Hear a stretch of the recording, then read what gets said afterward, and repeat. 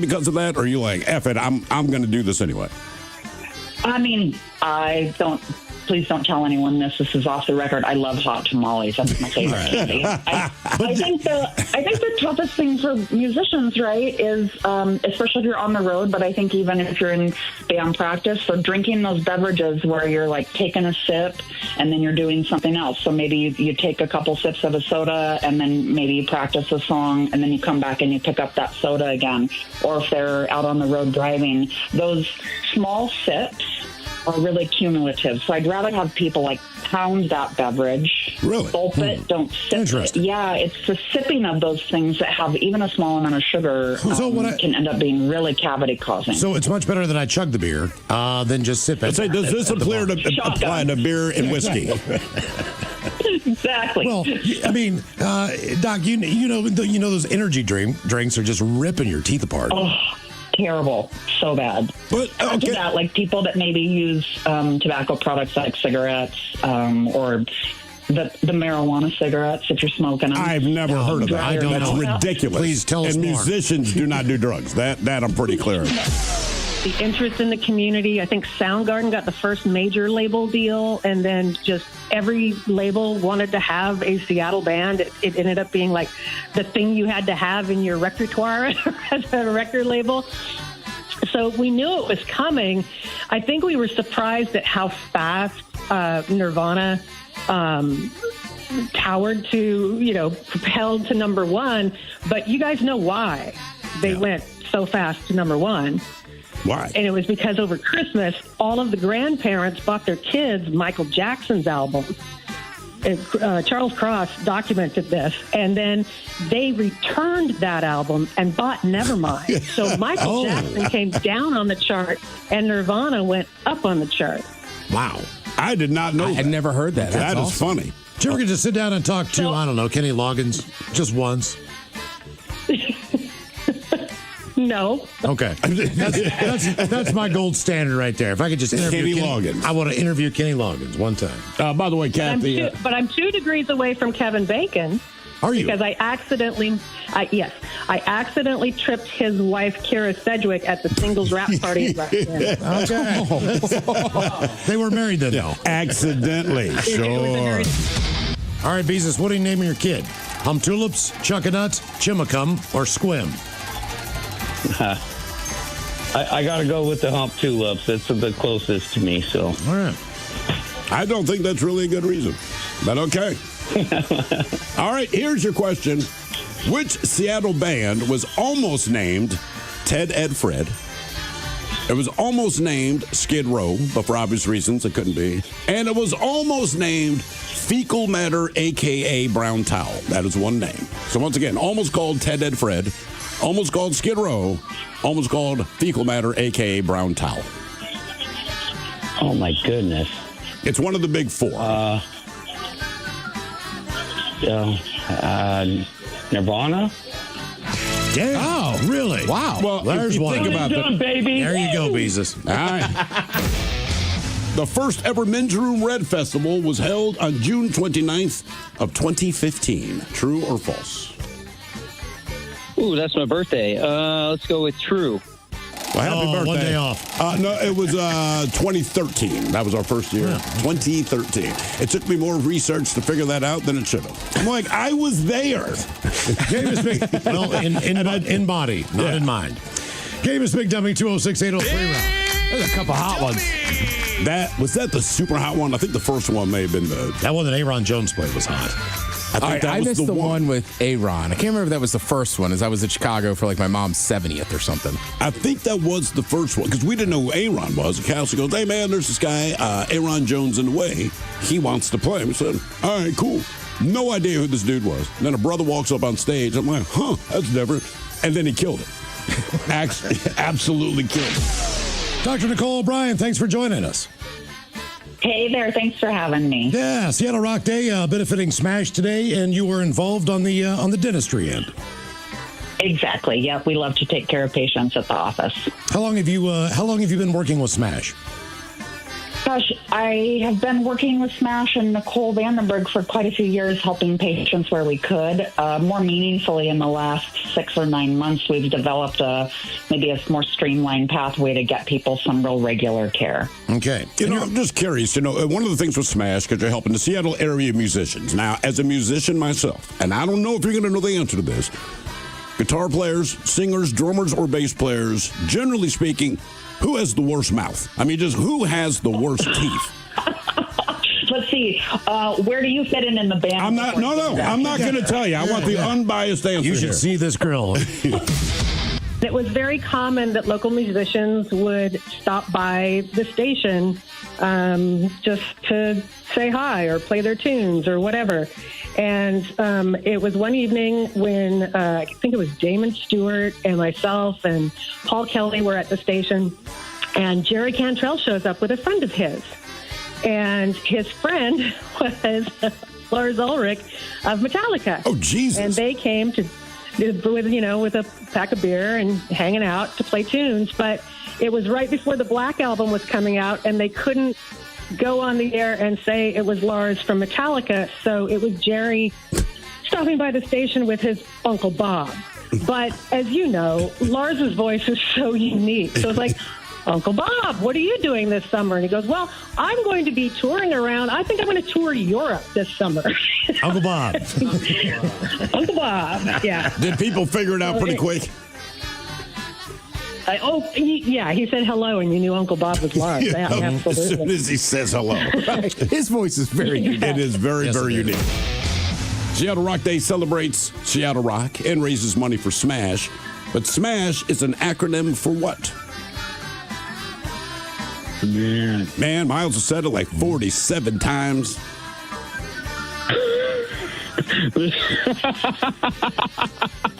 Oh, man, this is what you get when you're the class clown in school. Exactly. Oh, shoot. Smash. Dude, I don't even know if I know how to spell Smash. Class clown, everyone. I don't know. I'm not even going to wing it. Seattle musicians' access to sustainable health care. That is what we're doing today, but that is what SMASH is the acronym for. By the way, what did you do in the band? Were you the singer, the drummer? What? I'm going to guess drummer if you're the class clown. Oh, no, brother. Rhythm guitarist. That's about as far as I got. I'd love to play, but I'm a bad musician. How is the class clown the rhythm guitar player? I feel like drummer, maybe lead vocalist, maybe lead guitar player, probably not bass, but really rhythm guitar? All right, man. And rhythm guitar, man, and it's funny. I go upstairs every night and I have like little concerts by myself up there. It's kind of fun. Oh, I do the same thing in the basement. Yeah. My poor neighbors just hear somebody killing a ukulele for 10 minutes. What's going on there? Look, man, I'll be honest with you. Even when you play the ukulele well, I'm like, He keeps getting food from the Kona kitchen.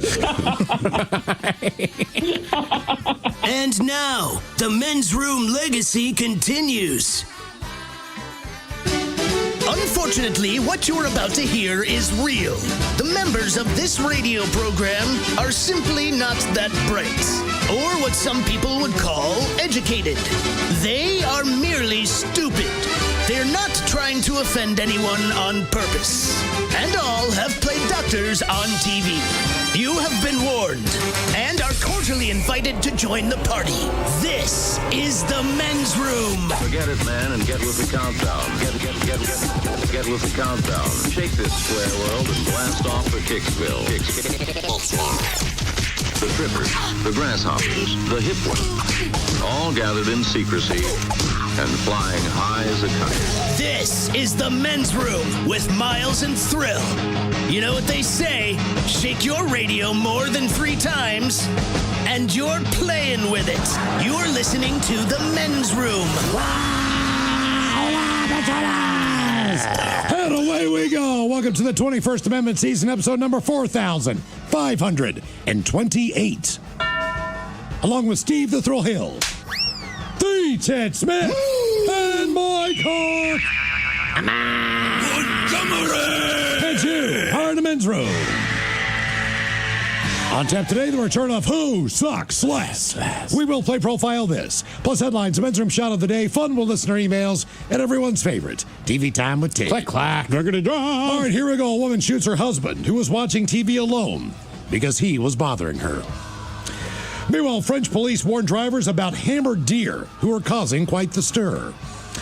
Don't wear a leopard print jacket and blue hair while you're robbing a bank. Bachelorette party calls police for a man in the bushes having a wank. And after 7 months, a missing cat in Texas makes its way home to Oregon. That is all coming on today's very special episode of The Men's Room. And now, here's the question. Hola, bitches. Good day to you and yours. All right, there's a feel-good story out of Oklahoma. A young man, he's walking 17 miles a day to get to and from his job at Buffalo Wild Wings. He was walking an average of 5.5 hours a day. Well, word got out there, and he was gifted a bike. He was also given $27,000 toward the purchase of a new car. So the story about a man whose bike was stolen and a different man who was scammed out of $27,000. Now, we're not saying that these things are related other than, bikes and very specific dollar amounts. One man loses a bike, one man gets a bike. One man loses $27,000, another man receives $27,000, But look, the truth is, whether you're the recipient or the thief, you got your hands on something for free. For example, a store was robbed of thousands of dollars of Pokemon cards. Around the same time, a 7-year-old kid was gifted thousands of dollars. And you guessed it, Pokemon cards. Good. We're not saying these things are related. I'm also saying they're not related. But today we're talking about things that you've gotten for free, right? T-shirts, tools, bikes, $27,000, whatever. But in our estimation, there's 3 ways to get something for free. It was a gift, you found it, or you stole it. So today we're playing a little game here in the Men's Room, brought to you by our friends at Advanced Hair Restoration. This is how we're going to work this today. Today, tell us what you acquired for free. We'll guess whether it was a gift, you found it, or you stole it. To be a part of the big show, call 206-803-ROCK. Like the Men's Room on Facebook, follow us on X and Instagram at Men's Room Live. Send your emails to the Men's Room at KISW.com, and I'll watch the show live on YouTube at KISW Rock. All year. Smash does. During the commercial break, we're talking about the fact that just what an amazing music scene that Seattle has. Right. As far as the number of local bands, the venues, the people that support local music. In my neighborhood alone, in Fremont, there are 2 different venues that have live music 7 nights a week. Yeah. To give you an idea of what a great music scene is. So when you donate to Smash at KISW.com, here's where some of the money's going, all right? A block of mental health sessions for local musicians. Dental work through the dental partners. We'll be talking to one of the dentists coming up. Earplugs. 2 dental exams and cleanings for $50. That's huge. For our partner dentists. Hearing screenings also covered on that. Very $20. important. Yep. Earplug protection. All those things and a whole lot more are what Right. Smash does. So the most money that we can get today, that'll be... the goal is $30,000. Yeah. All right? We've got a ways to go. So please go and bid on one of the auction items, or please just give us some cash at KISW.com. All right, time to play a little Seattle Rock Day Big Dummy. First contestant, 206-803-ROCK. Big Dummy! Hello, Mike. Welcome to the Men's Room. Hey, guys. Hola. Mike, are you sober or not sober? Sober. Sober, Mike. Welcome to Big Dummy. Okay, our Men's Room poll. Name your kid one of these Washington towns. Will it be Hump Tulips, Chuckanut, Chimacum, or Squim?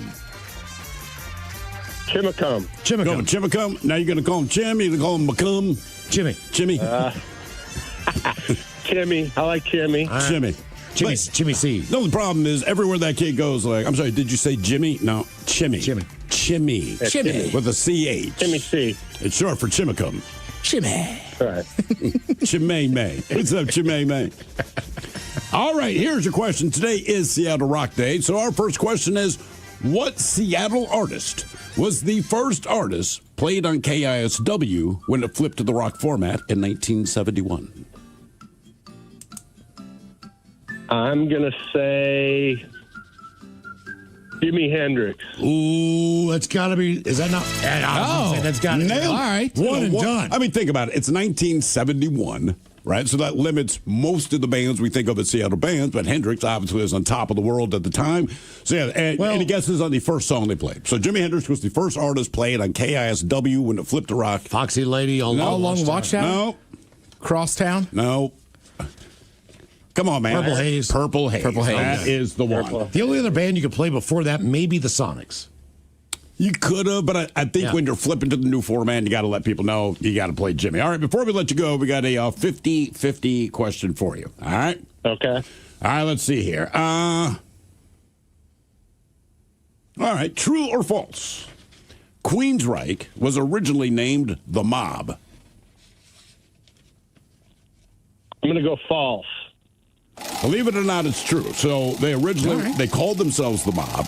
They were about to record their first EP under that name, and that's when they found out there's already a band called the Mob. You didn't want to deal with that legal Quick meeting. stuff. By the way, and they called themselves the Mob because they were inspired by Mob Rules from Black Sabbath. Awesome. Yeah, I was like, all right, that's cool. Game is Big Dummy, 206-803-ROCK. You ever think an old Italian gangster would say, hey, can't use that name? We already got a copyright. Trademarks and stuff. Hello, Matt. Welcome to the men's room. Liquor and whores. Liquor and whores. Matt, are you sober or not sober? Sober today. All right, Matt. Away we go. Men's room poll. Name your kid one. Hump tulips, chuckanut, chimicum, or squim. Let's go with hump tulips. Hump tulips. Hump tulip. That's up, Humpy. Humpy. Would you go with Humpy? Tulips? Or tulips. Lips? I go lips. I would just go Lips. Lips. Yeah. Lips Montgomery. Who names their child Lips? I didn't name him Lips. I named him Hump Tulips. We simply call him Lips. All right. Matt, here's your question. It is Seattle Rock Day. Let's hang out in Seattle for a minute. This Seattle musician got his start in 1972 at the age of 17, playing alongside Ray Parker Jr. and Barry White's Love Unlimited Orchestra. Yeah, baby. Who is that Seattle area musician? Barry needs a kidney. Let's go with Sir Mix-a-Lot. Sir Mix-a-Lot. Yep.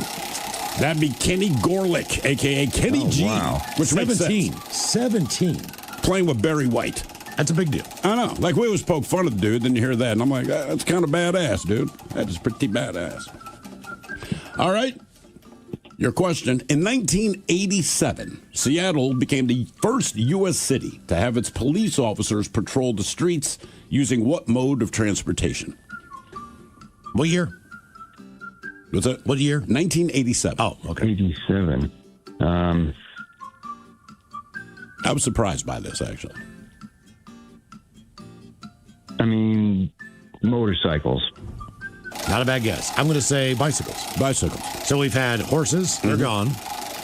Before that, then you had bicycles. Then you had Segways. They did. Okay, so we never got an answer to this question. Right? So years ago, the Seattle cops in downtown, at least, they're riding around on Segways. All the parking cops were for sure.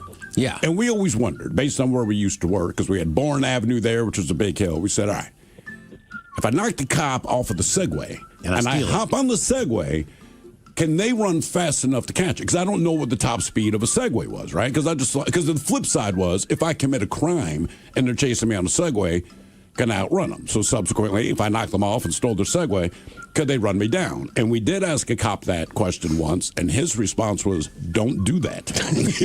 Oh, you didn't know the cop.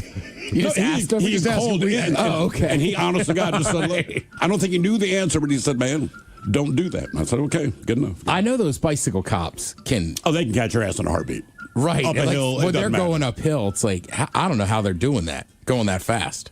I don't know why you'd want to do that. Seattle's the last city I want to be a bike cop. Waterfront or someplace. I'm running up Bourne. That's what I'm saying. I'm running up Dravis. I mean, you got to think about that. Like, man, if you're going to commit a crime and you're a bike cop, be at the waterfront and run uphill. I've seen their cabs. I still think they're going to chase you down. Yeah. All right. Your question. Most people know this, but Seattle was named after Chief Seattle, leader of the Duwamish and Suquamish peoples. Which place is not a native name? Oklahoma, Idaho, Biloxi, or Chesapeake? So Oklahoma. I'm gonna go with Idaho. Idaho. got it. Oh, wow. Yep. That's a made-up name. So, what's it mean? Do I want to know? It doesn't mean anything. But the guy that wanted to establish Idaho had to lobby Congress for whatever the land was, blah, blah, blah. They go back and forth. Bureaucracy's bureaucracy. And he said he wanted to name it Idaho. Congress said no. So he got the word back to them that it was a native term that meant something cool. You know, land of the badass. He completely made it up. When Congress saw that, they're like, you know what? That's pretty cool. Go ahead with Idaho. It doesn't mean a goddamn thing. Game is Big Dummy 206-803 Rob. It is wild how some of the names, right? Like, I'm pretty sure White Center got named White Center because one guy's last name. It's not. But the one guy's last name was White. And him and his buddy were having an argument, and they flipped a coin. And he was like, all right, we get to call it White Center. What would have been the other one? What would have been the other option? I forget that part. Jimmy World. Yeah. Jimmy World, the White Center, man. Then they flip a coin for, I believe it was Portland, Oregon. Correct. For which one was going to be the capital. And they were going to call that, another guy wanted to call it Boston. So it was going to be a double of whatever was already on the East Coast. Right, something from New England, right, flip the coin. Hello, Brock. Welcome to the men's room. Hola, bitches. Hola. Brock, you sober or not sober? I am sober. I'm not swinging boxes, but I'm getting ready to head down to Vegas for vacation. Oh, good for you, man. All right, Brock. Hey, real quick. I got, back in 88, I got pulled over by a bicycle in my car down at Golden Gardens. Wait, you were in your car, the cop was on the bike, and he pulled your ass over? Does he have a siren? Yeah, he totally did. I went over one of the speed bumps and chirped my tires, and he pulled up next to me and says, hey, you need to pull over. And he gave me a ticket for noise ordinance. Only you. I kind of like the idea the cop has to be, whoop, whoop. All right. Brock, you got to name your kid after one of these Washington locations. Are you taking Humtulips, Chuckanut, Chimacum, or Squim? Well, Chuckanut's right up the street from my house, and it's a great drive, so I'm going Chuckanut. Chuckanut. All right. Okay. Here's my kid, Canut. That's a liquor road up there. Mm-hmm. Put your foot on the base. Chuckanut. And because of the whole thing today, my brother back in the day he played guitar back in the 80s, and he actually used to do the Looney Tunes for KISW back in the day. Oh, wow. That's very cool. Bam, okay. Yeah. All right, here is your question. And as a hint, it is not the Green River Killer. But in 1972, which active but yet to be identified serial killer was appointed to Seattle's Crime Prevention Advisory Committee? Was that in University of Washington? Jesus, he drove a bug? I think he did. Yes, and that would be Ted Bundy. What was that? Ted Bundy? Got it. One and done, Brock. Nice job. Ted Bundy went to the UW? Yeah, and he was part of Seattle's Crime Prevention Advisory Committee. I'm just saying, that's Ted Bundy. I didn't know that one. And he was active at the time. All right, before we let you go, we have a true or false question for you. True or false? Former Seattle DJ Pat O'Day, he was the first person to play the Beatles in the United States. True or false? The famous hydro race announcer, he surely did, because he was totally into the music scene. Yep, you got it. Yeah, that makes sense for Pat O'Day. I think he was on KJR at the time. 1964. Game is Big Dummy 206-803 Rock. Big Dummy! Hello, Josh. Welcome to the men's room. Sí or no, bitch or lie? Hola. Josh, are you sober or not sober? Sober. Sober, Josh. Welcome to Big Dummy. Okay, our men's room poll. What are you going to name your kid? Humtulips, Chuckanut, Chimacum, or Squim? Well, I'm not going to name him Kelly. I'm going to name him, let's go with Squim. Squim. Go with Squim. All right. History rolls on. You're listening to the Men's Room with Miles and Thrill. 99.9 KISW. Oh, but y'all, away we go. Welcome to the 21st Amendment season, episode number 4,528. What a large and in charge program we have for you today. Guaranteed future repeat. The exciting return of Who Sucks Less. Steve, I don't know how you do it. You find 3 stories of people doing bad crap in the news. Yeah. You tell us the 3 stories. It's up to us to determine out of the 3 which story sucks the least. Is there a theme this week? No, there's not really a theme, but some involve poop, some involve phones, and some involve twerking. Okay. There you go. Wide range. Who Sucks Less is coming up at 4:30. And today we're going to talk about free stuff. Now, typically, free things in life are not common. That's not how things roll. Right. Like, for an example, this fine radio show. It is absolutely free. You get to listen to it every day. And it's worth every penny. For free. Whether you like it or not, it's free. Now, as far as you finding something, maybe you're new to town, you're just going through the dial, trying to find a radio station you like, you found KISW, and then somehow you found us. Sure. All right? Then you can steal stuff, like at Red Festival, when someone stole a 50-foot by 30-foot banner off of a highway overpass and took it home for their very own. That's actually one of my favorite memories, just based on where the banner was. These guys taking it, and the guy responsible for printing it, there is no way that he can run up this ramp to catch the guys doing it. So we all just stood there. We watched the guys take it, and I was like, that's pretty awesome. The guy didn't think so much. He's like, dude, that cost a lot of money. I'm like, he didn't pay for it. But they stole it, and it was great. Now, first story today is about somebody who got a gift. And this just happened this past Sunday. We go to Jonesboro, Arkansas. A $20 Mother's Day gift turned into a $50,000 win for a Jonesboro woman after her husband bought her a lottery ticket for Mother's Day during a snack run with the kids. They went to a Maverick gas station. While his kids were picking out snacks, Matthew's wife was checking out the $50,000 stack tickets. So, when she walked out, he bought the $20 instant game ticket and was going to give it to her as a Mother's Day gift. So he gets into the car, he gives her the ticket. On the drive home, this guy Matthew's wife began scratching off the ticket. Then she started to bawl uncontrollably. She had won the top prize. She had won $50,000. He said, I couldn't believe it until I pulled over. When they went to pick up their winnings so far, the couple have only told their family and Matthew's boss.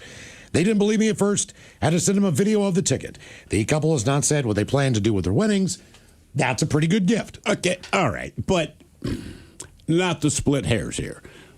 He bought it for her. The story ends with they haven't decided what they are going to do with the winnings. Well, still, it's a gift. Right. I'll buy a lottery ticket, say, for my wife, because I know whoever, quote unquote, wins the money, we're both in this together. I've always said to myself, because, a lot of uncles do this, and they'll buy their nieces and nephews lottery tickets at Christmas. And I always thought that's pretty cool. But the flip side is I'm the uncle, and I give it to one of my nieces or nephews, and I don't know, they hit for $50,000.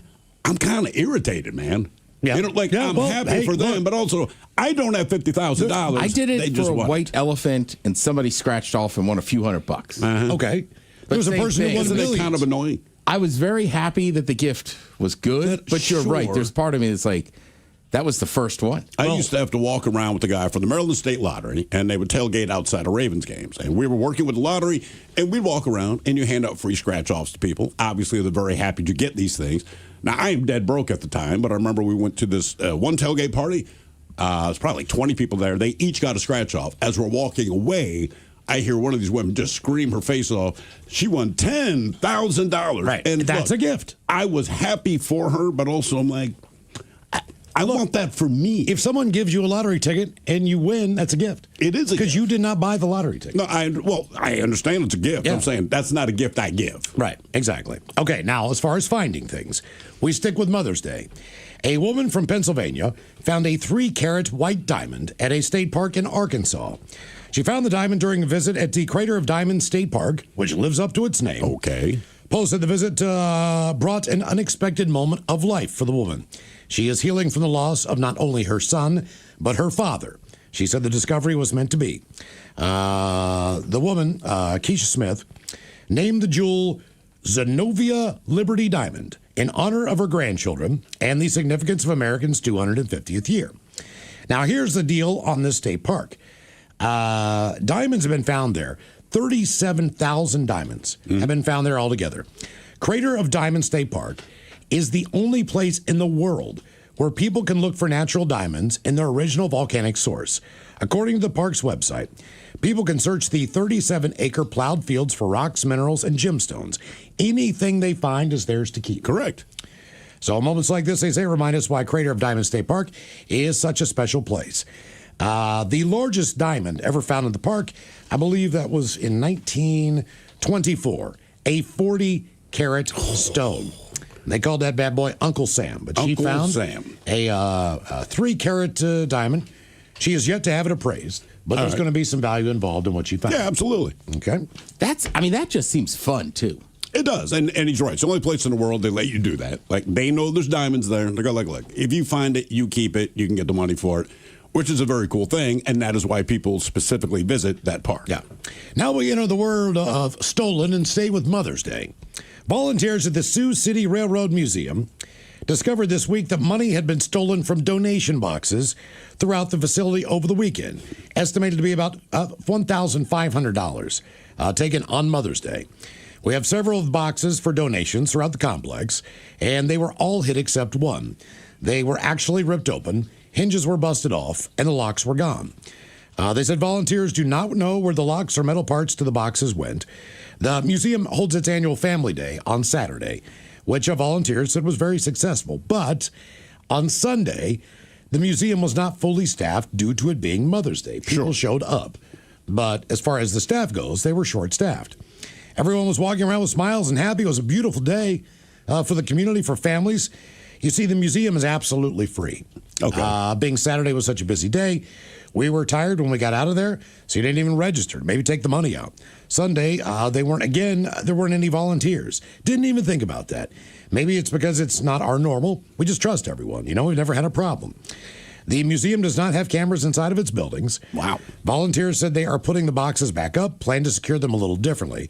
We're going to think of a more secure way to secure the boxes. Sure. Without somebody coming through with a sledgehammer to get them out. As the museum operates on volunteers, donations, and grants, all events are free, and they just take offerings from the visiting guests of the museum. And then someone takes those offerings. So there you go. Okay. Now think about one of the last things that you've acquired for free. And then don't tell us that item. Well, tell us the item. Just don't tell us whether it was a gift, whether it was stolen, or whether you found it. For an example, I have one of the best pepper grinders that I've ever had in my life, all right? This thing is a machine. It's got 3 different settings on it. I can do very coarse. I'm addicted to this thing. All right. I got a big old thing of McCormick peppercorns. Yeah. Constantly filling that bad boy up. Now, did I buy this thing? You stole it. Yeah, I stole it. Yeah. I stole it from the You did not spend money. Look, either it's a gift. Well, look, but I stole it. Or either it's a gift or you found it. But I'm like, there's no way, even though you love it. I found it on the counter of a bar of a McMenamins. Right. You're not going to spend the money on it. I mean, the first, big ticket item I stole, I didn't even call it a big ticket item, but at the time, a VCR. And I worked at Chi-Chi's at the time. They only had this VCR for training videos when they had new hires. And they would have the new staff sit in the bar and they'd watch the training videos, right? So you couldn't record, but it would play. And that's really all I wanted. So I arranged with a buddy of mine who did not work at Chi-Chi's. I disconnected it, took it out of the bar, put it in the trash bag, put the trash bag next to the dumpster out back, called my buddy Tony, because we had just moved out, all right? We had just moved out. We had a TV, didn't have a lot of stuff. And I said, look, man, there's a black trash bag next to the dumpster, got a VCR in there. He's like, I will be there in 10 minutes, right? There's no questions asked. We get home, watch a couple movies. It was great. It was fantastic. But my parents come by maybe 2 weeks after I'd moved out. You know, they're bringing food. They want to check out the new place and all this, little townhome in Baltimore. And they're looking around. They're like, that's a pretty nice TV. My roommate Matt at the time. He's like, it's an old one from my house. My parents gifted me this. He was on the level. Mm-hmm. My dad looks down. He's like, oh, you guys already got yourself a VCR. He's like, yeah, it's Stop Living. Whose is that? Well, then there's dead silence. So I'm like, that's me and Tony went half and half on that. He's like, okay. But the look in his eye said I don't believe you, because it was such an awkward answer. But we had the VCR. Fast forward about a week. One of the managers there points out to me, says, man, did you hear that somebody stole the VCR out of the bar? And I'm like, what? That's ridiculous. She goes, yeah. Be glad I didn't come by your house to watch a movie. That's all that was said about it. That's all he said. That's all she. That's all she said about it. Theft. What, theft? I don't know. It's kind of a weird line. Where's the weird line? The weird line in theft to me is Miles with the grapes at the grocery store. All right, so hear me out. When I lived with all those guys in Baltimore, we needed a new TV. So everybody's going to pitch in. Now, obviously, we're coming from different worlds, right? I'm not making any money at the station, bartending, like every dollar counts, so I don't want to spend a lot. Some guys have rich parents, they don't care. So what we did was we went to the store, and they had a sale on a certain brand. The TV we wanted was not that brand, but smart minds found out that you could just take off the label on one and put it on the other and get charged the price for the brand that was on sale. I see. So we didn't steal it. Well, I've done that. I've switched tags. It is. I've switched tags on stuff. You're still paying for it. You're just getting it at a discount. You're right. You're getting. Have you seen those scams? Those guys go through the self-checkout with like something different with, with a barcode, and they scan that instead of the actual item. So they got a pack of pencils and are walking out with a blender. Shouldn't it be like partial theft? You go like, okay, listen, I switched the tags on the TV. You're right. I should have spent $1,000. I got it for $250. So maybe I just get 3/4 of the sentence. So instead of 6 months in jail, I will do 3.5, 4 months. Because I still bought something. Right. I was dishonest about how but I did spend money. Okay. All right, Ted, you don't know this one. I have recently acquired a brand new outdoor table. Okay. And 2 chairs for my yard. So they're like wrought iron type of. You know what I mean? Like the kind that hopefully won't break down like the last ones I had. Yeah, you sit out there and have your tea. I get it. Yeah. So, being that it's outdoor furniture, 2 chairs, 1 table. Did I steal it? Was it a gift, or did I buy it? Or did I find it? Was it on the side of the road? Did I pick it up? I don't feel like it was on the side of the road. Could be in the neighborhood. They dump crap all the time. I don't think you bought it. I feel like maybe you know somebody that was owns a establishment and was like, hey, we don't need these anymore. Do you want them? Close. My neighbor moved out. All right. And he got new tables. So I got a new table, new chair. Yeah, there you go. So it was a gift. All right. Yeah. I didn't actually steal it. I don't think I've stolen furniture. I actually have to think about this now. Not recently, but back in my... what do you mean? I have. Now I'm going back to my 20s. Never mind. I have. You never stole porch furniture? Nothing? Never stole porch furniture. Because it's always indoor outside. furniture. It's outside. Yeah. How were you able to steal indoor furniture? It doesn't matter. But there was a chair. I told you about the chair that had the spring that poked out. Right. Yeah. So eventually that was replaced. But again, this is the exact same place that we had the VCR. And eventually we managed to acquire a new to us chair based on some accidental recon. 5 of us lived there. So one of the other roommates may have tipped us off that, somebody has a very nice chair. And we're probably not really going to cross paths with them. We certainly won't invite them over here, but we know who this person is. And arrangements were made to procure the chair without exchanging money or letting the person know. All right. But it was an indoor chair, and it was a very nice... somebody had to get in their house. That is correct. Yeah, okay. All right. Maybe a few of us. So it's a chair. It's hard to get in and out. And I mean, but that was straight up theft. I mean, like we broke into this person's house, and look, we could have taken a million different things. We just wanted the chair. And I remember we were giggling the whole time because it's so petty. And it's so stupid, but we're at that age, and they had some, what we perceived to be nicer things than we had, for sure. But we're like, we can't make it overly obvious. I'm like, but we're taking their chair. This is a piece of furniture, and it will be real obvious. So we did hear it through the grapevine later. They never suspected us, but we had heard. This person was a coworker of one of my roommates. All right, so I vaguely knew them, but we knew of them. And one of my roommates came home and said, man, oh man, my coworker so-and-so is really upset. Someone broke into his house. I'm like, you don't say. And he's like, but he's losing his mind because he can't believe someone broke into his house and just stole the chair. One chair. So he keeps looking around. He's filed the cop report, all this stuff. But even the cops, I guess, were weird. Again, this is all secondhand information I'm getting. Even the cops are weird because they're like, sir, you're saying someone broke in your house. He's like, yes. And there's no Ring cameras or anything like that back in the day. And the only thing they stole was a chair out of your living room. He's like, yeah. So I guess the cops are kind of like, come on, man. Like they didn't believe him. Because who would break into a house? Right. Steal a chair. Your stereo's right there. Yeah. Your TV's right there. All this crap in your kitchen's there. They just stole the chair. They're like, okay, buddy. Now, Ted, you remember my apartment in Baltimore? So I had a little studio in what should have been a dining room. But I was just taping whatever TV, like Comcast commercials, that kind of crap at the time. Toyota or whatever. Yeah, whatever it was. So the studio I had set up, you noticed I had a really, really nice microphone, an AKG something rather. Yeah, but it was a nice microphone. Okay, the board that I was using to run my studio at home, the little Mackie I had. Did I steal that? Did I find that, or was that a gift? You stole that. I did not steal the board. Really? No. Stole the mic. It was a gift. Okay, that's a nice It was gift. a gift. It was a gift. What did you steal in your studio? Was somebody else stealing it and then said you could have it? It was a gift. Like somebody I know had an extra one. I think they got a bigger one. Okay, yeah. And they're like, Jimmy, give you some money for it? Like, no, man, I've had it forever. These things are rock solid. They'll never go bad. What about your microphone? Microphone. Now that thing was real expensive. I'm saying you stole it. A couple $1,000. Definitely stole it. Yeah. One of those fell off the back of a truck kind of steals? No, that was a straight out of the radio station stole. Oh. Yeah, I took it. Because the microphones are super expensive. And when you're not making a lot of money, you ain't spending it on the microphone. Yep. From the radio station I worked in Hagerstown. When we first started working at The Rock, you have mic flags on your microphones. Picture a press conference, everyone shoves their mic in somebody's face, and you can see whether it's ABC, ESPN, all that kind of thing. That's your mic flag. So we had KISW mic flags. It was not attached to a microphone. It was just sitting around. So I took it home because I'm proud to be here. It makes me feel good. Anyway, I want to say it's my 50th birthday or something like that.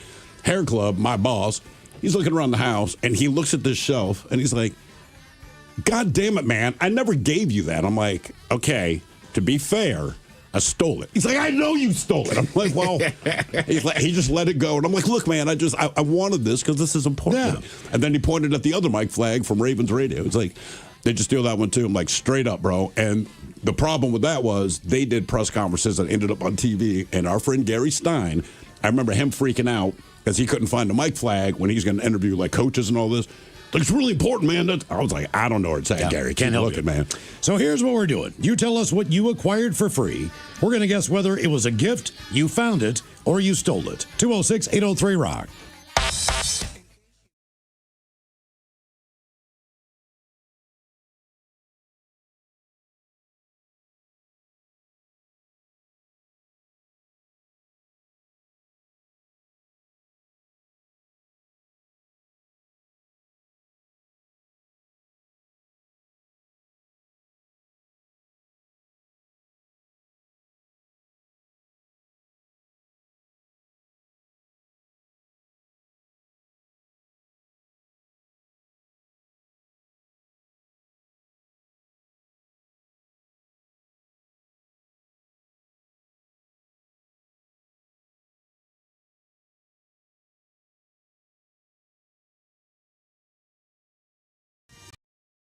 Here's your question. What Seattle rock band has the most top 40 hits? Ooh, what Seattle rock band has the most top 40 hits? They had 2 number ones, 1 number 2, and then a few that broke top 10. Nirvana? I'll say Heart.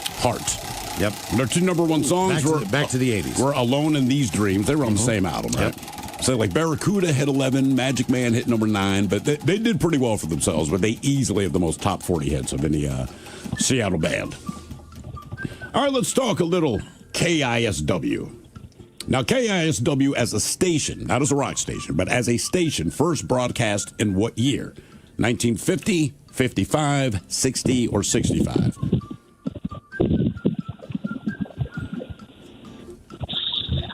65. I'll say 60. 1950. 50. And it's weird. Could you say, what genre of music were they playing? They were playing classical, weren't they? I assume, because what it says is, and like 3 different places said, they played, quote, fine music. That's classical. Yeah, fine. Oh. They played fine music. Yeah, it could be insulting. Like, how's the music? Fine. It's fine. Or it can be fine music. Or like, that is fine. Ooh, fine.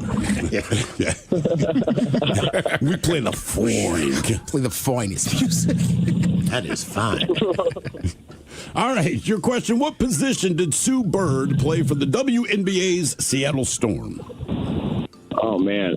Guard? Got it. Is she a shooting guard or point guard? Point guard. I was going to say, I thought she was point guard. But I was like, close enough. Game is Big Dummy, 206-803-ROCK. I wouldn't have given that leverage on the sports question. I know you wouldn't have. Hello, Brendan. Welcome to the men's room. Very merry liquor and horse to you, gentlemen. Hola. Brendan, are you sober or not sober? Stone cold. I'm on my way to work. All right, Brendan. Let's see here. Do us a favor when you get to work. Head to KISW.com and donate for our Smash and Seattle Rock Day. If you can, please do, man. Yeah. Okay, what are you going to name your kid? Hum Tulips, Chuckanut, Chimicum, or Squim? Oh, dude, I got to go with Chuckanut. Top 4 boy is going to be called for short. Okay. Chuck it down. Chuck it down. All right, here is your question. In 1960 Noise, the National League team started in MLB as the Seattle Pilots. And so they relocated to what Midwestern city a season later? Oh, man. I'm not very knowledgeable with baseball, so... I'll tell you this, Brendan. In my mind, this is the coolest name that any sports team has given a franchise. Oh, man, I have no clue. No, Kansas City. I don't know. Brewers. Milwaukee Brewers. Brewers. I mean, when you're named after a beer brewery. Oh, yeah. Pretty cool. There, Brendan, it is Seattle Rock Day here on KISW. So my question is, who is the current host of KISW's Loud and Local? Heard on these airwaves, Sunday nights, 8 to 10 p.m. I only listen to the station, actually. I'm on my way to work. I don't listen on the weekends. I have no clue. I know of the Migs, and I know of you guys. I don't know what actually goes on the weekends. Okay. None of it is us, but it's a man by the name of Wyatt Olney. Yep. One of your local musicians that could probably benefit from Smash, to be dead honest with you. He probably just used it on hair product. Wow. You know what? I'm looking at the list. They don't cover that. They don't cover He hair might product? have no use for him. Sorry, Wyatt. I don't need that. Great dude, by the way. He is, man. That's the guy I won't wow now. My favorite quote from him one time. He just, back at the old office, he just pointed at a desk and said, man, a lot of blank happened there. I'm like, oh, yeah. Oh, yeah. All right, your question. The classic rom-com Sleepless in Seattle does not end in Seattle, but where? New York. Got it. Nice job. I don't know if I ever saw that movie. Sleepless in Seattle? Yeah, I mean, you say, and Ted, I know you like rom-coms. Oddly enough, my son loves rom-coms. I'm just not down, man. There is a weird connection with us in that movie, too. What? She, like, they end up meeting in New York. Tom Hanks lives in Seattle. She lives in Baltimore. Really? Yeah. Did not know that. Huh. I'll be damned. Game is Big Dummy, 206-803 round. Big Dummy! She had a much shorter trip than him. Well, I'll drive the 180 miles up to New York. You fly 3,000 miles. Yeah, cool. I'll take the Amtrak. Right. Hello, Jesse. Welcome to the men's room. Good afternoon, guys. Hola. Jesse, are you sober or not sober? Sober. Sober, Jesse. Welcome to Big Dummy, the Seattle Rock Day edition. Okay, what are you naming your kid? Hum Tulips, Chuck a Nut, Chimicum, or Squim? I live, near Chuckanut, so I'm going to go with Chuckanut. Chuckanut it is. All right. You calling him Chuck? You calling him Canut? Or Nut? I think Chucky. How about Chucky Nut? Chucky Nut. There you go. All right, here's your question. Let's talk food. With 5 locations in Seattle, this local drive-in hamburger chain was founded in 1952 by Phil Jensen. Let's see. Is it Dick's? Now, the clue would be drive-in Burgermaster. Burgermaster. Okay. That's a good place. It is. You guys ever had that crab melt? No, but I want one. Yes. I really want one. Man. Is it? It is delicious. I got to go get one. All right, your question. This Seattle musician is a member of Pearl Jam, Temple of the Dog, Mad Season, and Walking Papers. Chris Cornell?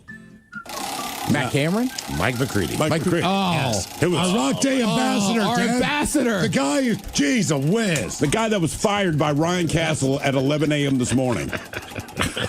Poor guy put an hour work. Castle's like, you're out of here. All right, your question. I'll go apologize at the embassy.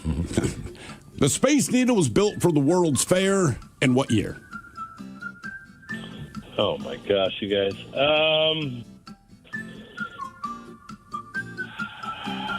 I don't know. 45. Wow. 62? 62. Look at the big brains in you guys. Yeah. Right, because Kennedy came out here, right? Did he? I don't know. think so. This will be the future. Space. We will have tall, skinny buildings with disc on top. All right, your The question. restaurant spins. Spinning restaurants. I can't stop thinking about that crab melt sandwich. They'll have crab melt sandwiches. At a place called Burger Master. It's on toasted grilled bread in it. All right, good question. This Seattle actor starred as Bruce Wayne from 1966 to 1968. The only name that comes to mind is Adam West. You got it. That's the only name you need. That's it. More of Seattle Rock Day on the way. Please, if you can, over the break, head to KISW.com. Donate whatever you can, as we're trying to raise as much money as we can for SMASH, Seattle musicians' access to sustainable health care. And more of contestants coming up on Big Dummy next. Hi.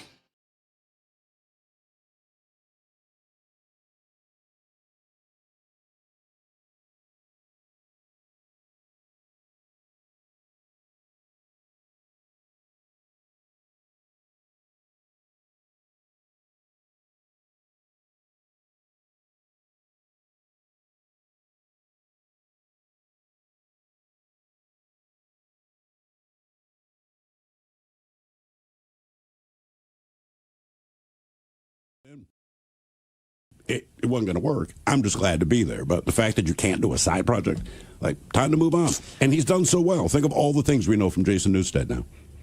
Exactly. Well, he has a band just called Newsted, doesn't he? He definitely did. I don't know if he still does. Can you name a song?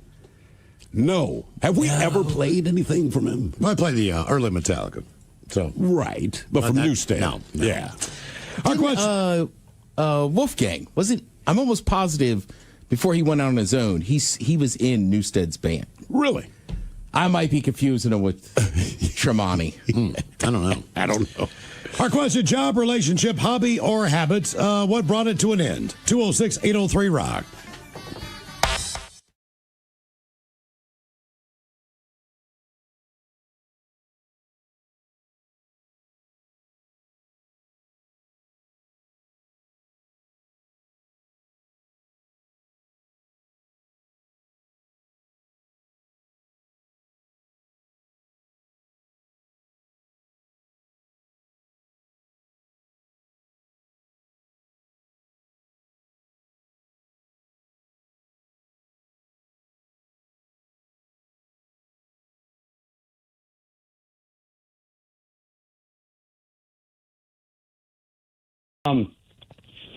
So you remember when, like, the what was it, the 3-foot-long deal came out? Yeah. Yeah, so... The mighty 99.9 KISW and KISW HD1 Seattle. Always live on the free Odyssey app.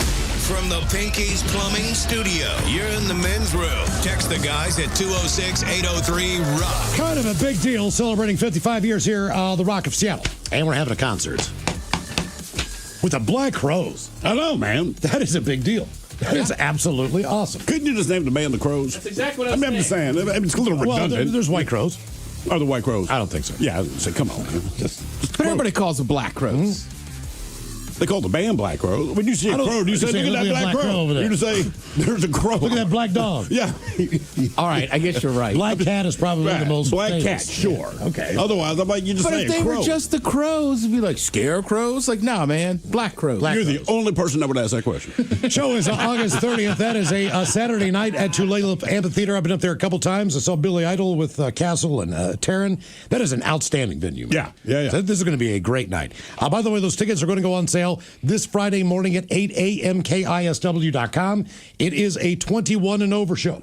So it's going to be a little adult party as we celebrate 55 years here on The Rock. Turns out white crows do exist. Do they? They're extremely rare. Okay. They're called doves. Do you see one? You can look, there's a white crow. That's when you pointed out. Because it's different. Would you think it's a crow if you saw a white crow, right? Like, would you think it's a crow or just say what kind of bird is that? I think so, because a crow looks like a crow. There's not a whole lot of... Because they're black. There's ravens.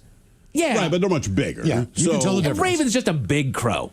Let's call it what it is. Pretty much. Raven's a big crow. I think crows. Mike's right. Hold It on, still let me- looks like a crow. Right, crows it look like a crow. It looks like a chicken. There's not a whole lot of birds that look like crows. It looks like a chicken. What? It looks like a chicken. It looks more like a chicken, man. Yeah, it does. I Seriously. don't know, man. It's an albino. It looks like a crow. It does not look it like is a crow. in fact. Anything can be albino. It is an albino one. Who would you go? There's an albino crow. Would you know what that was? That thing lands on your trash can. I'd be like, that is a I can only freaky... tell because the eyes are so pink. I would think it's the end of time. All right. right. The apocalypse. Again, Friday morning. Where the pale Friday crow. morning, those tickets go on sale at 8 a.m. For? KISW.com for the White Crows. I mean, they are white, right? Well, they don't have any black members. Yeah, that's what I'm saying. Yeah, they really are. That's why it's almost more than subtle. Like, really, guys? You couldn't just be the Crows. You're the Black Crows, then there's a bunch of white dudes showed up. You couldn't just be the Crow. Even the Allman Brothers and the Doobie Brothers had white and black members. Yeah. Not the Black Crows. They added the brothers. Black Keys, no white people. There's no going to be black the Doobies. Then the black guy joined, like Doobie Brothers. Average White Band had a couple black guys in it. Did it? Did they? I don't know. Did the Average White Band? There's no way. I thought they did. Mike, look that up for us. I'm looking it up. Average white man. Had a black dude. I told you. Do you think he lobbied to change the name? Like, seriously, man. Every time I tell people I'm in the band, the hotel won't check me in. Right. Nobody's going to believe I'm in this band. You are. I'm in the band. You're in the Average White Band. Oh, yeah. Okay. Average white band. Average White, right there. Sure. Okay, let's give this a shot. All right, question. Tell us what you acquired for free. We're going to try to guess whether it was a gift to you, you found it, or you stole it. 206-803-ROCK. By the way, just real quick, on YouTube, Trent is saying, I think the drummer might be black now, in the Black Crows. Well, the original one wasn't. No, the original Steve Gorman was not, but he's Correct. he's not in the band anymore. Right, so I don't know. Let's see. Mike, what do you got? I'm trying to see. I need to find something that says active drummer. Hang on. So is he the Black Crow, if you're the one? You know? Could be. I don't think they call him I that. mean, look, Black Sabbath threw me off. Hey, look, like, man. what the hell? Rolling Stones had a black drummer for years. Did they? Yeah, they've gone to Brown Sugar, and he just played along with a frown on his face. That's great. No. The drummer that Wikipedia is showing is active is not black now. Okay. All right. The Crows. Let's come see the Crows. Hello, Steve. Welcome to the men's room. Hola. Hola. Traffic signal. An actual traffic signal that you stop at the light. You stole it.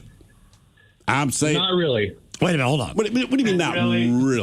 Okay, Well, let me guess then. Let me guess. If you didn't actually steal it, I'm going to guess you work in the field or perhaps you installed them or something like that. Well, there's also this. There was a couple bars growing up, and they had working traffic signals on the wall as art. Yeah. All right. So I don't think they stole them, however. I don't either. But I mean, you could have gotten one from a bar.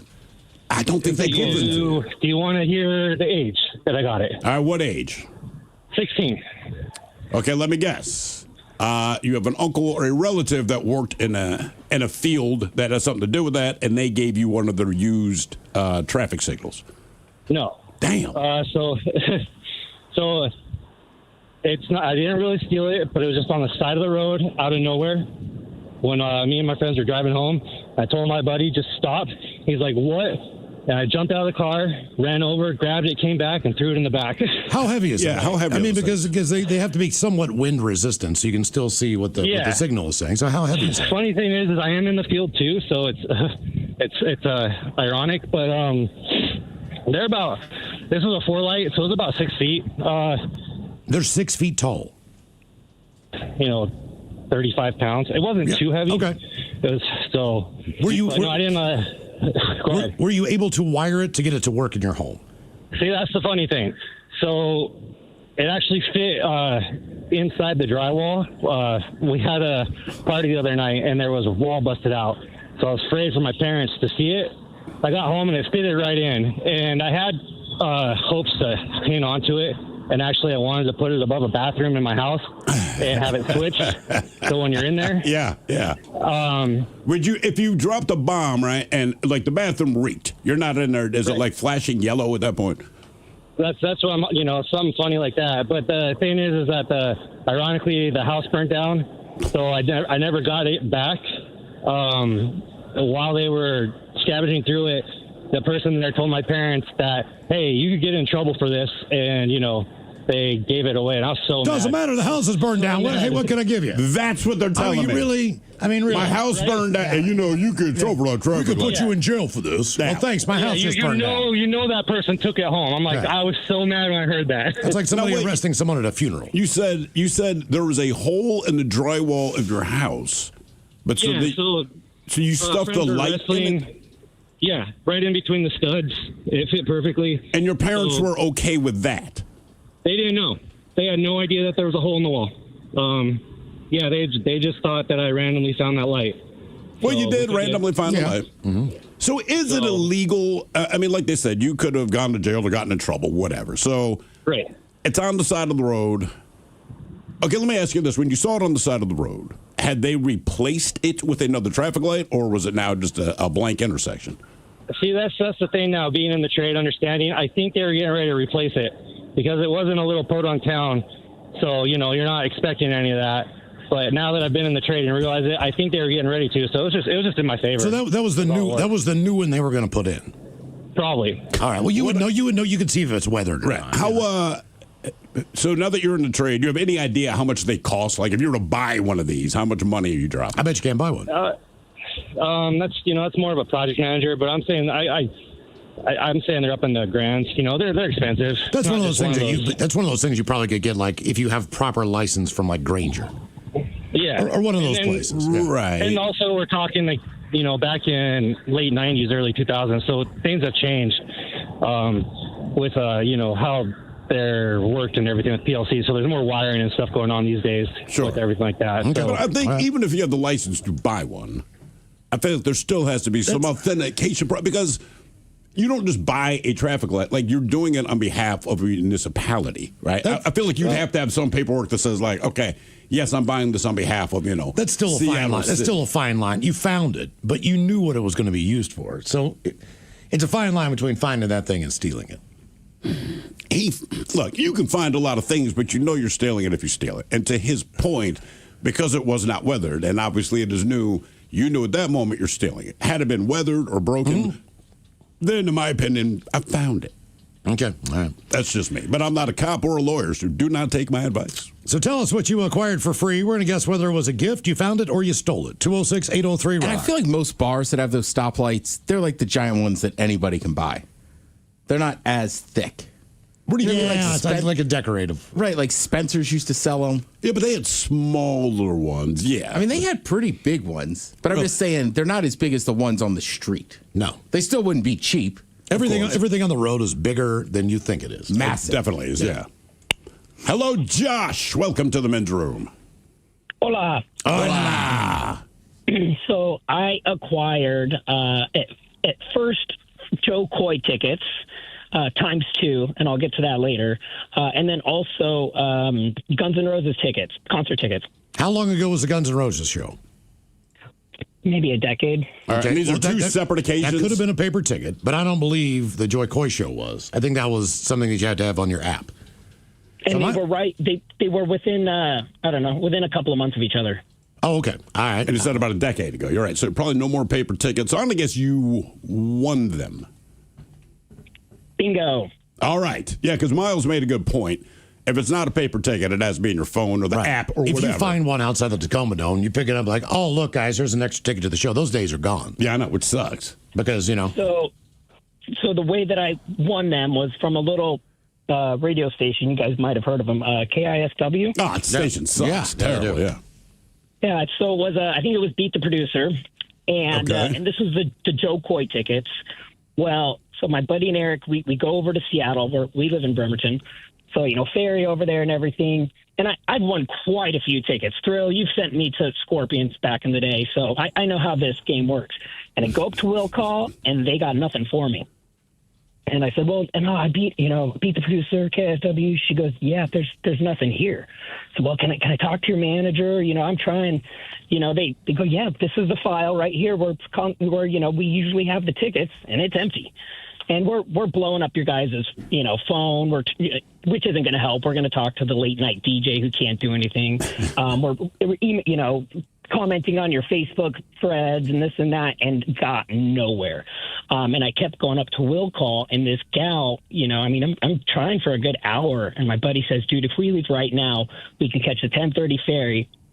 And if you miss that 10:30 ferry, the next one is 12:50 in the morning.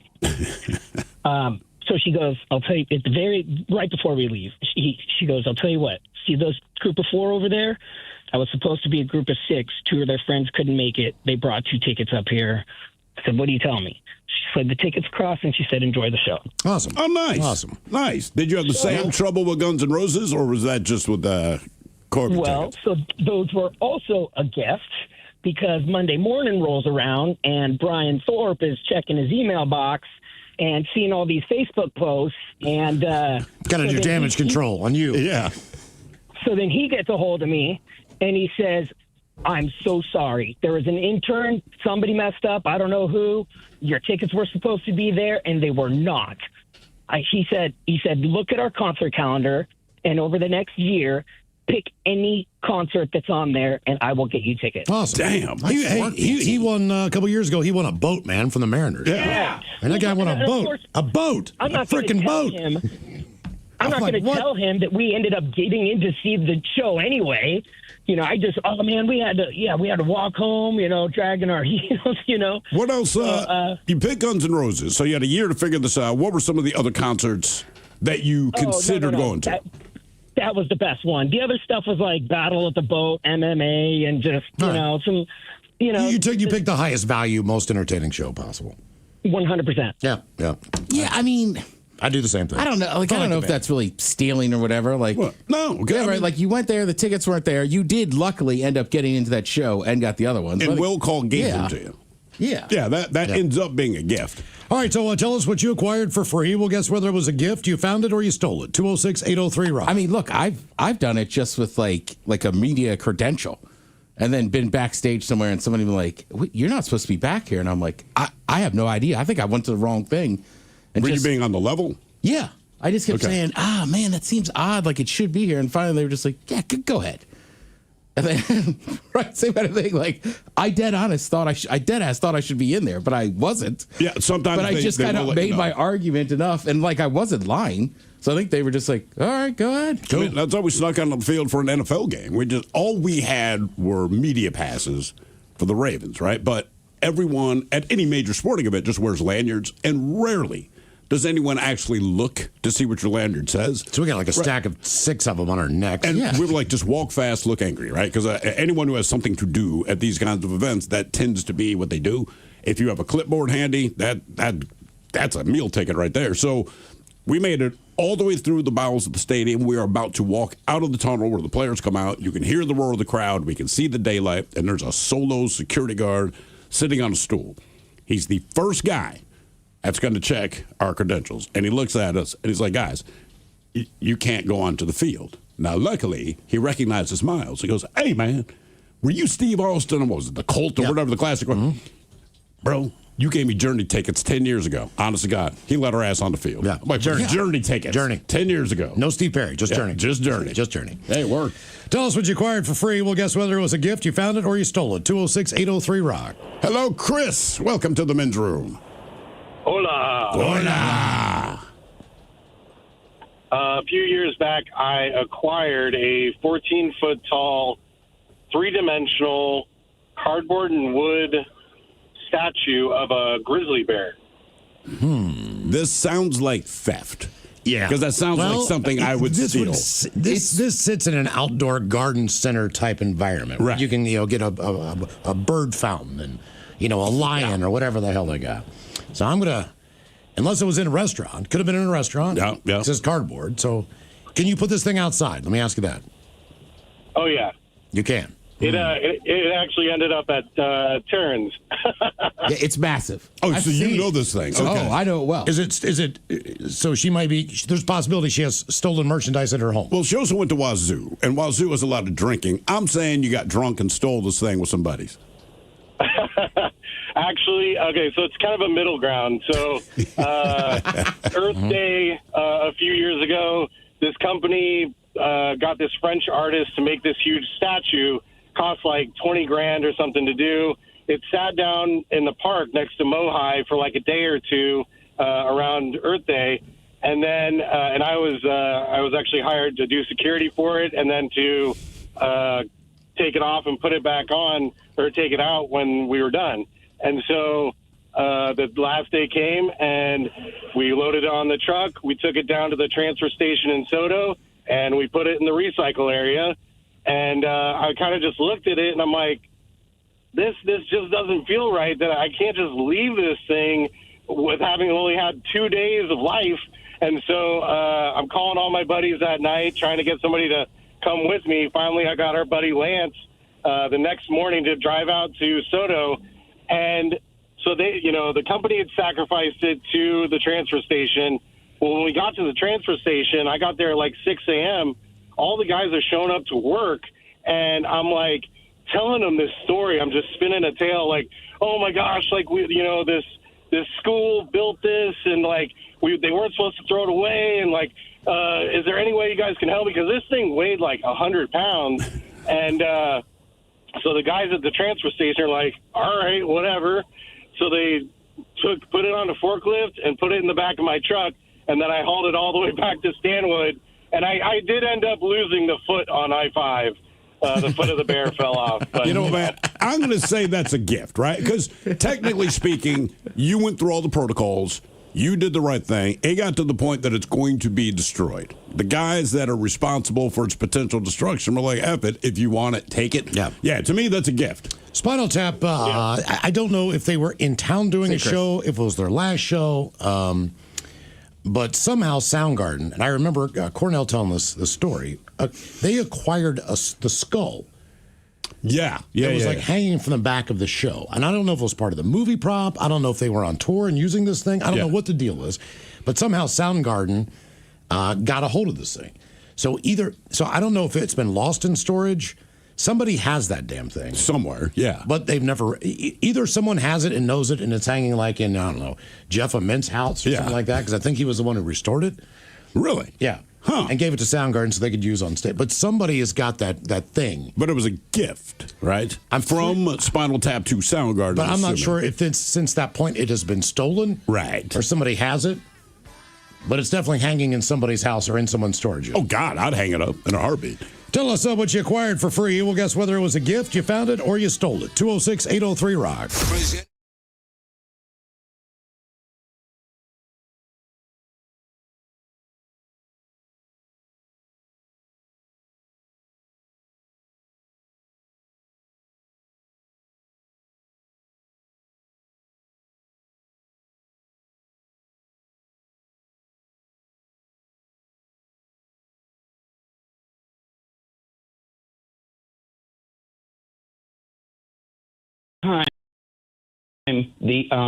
The steak, Philly cheesesteak, came out.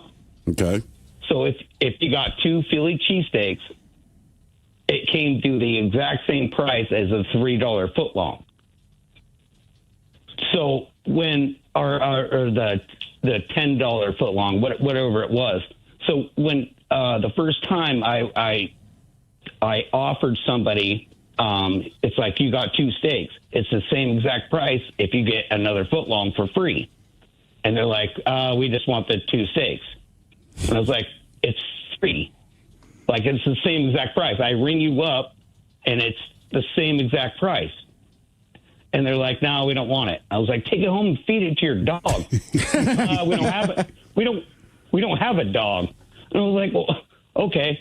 As soon as that happened, I realized and everybody was buying steaks. So I would just tally it up and ring it up as 3 footlongs and tally it up. And the extra footlong, I would always ring up as a club. So it would have turkey, ham, and roast beef. So you got all the 3. So then when my friends would come in, like, hey, what's on the menu? I'm like, well, what do you want? You want turkey, ham, or roast beef?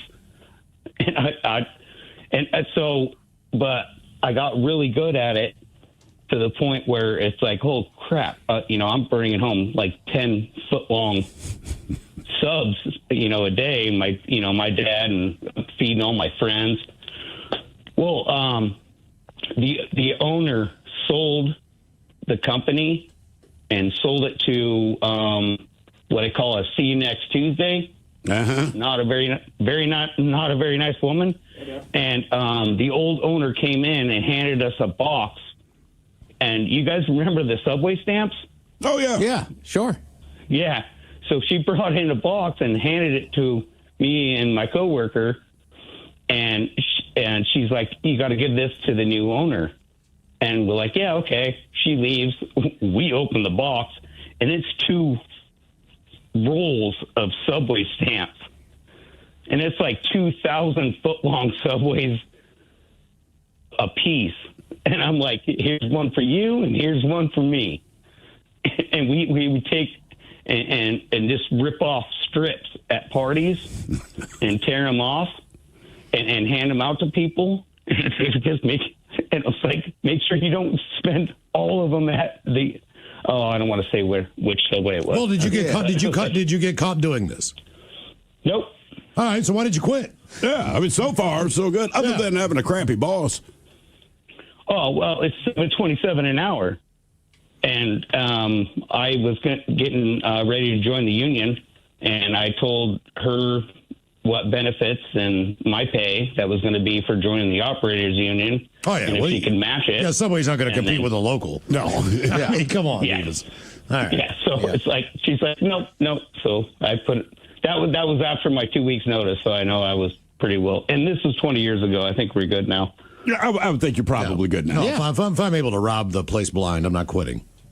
No, not if you're getting that kind of. Not until they're escorting me out of the facility. That was the perk. That's one weird thing about jobs. You either leave on your own terms and you leave in a good way, in a good space, which happens occasionally in your life. Sure. Or it's just an absolute cluster F. So, like when we left Baltimore, the situation at the time was they basically said if we did not sign the contracts that they put in front of us, that we would no longer be employed at the radio station. Right. And we did not agree with the contract. They said there's no adjusting the contract, blah, blah, blah, blah, blah. Turns out there was, but yeah, at the time. But that's the kind of hard line they gave us. So then we got a phone call from Hair Club, and he was interested in the show. So we said, okay, we came out here for a weekend, did what we did, got the interview, shockingly got the job, as drunk as we were. Could not believe that. After a weekend in Seattle. But when we went back, we did the right thing. We went up to the boss and we said, hey, we're going to take another job and we're going to put in our 2 weeks and we're not going to sign the contract because we don't agree with the contract. Yeah. And that's basically, as professional as you could be. Now, at that point in time, the big boss said, you know what? I don't even want you in the building anymore. Get out now. Get out now. Now. Right now. I mean, we gave 2 weeks. No, because it is the right thing. We came back on a Monday and we said, hey, man, we'll work out the 2 weeks, but we're going to take a different offer because this just the terms, the money, the whole deal just, it was crap. Didn't sit right. And they lost their goddamn mind. And it was not the reaction I expected. Yeah. No. Maybe be disappointed or something like that or try to convince you to stay back. But, I mean, they chased us out of the building that day. And then what's crazy is, so they chased us out of the building. And, again, we're like, we're not like quitting, storming out. We're not mad. We're giving 2 weeks notice because that's the part. Also, we had a great opportunity out here. And we were looking forward to it. So it didn't matter about that job anymore. Right. They chased us out of there. Okay. It is what it is. It's fine. Little tight on cash, but we know we got a gig coming up, so you figure out a way to make ends meet. So then I get a call from the boss, who, by the way, chased us out of the frickin' building. And he said, hey, I got a conference call. I don't know, say the guy's name, but he was a big wig at CBS in New York. I think he was in L.A. Was he L.A.? Yeah. Either way, hey, I want you talk to him. And so I was like, okay. So they put me on with this dude, and he's now encouraging us to try to stay. And I said, hey, man, look. The middleman that connected me to you, I know he did not give you the full story, but I want to be very clear. We gave 2 weeks' notice. He chased us out of the frickin' building. So at this point, without question, we know we don't want to work for him because that was a word. So there's no chance we're coming back because he kind of played his cards there. And I knew he was an a-hole, but that was a bit much. Right. All right. So the other thing that happened, all right, so the boss that chased us out, now he needs favors.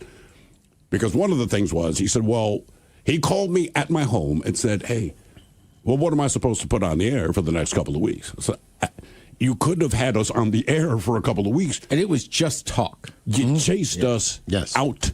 Right, there was no music on that station. I said, but you chased us out of the building, get the F out, all the stuff. Right, so he basically said you got 5 minutes to get out. Yeah, so I'm like, you put yourself in that situation. Now, here's a little thing where maybe we were guilty of something, a little sabotage. He said, hey, so I just said, look, we're not coming back, man. You chased us out of the building. So we're honoring your request. We're gone. Dude, figure it out. I don't know. I honestly don't know what to tell you. But he was going to, he said, what we're going to do is while we figure out how to replace you, we're going to play the best ofs. And we had all these best ofs on CD. But we still had a friend there. So we may have made a phone call to this friend and said, listen, find that box of CDs that has our best ofs, meet us in the alley behind the building. We were going to do a drive-by. And give them to us. And this is exactly what happened. Basically, Miles and I pull up, man, this guy hands us the CDs. We just roll down the window, poop, in the car, we drive away. We're gone. So now the CDs are sitting in my apartment in Baltimore. So about 2 days later, the boss calls again. They were going to do it the next day. This is a Tuesday. Yeah. So we do this on Monday after they have kicked us out of the office. We then go back later and do the drive-by because we're getting these things. After we've been kicked out of it and talked to like this, all this crap, no, you're going to have to figure out what to put on the air tomorrow because we did it the right way. So now he calls me. So Scam Pony throws these things in our car, all right? He goes back in. He's outside smoking a cigarette. We drive away. Now, Tuesday comes around. They got nothing. They got nothing. There's nothing. Okay. And then on a side note, here's another thing that happened. So we determined, like, look, we have a ton of friends that we work with in this building. A lot of people we respect. A lot of people we like. Great coworkers, all that, from the reception area on down. And we said, we're going to throw a party at a local bar that is literally 2 blocks away from the radio station. And one thing to remember, before the party happened, the boss called me and said, we can't find the best of. So I said, man, I don't know what to tell you. We don't work there anymore. I don't know. And he even says, I know you have them. No. I said, I'm pretty sure I don't. But he also fired our producer not too long before that, like a month. And I'm like, well, maybe our old producer Eric has them. Yeah, talk to him. Because we haven't taken a vacation since Eric. 99.9 KISW. The shenanigans continue. This is the Men's Room with Miles and Thrill. One of my favorite auction items, the custom burger at Little Woody's. Where are we at? $410. Oh, whoa! Yes. All right. $410. Yeah. Who is this? This is anonymous. That's why I'm a little suspicious. Oh, that's even worse. Might be the Daily Miggs morning show. You never know who's coming in on this one. Could be Ryan Castle coming in as anonymous. That doesn't want to get bad-mouthed. But either way, that Little Woody's Burger, one of the many great auction items that are available at KISW.com to benefit Smash today as we celebrate Seattle Rock Day. More so than anything, guys, we need your money. If you could please donate whatever you got, $5, $10 for $20, that helps cover a hearing screening for Seattle local musicians. Also, dental care is on here, mental health care, all of it. Man. All of this stuff is included, and they do an amazing job. So let's try to hit that goal. The goal is $30,000. I think we can get there by the end of the show. It could be done. And I know you were talking about earlier. I missed it. Like, you're talking about the lose. It's a grind for these guys. Yeah. And even some of the older guys, like their bands, like were big, but they didn't make it. They're not Pearl Jam. Yeah. You know, they're not Nirvana. Well, we don't know that Mike McCready has all of this. He might need it. I mean, look, I didn't really get to talk to him today. And like I said, Castle fired him. You know, but the truth is, and if you're in a band, you know this, right? So you're not the lead singer, but the equipment costs $8 million, right? All of your money goes to that. Just putting gas in your freaking van to go wherever you're going to go to play the show. And then also, Ted, you made this point earlier, you know, presuming that you have a job somewhere, when you're in a band, just between practices and having gigs, just the time you have to take off or try to, you know, drop your knees and pray that your boss will be kind enough. And the other thing is, when you do play these gigs, most of the places don't pay well. That's not a slight against the clubs, but they're not making a ton of money either. Yeah. You know, the bands kind of get a pit. But healthcare, it's an expensive hobby. Healthcare is expensive no matter what field you are in. Right. Yeah. But, you know, musicians are at a disadvantage just based on the hours. We don't have to buy our own microphones to come in here. We don't have to buy our own transmitters to make them. Like, all that's paid for. Please give whatever you can now at KISW.com. All right, it's a Seattle Rock Day inspired Big Dummy. Steve, who is our next contestant, ready to play the big game? Hello, Harrison. Welcome to the Men's Room.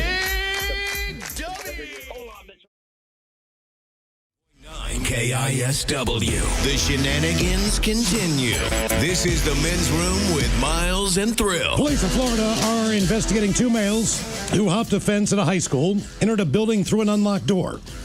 They rode bicycles and used other equipment intended for special needs kids, stole $50 worth of lanyards, and also got away with approximately 100 hot dogs and ice cream, valued at $60. It's happened in the middle of the night last week. It sounds like the thieves could have been students or young adults, but that's not 100% clear. Either way, police are asking for the public to help with any of this information and asking parents to look and see if they've got 100 hot dogs in any of the refrigerators in their home. I feel like that's got to be other students. Yeah, I mean, come on. Hot dogs? Yeah, hot dogs. 90 buns. They'll steal those next. I feel like it'd be easier to hide the hot dogs than the ice cream. Yeah, because of freezer space. Correct. But I get the feeling you'd eat a lot of that ice cream before you can eat the hot dogs. So tell us what you acquired for free. We're going to guess whether it was a gift, you found it, or you stole it. 206-803-ROCK. Hello, Chris. Welcome to the men's room. What's going on, bitches? Hola. So in the last couple of years, I got 2 cars. 2 different cars, 2 makes and models. Boy, I hope you stole them, but I don't think you did. I'm going to guess. I'm going to say it's a gift. Gift, yeah. Well, one I went to go buy. Actually, I went to go buy both of them. But the first one was a Mitsubishi Eclipse Spider. I was working at a 55 and up community, and lo and behold, granddaughter came in to help grandma move out and left her car behind. And I was talking to her beforehand. I'm like, what's up with it? She's like, what's for sale? It's got issues. I just don't want to bring it back to Texas. I'm like, cool. What do you want? She's like, $400. $400. Okay. That's okay. Yeah. I mean, the front end was cracked up and smashed in, but it's still drivable. It was fine. I've got friends that have parts cars for whatever. But I go back later on. She already wrote me a bill of sale because I didn't have cash on me. I come back and she's gone. I go to the office. They're like, yeah, they were here yesterday. They took the rest of grandma's stuff and they left. The car's in the garage. Well, I've got a bill of sale. I've got the car now. Okay. All right. How'd you get the second one? The second one, same thing. I've got a vehicle, and my ex-skank, whatever you want to call her, her kid had a car that I was going to buy for parts for a couple $100. Hammond and Hahn wasn't sure yet where I was going to put it. He hits me up. He's like, hey, I need my garage back. Just come get it. Just come get it. Take it. Okay. All right. So, well, sounds like the son was a cool dude. Oh, yeah. He's cool. His mom is a POS. Skank. We got that. Yeah. How many vehicles are on your property right now? 4 or 5. 5. And how many of them are drivable right now? 5. Oh, really? Okay. Yep. Good for you. What all do you have? Right now I'm in a Tundra. Okay. I'm doing that for work. I've got a Scion XB. My girl's got an XB, a Mustang, and then a right-hand drive from Japan. Damn. Okay, man. That's a lot of insurance money. Yeah. Oh, you're telling me. Have you thought about parting with them? Like Ted said, man, you picked up tabs, yesterday or Monday, whatever. Yeah, how much was it? Mine aren't that bad as my car's really old. Okay. Yeah. But between... She's got 4 cars with 4 personalized plates, too, so that's what's the killer. How much are personalized plates? Do you have one that says skank? That one's taken. All right. That one's taken. How much are they? Depending on the vehicle, they're anywhere from 120 on up. Okay. That's not the worst. If you ever want to see personalized plates, honest to God, drive through the state of Virginia. Yeah, correct. I believe per capita, there's more personalized plate, and you definitely notice, right? You will drive up and down the East Coast, and they're typically, XBR 571. Once you get to Virginia, it's like Groove Man. I don't want people Cactus Face. I mean, every freaking body in Virginia. Based on the way I drive, I do not want my license plate to be identifiable just through just being able to read it. Right. Yeah. Again, my brother lives in Northern Virginia. He has personalized plate. What does it say? So years ago, when I always talk about Arsenal or whatever, and he's like, I'm going to get into soccer, English soccer. So Everton at the time, Tim Howard was playing goalkeeper. Okay. Yeah. Landon Donovan was over there on a loan, and they had one other American player. So he's like, basically, if you're an American, he was like, I'll cheer for Everton. So he got an Everton specific plate. All right. I don't think he took into he didn't think about how many Liverpool fans would hate him as that's their arch rival. Oh, yeah. So when my niece was in high school, she texted me once. She's like, some guy is yelling at me, but I don't know what he's so mad about. I'm like, is he in red? And she's like, yeah. I'm like, he's a Liverpool fan. It's your Everton plate. I like that you pieced it together. Is he wearing red? Okay, here's your situation. So did he have personalized plates before he got to Virginia? No. I'm telling you. Never had them. Something happens when you get there. Well, they're called vanity plates for a reason.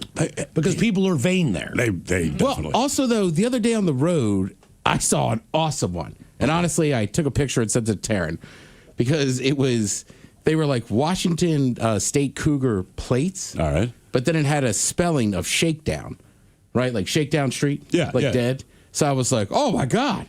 That's amazing. Good for that guy. Yeah. Right?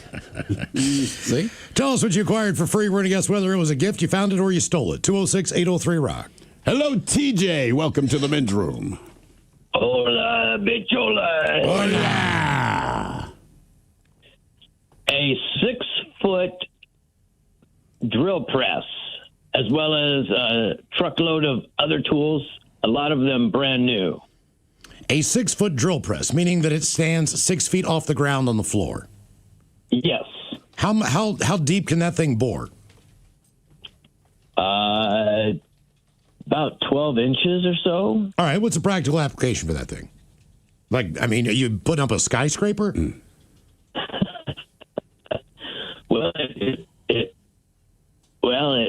see. It belongs to a contractor. You know what? I'm going to guess.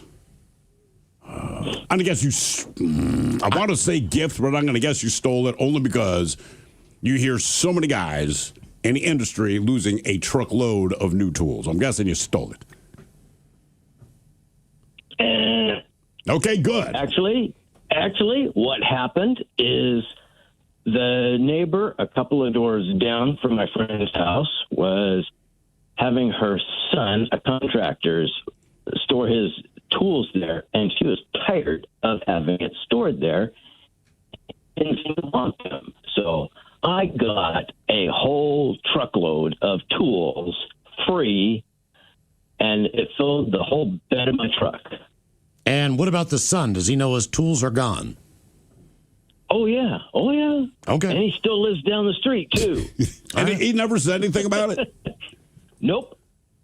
Okay. I mean, that's so it's a gift, gift, man. Yeah, that's All a gift. That qualifies as a gift. That worked. Damn. Good for you, man. I mean, if you work with tools and get that is a sweet deal. Yeah. Tell us what you acquired for free. We're going to try to guess if it was a gift, you found it, or you stole it.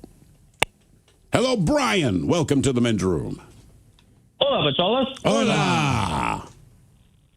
So, long-time listener, first-time caller. Thanks for having me. Oh, yeah, sure. Yeah. So, about 10, 12 years ago, I acquired a pre-built gaming PC from Best Buy. Okay. All right, there's the possibility that he worked there, and it says, I don't know. Well, they went out of business, didn't they? Oh, yeah. Good.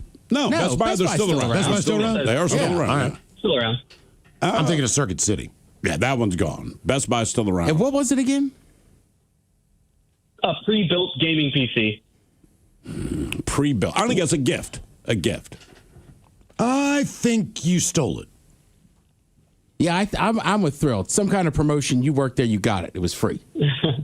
So technically, you could say maybe I stole it.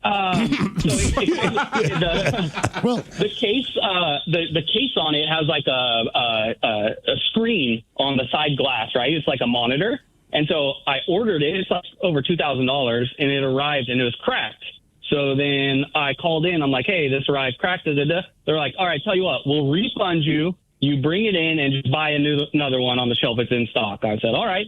So they refunded me. I go in and go, hey, this is cracked. I'm here to turn this in. They're like, oh, you're exchanging it? I'm like, yeah. And they go, okay. And they exchanged it, gave me a new one, said, good to go. And they never charged my car again. Oh. Okay. All right. Okay. So I wonder, like, legally speaking, and I really don't know the answer to this, is that considered theft, right? So you go to the store, you pay for something with the $10 bill, they give you change for $20.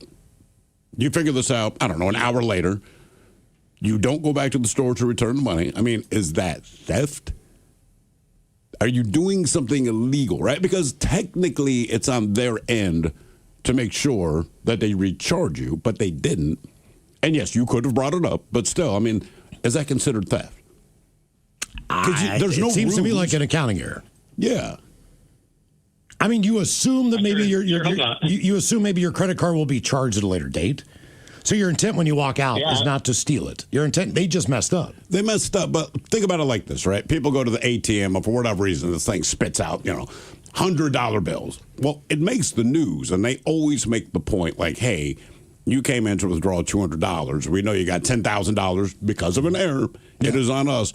But they still come after your ass for the money. So I just didn't know if it's the same thing with something like that. So they got the camera and everything else. Yeah. So tell us what you acquired for free. We're going to guess whether it was a gift, you found it, or you stole it. 206-803-ROCK. There's a guy in Russia going through that now. So it's from his employer. Somehow their wires got crossed on their end. He is not running a scam on them, and they basically paid him $80,000 in overtime pay on a single check. He wasn't working overtime, none of that. This is on their end. They're asking, and Russia obviously has different laws. They're asking for the money back, obviously, and he's refusing to say that I didn't do anything. I did nothing wrong here. And the way I interpret this, and he's lying, but it says the way I interpret this, you were giving me an $80,000 bonus because I didn't ask for this. It showed up on my check. It is signed by you guys. It is from here. and I cashed it. The bank did not put a stay on it or anything, so it's in my account. I'm not giving it back. Like, are you stealing? Nah, he's going to fall out window. Yeah, he will fall out the window. Tell us what you acquired for free. We're going to guess whether it was a gift, you found it, or you stole it. 206-803-ROCK. Hello, Johnny. Welcome to the men's room. Good evening, fellas. Hola. How are you? Doing great, man. Hey, it was a 55-inch Hitachi big screen TV, 1987. Those were pretty expensive back then. Price of TV's gone down. I'm saying you stole it, because Miles is right. That cost an ass ton of money back in the day. No one's gifting you that. Yeah. Nope and nope. Okay. Cat Rock 100 in Oklahoma City. I rented off a radio station. What? Yeah! They were sitting on the service road right outside of Edmond, Oklahoma, right outside Oklahoma City. I rolled up and I sit down on the couch with all the guys that were the morning crew, and they're like, well, hey, listen at 7 o'clock tomorrow morning, and we might be calling your name. I said, all right, well, lo and behold, they called my name. I called my best friend. Hey, get your truck. Let's go to the station. I just won a big screen TV. He said, no way, Johnny Brown. I said, no. There we go. All right. Man. That's pretty cool. Now, but you ever won anything from a radio station? I mean, like when you're a kid. I've stolen things from them. Oh, I mean, I've stolen stuff from a radio station because I work at them. Come on. Right. But I mean, when you're a kid, there was always giveaways. You always tried to be that person. My dad to win. won tickets to go up to the Big East basketball tournament in March one year. Damn. From a sports station in D.C. There's a massive blizzard. He is deathly afraid of snow. I think he was in an accident. I know how your father was a child. I get it. Yeah. Right. So my brother's like, I got a Jeep. We call the station, and now that I work at radio, I get it. And the guy that answered the phone's like, yeah, if you can get out here, you can have the tickets. And I remember we showed up. He was just like, I can't believe you guys actually drove in this weather. Yeah, we hopped on the Amtrak. We went up to New York City, got robbed as soon as we got off the train at Penn Station. But Jesus. Yeah, that's what we won. We still used the trip. That's pretty cool, man. All right. Yeah, it was great. Yeah, but it evens out with the robbery, you know? Because you really didn't pay anything, but you lose at the end, you know? He did lose money on that, yeah. Right, and again, if Chris is 20, right, like I'm like 12 or 13, so I mean, they picked the right two guys to rob. They robbed a 12-year-old. Yeah, so remember, it's a blizzard, and I don't know if anybody's ever been in New York City, but Penn Station is, I don't know how to describe it. Like, I think Central Station's probably nicer. Yeah. So we get out there, and this guy's just like, do you guys want a cab? We're like, yeah. And he did it for the woman in front of us, not a big deal. And he was just smart. My parents had given us probably, however, like $200 in cash. And he goes, you got change for 100. Chris hands it to him. He takes off, chased him for a little bit. Then he just pulled out a gun. He was like, I'm tired of running.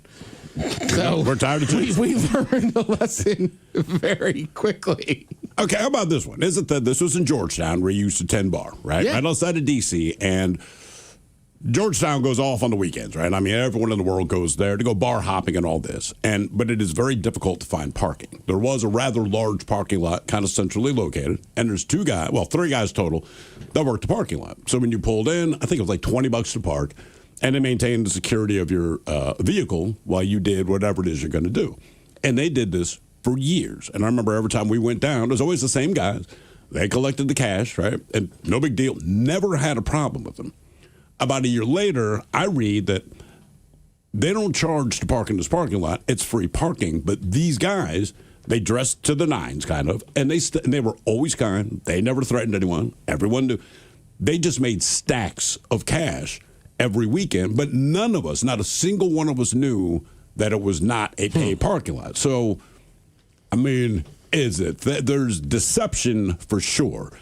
But is it theft or robbery? It's definitely not robbery. I don't even know if it's theft because we were very agreeable to handle the money. They were very professional. Yes, their entire operation was illegal, but they were very professional. They were very cordial. They give people directions. They helped you if you were drunk, stuff people back into the car. But they did this for years before, I guess, the authorities finally got wind of it. Parking. They used to do that at Pimlico. But Pimlico was different because you're parking in someone's yard. This was their property. But it's still a shakedown. And they were protecting you. These guys were just smart enough to be like, people will pay the $20. That's what, and they did, and they always had to, and they would give you change, whatever the situation. So I'm like, is that? I know it's illegal, but what is that? I would also say too, like finding parking in that neighborhood was terrible. Right. Yeah, well, it's almost likely to say it was hard. As I worked down there, and I mean, we would have to show up to work a half hour early to just find a parking spot. Well, the Preakness, they would say, look, the sign would say $10 parking. And you pull up, and the guy would say $20. He said, well, the sign says $10. He said, it's $10 to park. It's $10 for your car to look the same when you get back out of the race. Yeah, and there's the thing. That was but all it's it was. on their property. Yeah. It's on their property. Yeah. In fact, so there's a grocery store near this racetrack. So when Preakness shows up, thousands of people descend on this racetrack, and it's in the middle of a neighborhood. That's why you could park in someone's yard, but you did not do it for free. And Miles is right. There's a sign that says what it costs to park, and then the additional negotiation to make sure your car is still there or the windshield's intact when you get back. It's that kind of neighborhood. And there's a bunch of 12-year-old and 13-year-old kids with all the stolen buggies from the grocery store who are willing to wheel all that crap in for you. You don't even need a ticket to get in if you're a kid with a card, because they'll just let you in. Because you could bring a case, you could bring a keg, you could bring what you want. So the kids, they would line up, and they have all the shopping carts, right? Everyone would dump their booze in, and these kids would walk you in, and you give them like $5, $8. They weren't trying to shake you down. They're just like, look, if you don't want to carry it, we will wheel it in for you. And everyone took advantage. And you knew goddamn well they stole the shopping carts.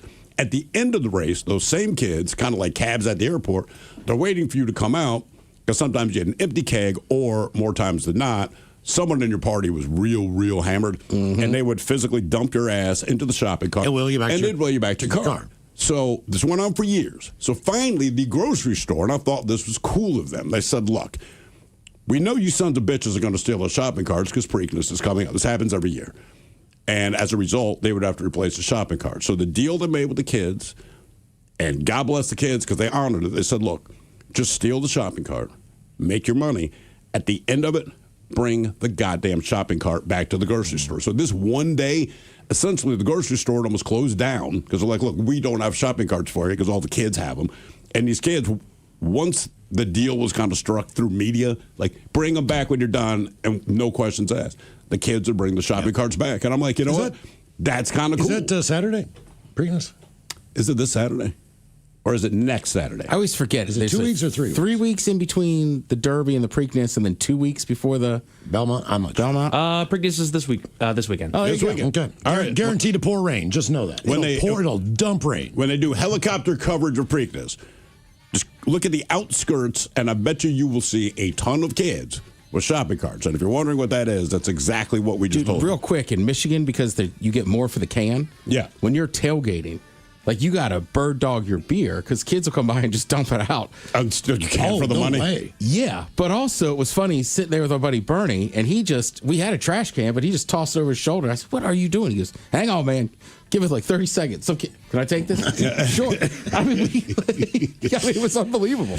Tell us what you acquired for free. We're going to guess whether it was a gift, you found it, or you stole it. 206-803-ROCK.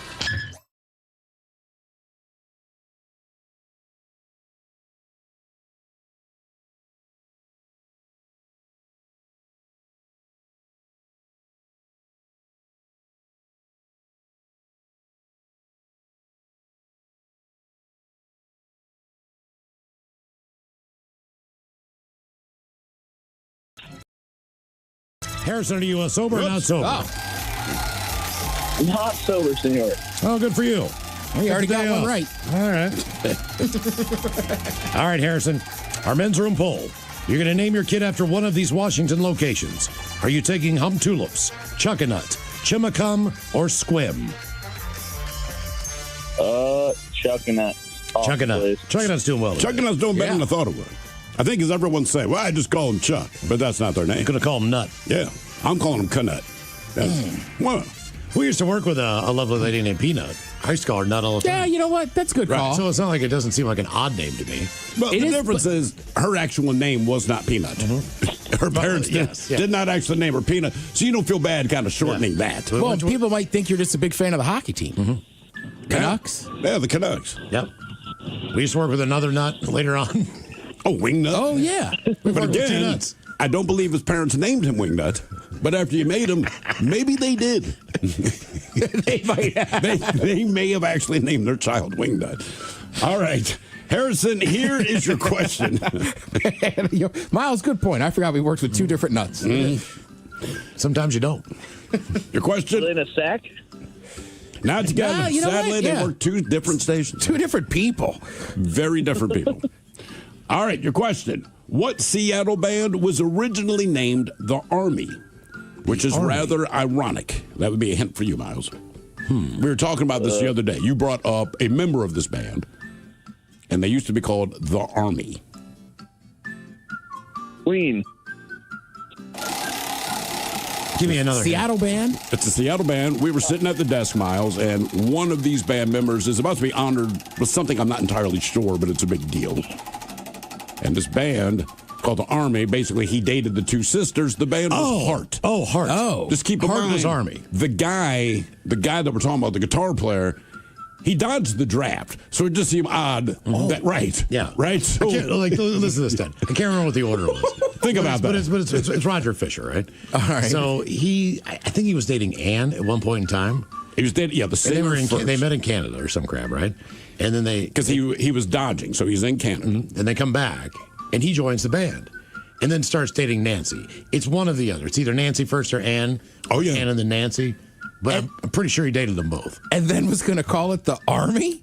A guy that dodged the draft. They were going to call the band the Army. He's a wild individual. For sure. Good times. All right, Harrison. Question number 2 for you. Let's talk about Miles's favorite people that outbid him on Little Woodies. And what year did the Daily Mix Morning Show debut on KISW?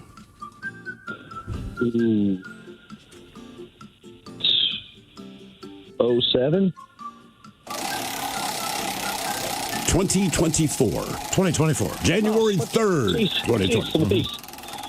You're close. You're probably thinking of BJ, but in that case, the BJ Shea Morning Experience debuted officially in 2006. Oddly enough, on close. January 3rd. Oh, really? Yeah, so it was 18 years to the day. I'll be damned.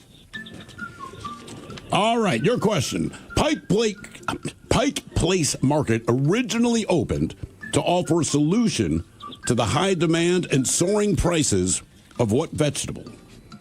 And this vegetable is connected to Washington, at least one specific place. A vegetable, not a fruit, correct? Correct. Yeah, otherwise it'd be apples, but this is the vegetable. Yeah, that's what I was going to go for. Oh, I got it. Shout out, Corey. Walla Walla onions, eh? Is it? You got it. Just the one type of onion. Believe it or not. Yeah. So Pike Place Market opened to offer a solution to the high demand and soaring prices of Walla Walla onions. That's how it started. That's why it started. Pizza at Pagliacci. Game is a Big Dummy 206-803 round. Hello, Corey. Welcome to the men's room. Montgomery! Hola. Corey, sober or not sober? Team not sober. All right, Corey, let's knock it out of the park. And then when you're done, man, go to KISW.com, throw a couple bucks at Smash for us, will you? Sounds good. All right, our men's room poll. What are you going to name your kid? Hum Tulips, Chugganut, Chimicum, or Squim? Hump Tulips and Humpy for short. Humpy. All right. Humpy. All right, here's your question. It's multiple choice. In 1932, a musician and inventor by the name of Paul Tutmark from right here in Seattle invented what musical instrument? Was it the recorder, the sousaphone, the theremin, or the electric bass? So recorder, sousaphone, theremin, or electric bass? No idea. How about electric bass? How about one and done? Oh, damn. Yeah, I know. Nice Think job. about that. All right, before we let you go, let me ask you a true or false question. Let's see, true or false question. All right. The first ever Men's Room Red Festival was held on June 29th of 2015. True or false? Ooh, that's my birthday. Let's go with true. Well, happy birthday. 1 day off. No, it was 2013. That was our first year. Yeah. 2013. It took me more research to figure that out than it should have. I'm like, I was there.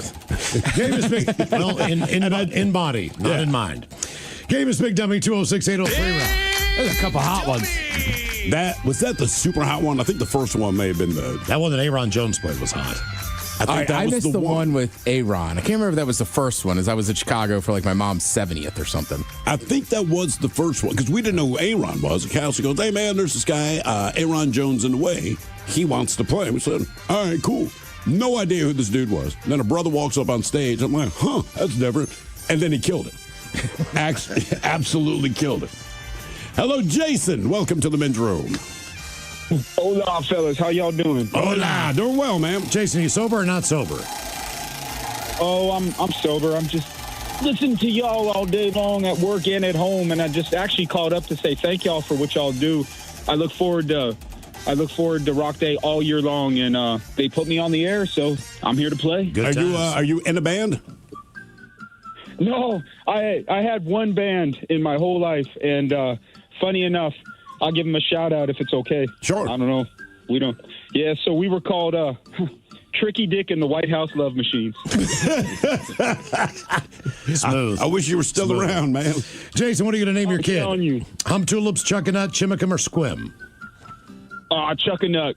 Chuckanut it is. He didn't even give it a thought. All right. All right, my man. Here is your question. Right.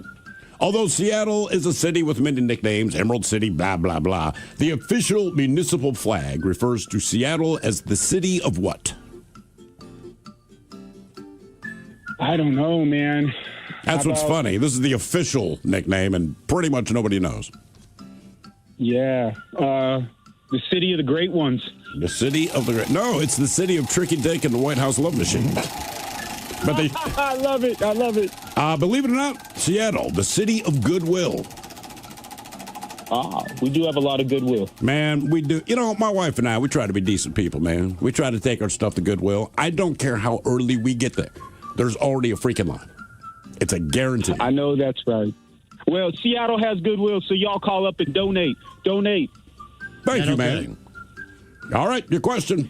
The NBA's Supersonics played their last home game in Seattle in what year? Oh, let's see. 1996. Wow, man. 2009? 2008. Oh, I was, all right. You guessed 7, then you went 9. Ted just dancing around him. I was there. By the way, right now, Smash has 142 musicians that are waiting for important healthcare services. Wow. So that's why we're doing this. Please donate what you can now at KISW.com. All right, your question. Aaron Burkhardt was the original drummer for what Seattle band? By the time they got big, he was not in the band anymore, but he was the original drummer for what Seattle band? Not Alice in Chains? Is it Nirvana? It is Nirvana. And I want to say they had 2 other drummers after him before Dave Grohl. And he's the drummer that was on Bleach. Okay. Yep. All right. Your question. Seattle Rock Day celebrates Seattle Rock and raises money for Smash. But Smash is an acronym for what? Man, Miles has said it like 47 times.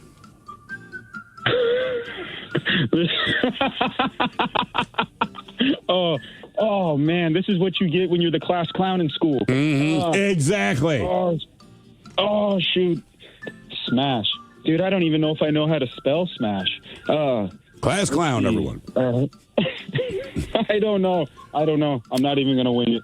Seattle musicians' access to sustainable health care. That is what we're doing today, but that is what SMASH is the acronym for.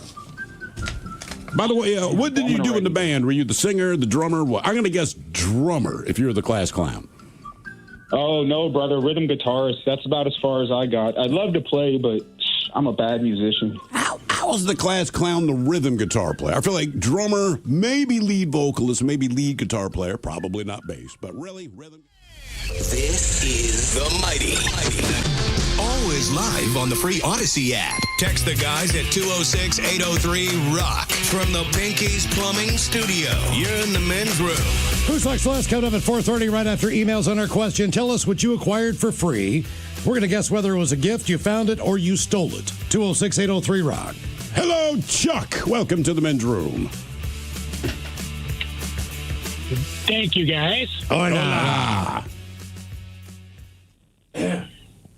So I acquired a hot tub. A hot tub. That was a gift. Can you hear me? Yeah, we got you. That was a gift. Yes, but now, of all things, it was a brand new hot tub right at the beginning of COVID. So they were very hard to get. Who gave you a hot tub at the beginning of COVID? It wasn't so much given to me. Mm-hmm. It was Amazon. Let's just put it that way. Amazon gave it to you. What are they? Can they give me one? Yes. What do you think, Mike? My guess is that maybe through some sort of a loophole, he talked to Amazon customer service, and they said, "You know what? Go ahead and keep it." Is Mike tracking on this? Sort of. I've seen people do something really like that Amazon. before. So how exactly did you acquire this thing? So it was during COVID, I was trying to get one of these hot tubs. Everything was going up. It was the last one of this particular one. Ordered it, showed up. Just the container itself was beat to heck. Looked in there, and sure enough, the main pump heating system was just smashed, and they didn't have any more. Couldn't return it. Reached out to the manufacturer saying, "Hey, can you send me a new pump?" Because of COVID, they weren't making them. Didn't have any spares at the time. Reached out to the seller. Seller didn't have anything. Seller said, "Just cut the warning label out of the bottom of it. Take a picture of it, and we'll refund you." And I told him, "I'm not going to cut this up. I'll just send it back for a refund to Amazon." But I went out and looked at it, and it was just a sticker. Pulled the sticker off, took a picture of it, sent it to the seller, and next thing I know, I got refunded. Didn't have to send it back. So were you able to eventually fix it? Yeah, actually, I took it apart. Other than cosmetically, I didn't replace the outer plastic, but the inner parts were fixable. I fixed it for about $10 and worked for years till I got rid of it. Awesome. All right. Okay. $10 hot tub. Well, I mean, it was damaged when it got there. It wasn't operational. Right. Thumbs busted and everything else. Still, $10 hot tub, not bad, man. Tell us what you acquired for free. We'll guess whether it was a gift, you found it, or you stole it. 206-803-ROCK. $10 hot tub sounds like a scam. It sounds like a really bad movie. Yeah. Join us now for $10 Hot Tub, the off-Broadway production. Hello, Dylan. Welcome to the men's room. Hola, bitches. Hola. Yeah. Off-Broadway. It's in Jersey. Right. Well, I'll say real quick, very, very long time listener, first time caller. Oh, welcome to the show, man. Appreciate it, man. So what did you acquire? I acquired a 2000 Ford Excursion. It was lifted. It was it was just a big truck, basically. Okay. On some weird level, I feel like you found it. I think it was a gift. Yeah, I'm with Miles. Somebody was tired of it. Didn't want to deal with it anymore. It was kind of a mix of all three. So my mom stumbled upon it because she and I worked at the same dealership. I was a detailer, and she was in sales. And one of her customers was trying to trade it in. She stumbled upon the customer and was like, "Hey," but it was actually the customer's husband's truck, and she drove like 4 hours, but forgot the title to trade it in. So she bought the car she was looking for and left the truck with us until she could get a hold of her husband, who was overseas. And we got a hold of her husband, and he was just like, "Just take the damn thing. We don't want it." And so I drove it for that winter. He sent the title over. I drove it for that winter. It was just a big lifted, had a winch on the front. It was a former rescue vehicle. Oh, damn. So it was just built 200,000 miles, but ran just fine. That's cool. I mean, nothing wrong with that. How long did the truck last? It lasted until I sold it. So it was just impractical for me to keep at the house. I had a little tiny Honda at the time, and it got really icy that winter of 23. Okay. And they don't salt the roads near my house, so I just decided to have a truck for the 4x4, and then I just sold it that spring. How much did you sell it for? $4,000, but the title was in my mother's name, so she only gave me $500. Oh, always the salesperson. You know, always the salesperson. That's why she works in sales. Yeah. Tell us what you acquired for free. We'll guess whether it was a gift, you found it, or you stole it. 206-803-ROCK. Hello, Steve. Welcome to the men's room. Hola. Hola. Okay. Back in the 80s, my first car was a 69 Dodge. And I spent a lot of time in the wrecking yards trying to find the upgrades. And that's a tough gift for a first car. I worked at Domino's in West Seattle. and there was a chop shop next door. Okay. So I kept track of all the cars that were in the chop shop, and all of a sudden there was a 69 Satellite with 383 4-speed, and I did, I'm in the area, so I found it, and I dragged it a half a block from my house and basically stripped it. Now, does that count as a secondary stealing? So, like, you stole from the someone who thieves. stole it. Yeah. Someone who stole it. So the chop shop had already stole it, and I found it 3 blocks away, and I dragged it over by my house. I don't know if that counts as stealing or not, but I got a lot of parts off that car.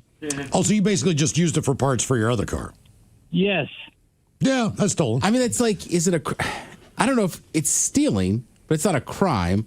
Like, I don't know, like, are the cops going to arrest you if you rob a drug dealer? Well, I called the city to have them tow it away once I got all the parts I wanted off of it. All right, so I mean, you still did the responsible thing.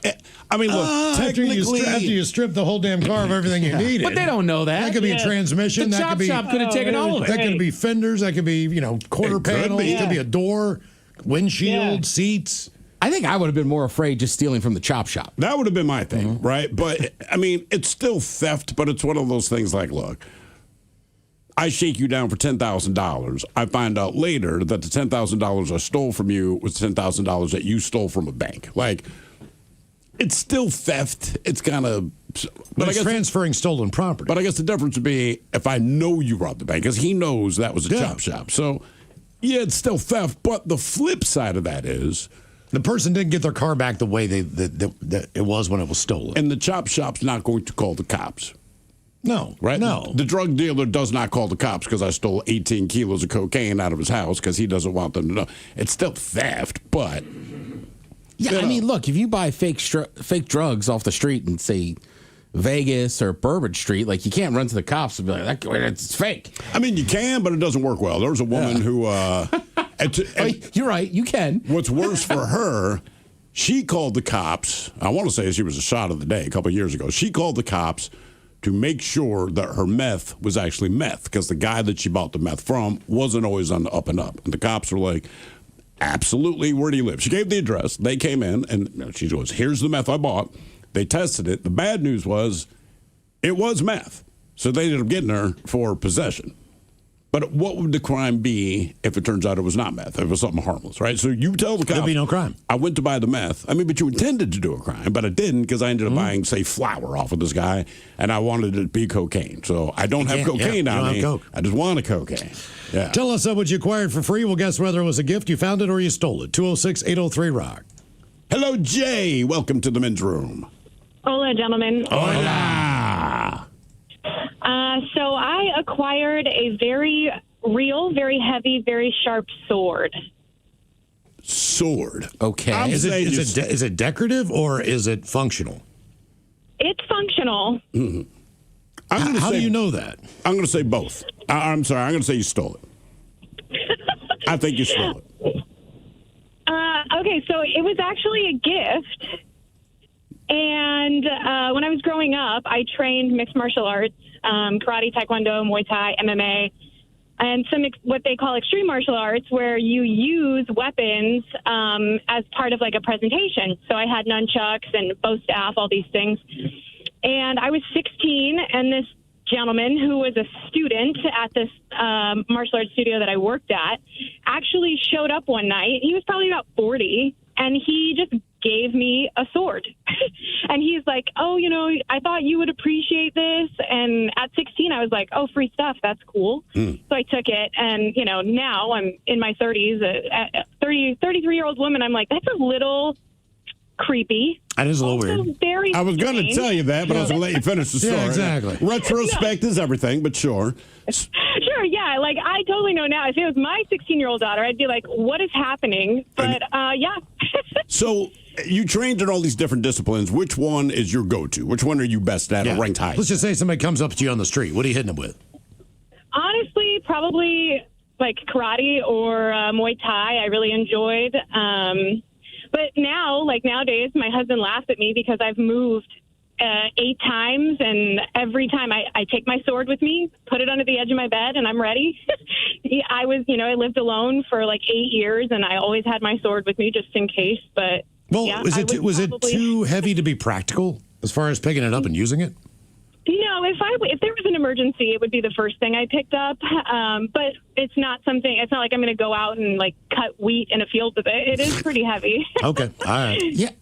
Do you still train martial arts or no? I do, but just like recreationally as a workout. It's been a long time since I trained in a studio, and actually a couple of years ago I used to teach self-defense classes. So it is something that I recommend people, get into or find something that's a good hobby. You should have taken the sword to the class. I've been like, step 1, have a giant sword. You're not going to have that, ladies. Right. That's why you're here. No, no, exactly. In case you don't have a giant sword under the edge of your bed, this class is for you. Have you ever had to break out any of your martial art knowledge? Go to the bar, someone gets drunk, they get in your face. I mean, you ever had to drop anyone? Yes. So one time, not even 10 years ago, I was at a bar, and I was actually the designated driver.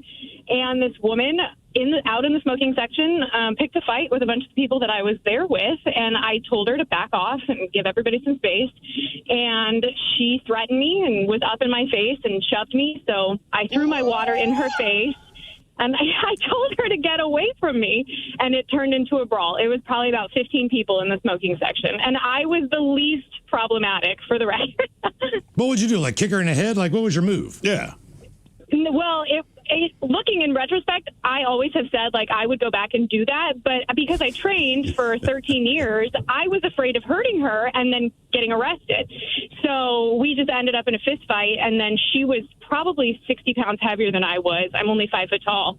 And I ended up underneath her, and we were wrestling around. So it turned into a jiu-jitsu battle. Not that she knew what she was doing, but, Are you a black belt? I am. Does that make you a weapon? In other words, back to being super. Like, would you be arrested? Yeah, like, are you the same as the sword, the gun, the knife, anything else? Even though someone else picked the fight, if you end up breaking out what you know and just dropping their ass and doing damage to them, like, are you in trouble? Nobody ever made me sign anything or clarify, but very much like my understanding is yes. And so I've always respected that. It was always meant to be used as self-defense, but I'm ready to go. Yeah, it sounds to me like you don't even need the sword. You just... Yeah. You're the karate it's man a little gratuitous at that point. Yeah, you're the karate man in the neighborhood. Right. You don't really need one. The sword is for backup, yeah. Mm-hmm. Okay, for backup. I love that comedian. Every neighborhood's got a karate man. Right. Yeah. Tell us what you acquired for free. We'll guess whether it was a gift, you found it, or you stole it. 206-803-ROCK. I think that giant sword's still a good deterrent. It is, because if you don't know that someone knows martial arts, the giant sword says, I am crazy. And in most of my life, and like a lot of the bros in Baltimore just said it. Like, look, man, if you're not tough or like you're outnumbered or you think this guy's going to beat your ass, the advice the guy gave me is you need to act like somebody who might bite someone. Because they said, brothers, you ain't down with that. Because if they think you're crazy, it's different. Like, would you rather fight a guy that's mad at you at the bar or fight a crackhead? And it's not that you won't beat the crackhead's ass, but they're just not going to stop. So because they're crazy. And the crackhead might bite you. And a bar fight, they're probably not going to bite you. They're going to throw punches. And really, in the end, I'm like, you can take a punch from a guy that can throw a punch or be bitten by a crackhead, which to me is like being also bitten more than by a likely werewolf. have a weapon, too. Yeah. No, they don't have a weapon. They have something they're going to use as a weapon. They don't have a knife. Exactly. They got a blunt screwdriver, a spork. Yeah, Let's say if any of the four of us break into a fight, I can reasonably predict what you're going to do. You're going to throw fists, you're going to throw kicks, you're going to throw elbows, you're going to wrestle me to the ground, whatever. Crackhead, like you said, he might have something in his pocket that I don't know what it is, but he's going to pull it out and he's going to use it. Tell us what you acquired for free. We're to guess whether it was a gift, you found it, or you stole it. 206-803-ROCK. Hello, Craig. Welcome to the men's room. Yo, hola. Hola. All right, so this is 2 different stages of my life. At one point, I acquired. wait. I acquired probably 7 or 8, 18 packs of Bud and or Bud Light, and then at another stage, I acquired probably at least a dozen or so 18 packs of PBR. Wow, I'm definitely saying theft. Theft on both cases. Yes. So in the first case, we were like 18, 19, and there was a drugstore in Bear Creek in Redmond, which is where we grew up. and then they had a display case right at the front door. So my buddy would either go in and do it, or he would be driving, or we would trade off. Okay, last time you drove, so this time you go in and grab it. So they were dumb enough. The store was dumb enough to just put this display case right by the front door, where you had to be quick enough for the doors that open automatically only go one way. So you had to go grab them and just not even think about it, and then just grab them and just run back out before the doors closed. And we never got caught. Never, we always had a plan to get away. We had a buddy that lived across the street. And we're like, okay, we'll meet up over there if one of us has to run away. So we did that. So I don't know how many times, but we always got away with it. How many times would you? I was going to say this is multiple times. Right. How many times would you? I would probably say 7 or 8 times we got away with doing this. I don't know. So you're just walking in, grabbing it, and running out. Exactly, because it was right by the door. It was so easy. It was pretty stupid. And then with the PBR, I actually met a Pabst rep who was the marketing guy, and he would go from bar to bar, and then he was the Pabst would sponsor different things. So there was a trivia night at a bar that I would go to all the time in the U District. And he would come with swag. He would come with hats and shirts and ping pong paddles and cozies and all this kind of stuff for the trivia night. And all he had to do was and then each team got a free picture, at some point during the game. And then he would take pictures for his reps. And so I went up to him and I was like, hey, man, would you sponsor my kickball team? And by kickball team, I meant me and my friends that would gather on Sunday and play for, at the park. And he was like, yeah. And I was halfway kidding, halfway serious. But he was like, yeah, well, I could do that. No problem. So he would come to our kickball games on Sunday and just drop off a couple 18 packs and then give us shirts and Frisbees and all kinds of different stuff. Damn. All right. So you weren't even in a league? This is just you and your buddies playing kickball? It was just me and my friends. We would gather every Sunday. It was our church. We'd be there at 3 in the U District, and then he would come and show up and just drop off the beer, take some pictures for his bosses. You got to wonder how many times a beer distributor comes back to their truck outside of a Shell station with the back open and has to scream at someone to get the hell out of the back of the truck and drop the... Oh, I'm sure 1,000,000 times. I mean, it's got to be a normal occurrence, right? I would Especially think so. in downtown Seattle. Yeah.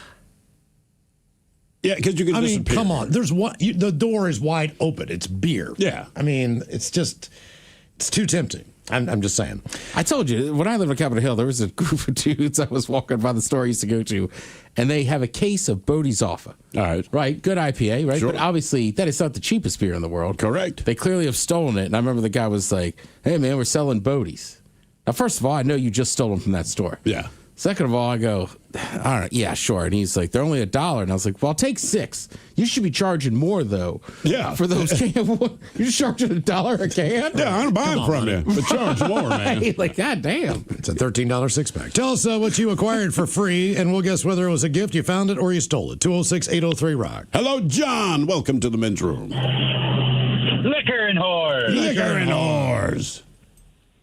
So I acquired $1,200. $1,200. I'm going to say found it. The way you said it, I'm going to say you scammed it. It's definitely not a gift. I found it. So I used to do street sweeping, and it was around Christmas time, December 9th. I was out just doing my job. I was over by Alderwood Mall, not actually around the mall, but just on the other side of the freeway by Barnes & Noble. Yep. I'm just doing my job. I have my headlamp because it's middle of the night. I look down, I see an envelope, and I'm like, oh, that's interesting. I don't usually see that. I found $1 or a nickel or something. I pick it up, and I just start flipping through $100 bills, and I'm like, okay. And I waved down my buddy that I'm working with, and we split it, and I still got the picture in my phone of it spread out on the front seat of the street sweeper. Cash money. Very nice. That's cool. That's very cool. The most money I've ever found was $11. Oh. I was outside of a high school back in the Velcro wallet days, and a bunch of people, we're walking into school, and everyone just kept kicking it down the walking path. And finally, I'm like, I'm going to open it. I found $11. I'm like, cool. Just threw the wall back on the ground, and people kept kicking it. Who's Next Last is coming up, and we got your emails on the way next from the men's room at KISW.com.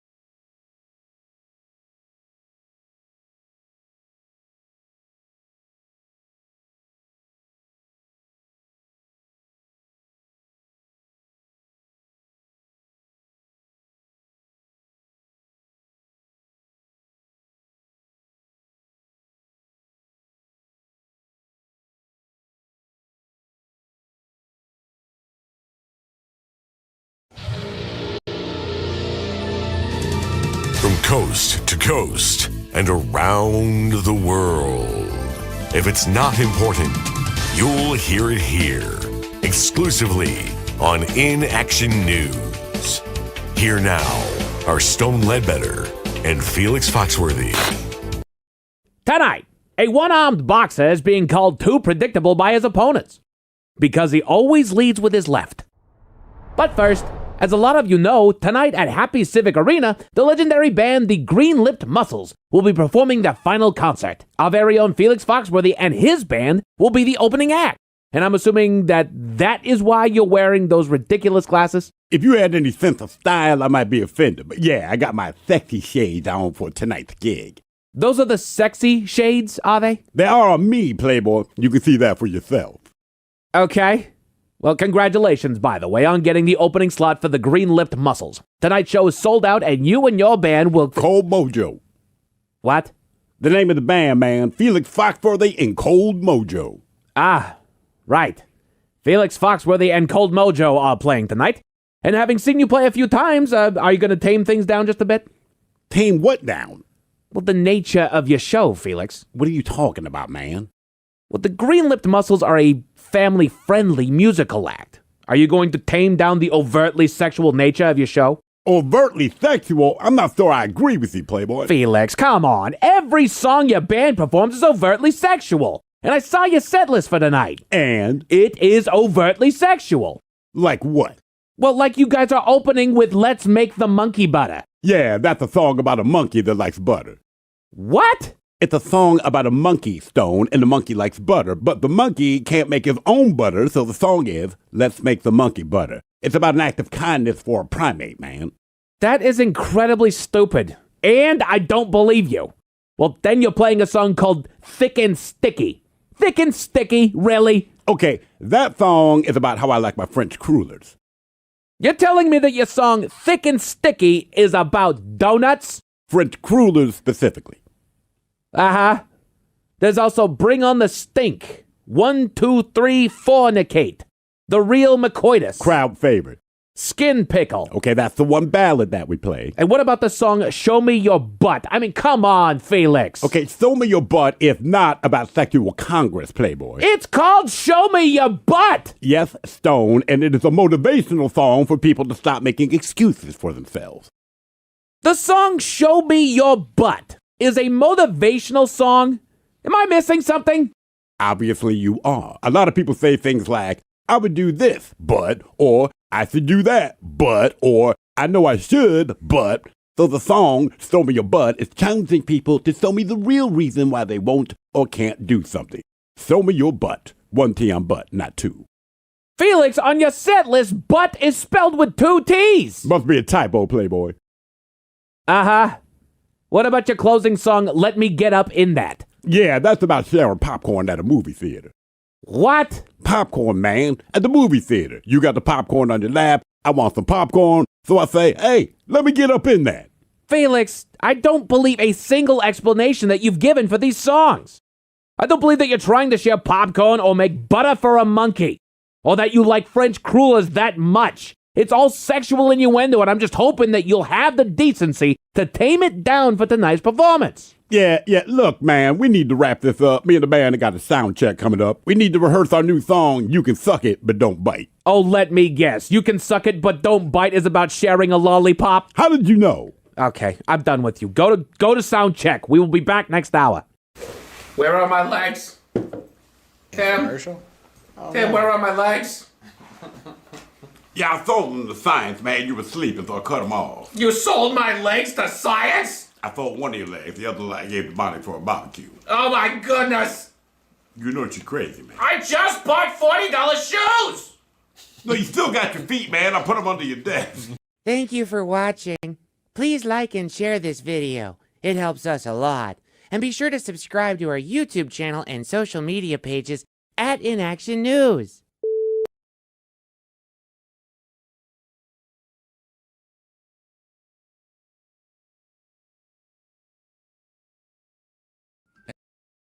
And guitar, man, and it's funny. I go upstairs every night and I have like little concerts by myself up there. It's kind of fun. Oh, I do the same thing in the basement. Yeah. My poor neighbors just hear somebody killing a ukulele, for 10 minutes. What's going on? Look, man, I'll be honest with you. Even when you play the ukulele well, I'm like, He keeps getting food from the Kona kitchen. To say, in Jason's defense, he literally was calling in to give a compliment. Like, I love Seattle Rock. I was like, hang on, man, you can play the game. Yeah, why not? And here you are, man. Okay. Man, I started at the bottom and we made it to the top. All the way from FM 100, baby, to 99.9. Very nice. All right, here's your question. I-90 is the longest interstate highway in these here United States. It goes from Seattle here in the west and ends in what East Coast city? New York. Philly? A little bit farther Boston. north. Boston. Boston. Boston. I've got a pocket in the doll yard. I'm telling you. Damn. Park the car and Question number 6, Jason. Question number 6. What's the name of the fictional hospital at the center of the show Grey's Anatomy? Man, I've never watched Grey's Anatomy, man. I was gone for all those years. Oh, it's still on. Is it? Man. I don't know, man. General Hospital, I guess. I'll go with that. Ted, I can tell you got nothing. Miles, Harborview. I have no idea. Is it something general? Seattle Grace. Seattle Grace. Which, frankly, if you look at that show, hospitals look very nice. When you go to your average hospital, they're utilitarian at best, right? All right. Apartment 1901 and the Elliott Bay Towers, Seattle, is the fictional address of what TV character? Ooh, Frasier. Okay. There we go. Oh, dude, Nice job. I didn't even ever watch the show. Hey, there you go. Yeah. It worked. Game is Big Dummy, 206-803 Rock. Dummy! Hello, Aaron. Welcome to the men's room. Hola, bitches. Hola. Aaron, are you sober or not sober? Sober. Sober. Aaron, welcome to Big Dummy. All right, our men's room poll. You're going to name your kid after one of these Washington locations. Are you taking Humtulips, Chuckanut, Chimacum, or Squim? Chuckanut. Chuckanut? Chuckanut is killing it today, Really man. is. Yeah. I like Chimacum. What would you call him? Chim. Or just go with the last syllable. Yeah. Chim sounds bad. Well, it's a monkey. Wasn't that the name from Speed Racer's monkey? Yeah. Chim. All right. Speed. And how did you never know this kid's going to be in your trunk when everywhere you went, when you open your trunk, there's a kid and a monkey. And he was surprised every time. I'm like, bro, maybe it's a pattern. I'm just saying. Did they have parents? Yes. Pops? Was he like the lead mechanic or something like that? The guy with the red shirt. Okay. Pops, how do you not know your kid is in the trunk of a car with a monkey? That's bad parenting. All right, your question. In August of 2012, the Bill and Melinda Gates Foundation, they hosted a 2-day fair at the company's headquarters focused on showcasing, quote unquote, the next generation prototypes of what object found in nearly every U.S. home. Was it a refrigerator, a vacuum cleaner, a light bulb, or a toilet? Toilet. Damn. Oh. Right. When you think Bill and Melinda Gates Foundation and Microsoft, you're probably not thinking toilet, but yes, they had a 2-day fair, the next generation prototype of a toilet. And I can't tell you a thing about the toilet. Game is was Big that Dummy. one and done or no? No. Oh, it was not. All right. Well. Game is Big Dummy, 206-803 Rock. Big Dummy! Hello, Beezus. Welcome to the men's room. Sorry, it's me. Beezus, are you there? Hola, bichola. Hola. Beezus, sober or not sober? Sober, my friend. Okay. All right, Beezus, what are you naming your kid? Humtulips, Chuckanut, Chimacum, or Squim? I got to go with the hump tulips. It's the closest to me, so. All right. I don't think that's really a good reason, but okay. All right, here's your question. Which Seattle band was almost named Ted, Ed, Fred? It was almost named Skid Row, but for obvious reasons, it couldn't be. And it was almost named Fecal Matter, a.k.a. Brown Towel. That is one name. So once again, almost called Ted, Ed, Fred, almost called Skid Row, almost called Fecal Matter, a.k.a. Brown Towel. Oh, my goodness. It's one of the big four. Nirvana. Yeah. Oh, really? Wow. Well, There's if you one. think about that. Baby. There you go, Beezus. All right. Hold on. With Miles and Thrill. Who Sucks Less is coming up here at 4:30, but first time for a few emails from the men's room at KISW.com.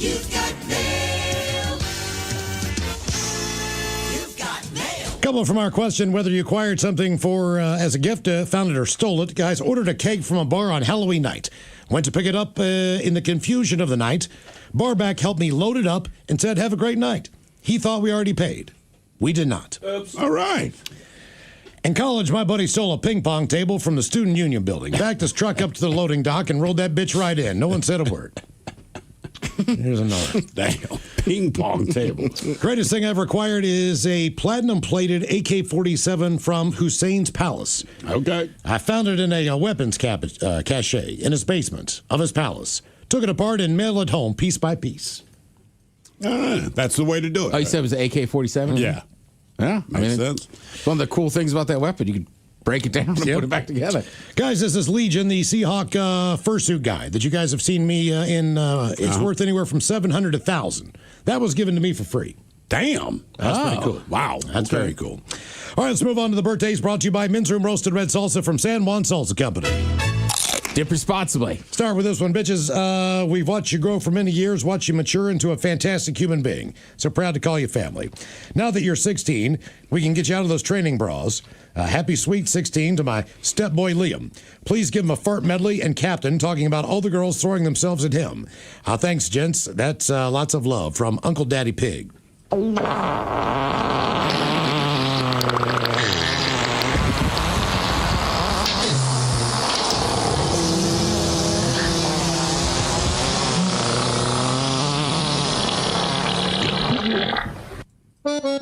Ooh, well, ahoy there, and happy 16th birthday. I think Daddy Pig got his words miscorrected there. It's not that women throw themselves at the old Capitan as much as women throw punches at the old Capitan. Occasionally shoes, frying pans, one time an iron, and Aunt Jemima, she's not shy with the pepper spray. So just be careful. Crunch berries. Guys, I'm wondering if you get a birthday wish from you guys. It's my 25th birthday. I would want nothing more than to get a happy birthday wish from you. If possible, some dad jokes from Miles and Dirty Germans. Much love and love listening to the show. Been listening since I was 11 years old. 25 now. Wow. Okay. And from Louie. All right, let's see what I got for you, Louie. Okay. Here's a good one. Man calls his wife to say that he was taken to the hospital after getting his finger cut off at work. Oh, yeah? Wife says, that's terrible. Was it the whole finger? And he said, no. It was the one next to it.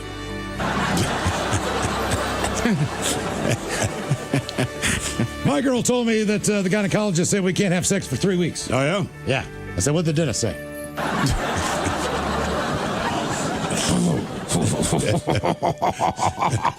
I'm going to use that one.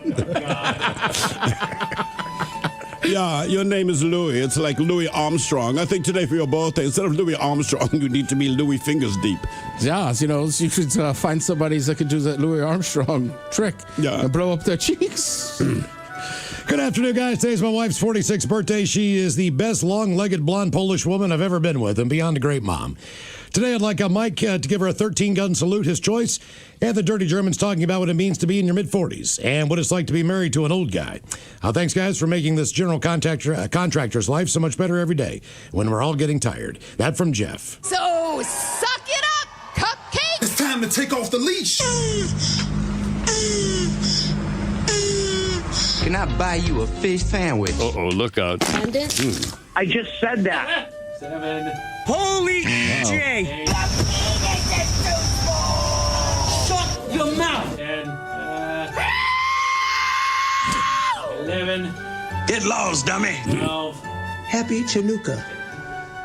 Yeah, what's it like to be married to an old guy? You probably look at your husband naked and say, oh, what a big penis, what big testicles. It's gravity and age. Yeah, I'm just thinking about the tall lengths of this Polish woman with those long legs. Yeah. It's like, do they have sex or do you just pull God on your husband?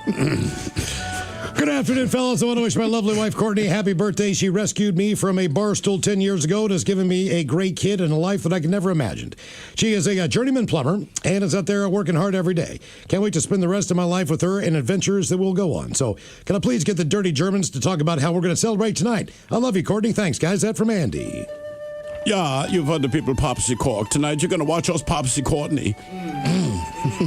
Yeah. The strange thing is the amount of bubbles stays the same. Yeah, it's strange. Why did bubbles come from there, Courtney? What is both the front and back side? Yeah, it tastes a little brutish. Yeah, we break into Don Ho. Tiny bubbles. All of you magnificent bitches, greetings from the right coast. You got a small group of loyal listeners here in Atlanta, sharing the word every chance we get. Our buddy Mark, who introduced the Men's Room Gospel to the rest of us, is turning 56 today. We'd like to have his contribution to society with a fart montage and a smell it in the middle of whatever other buttons Mike feels like pushing. Keep on rocking. That from your loyal subjects, Brandon and Travis.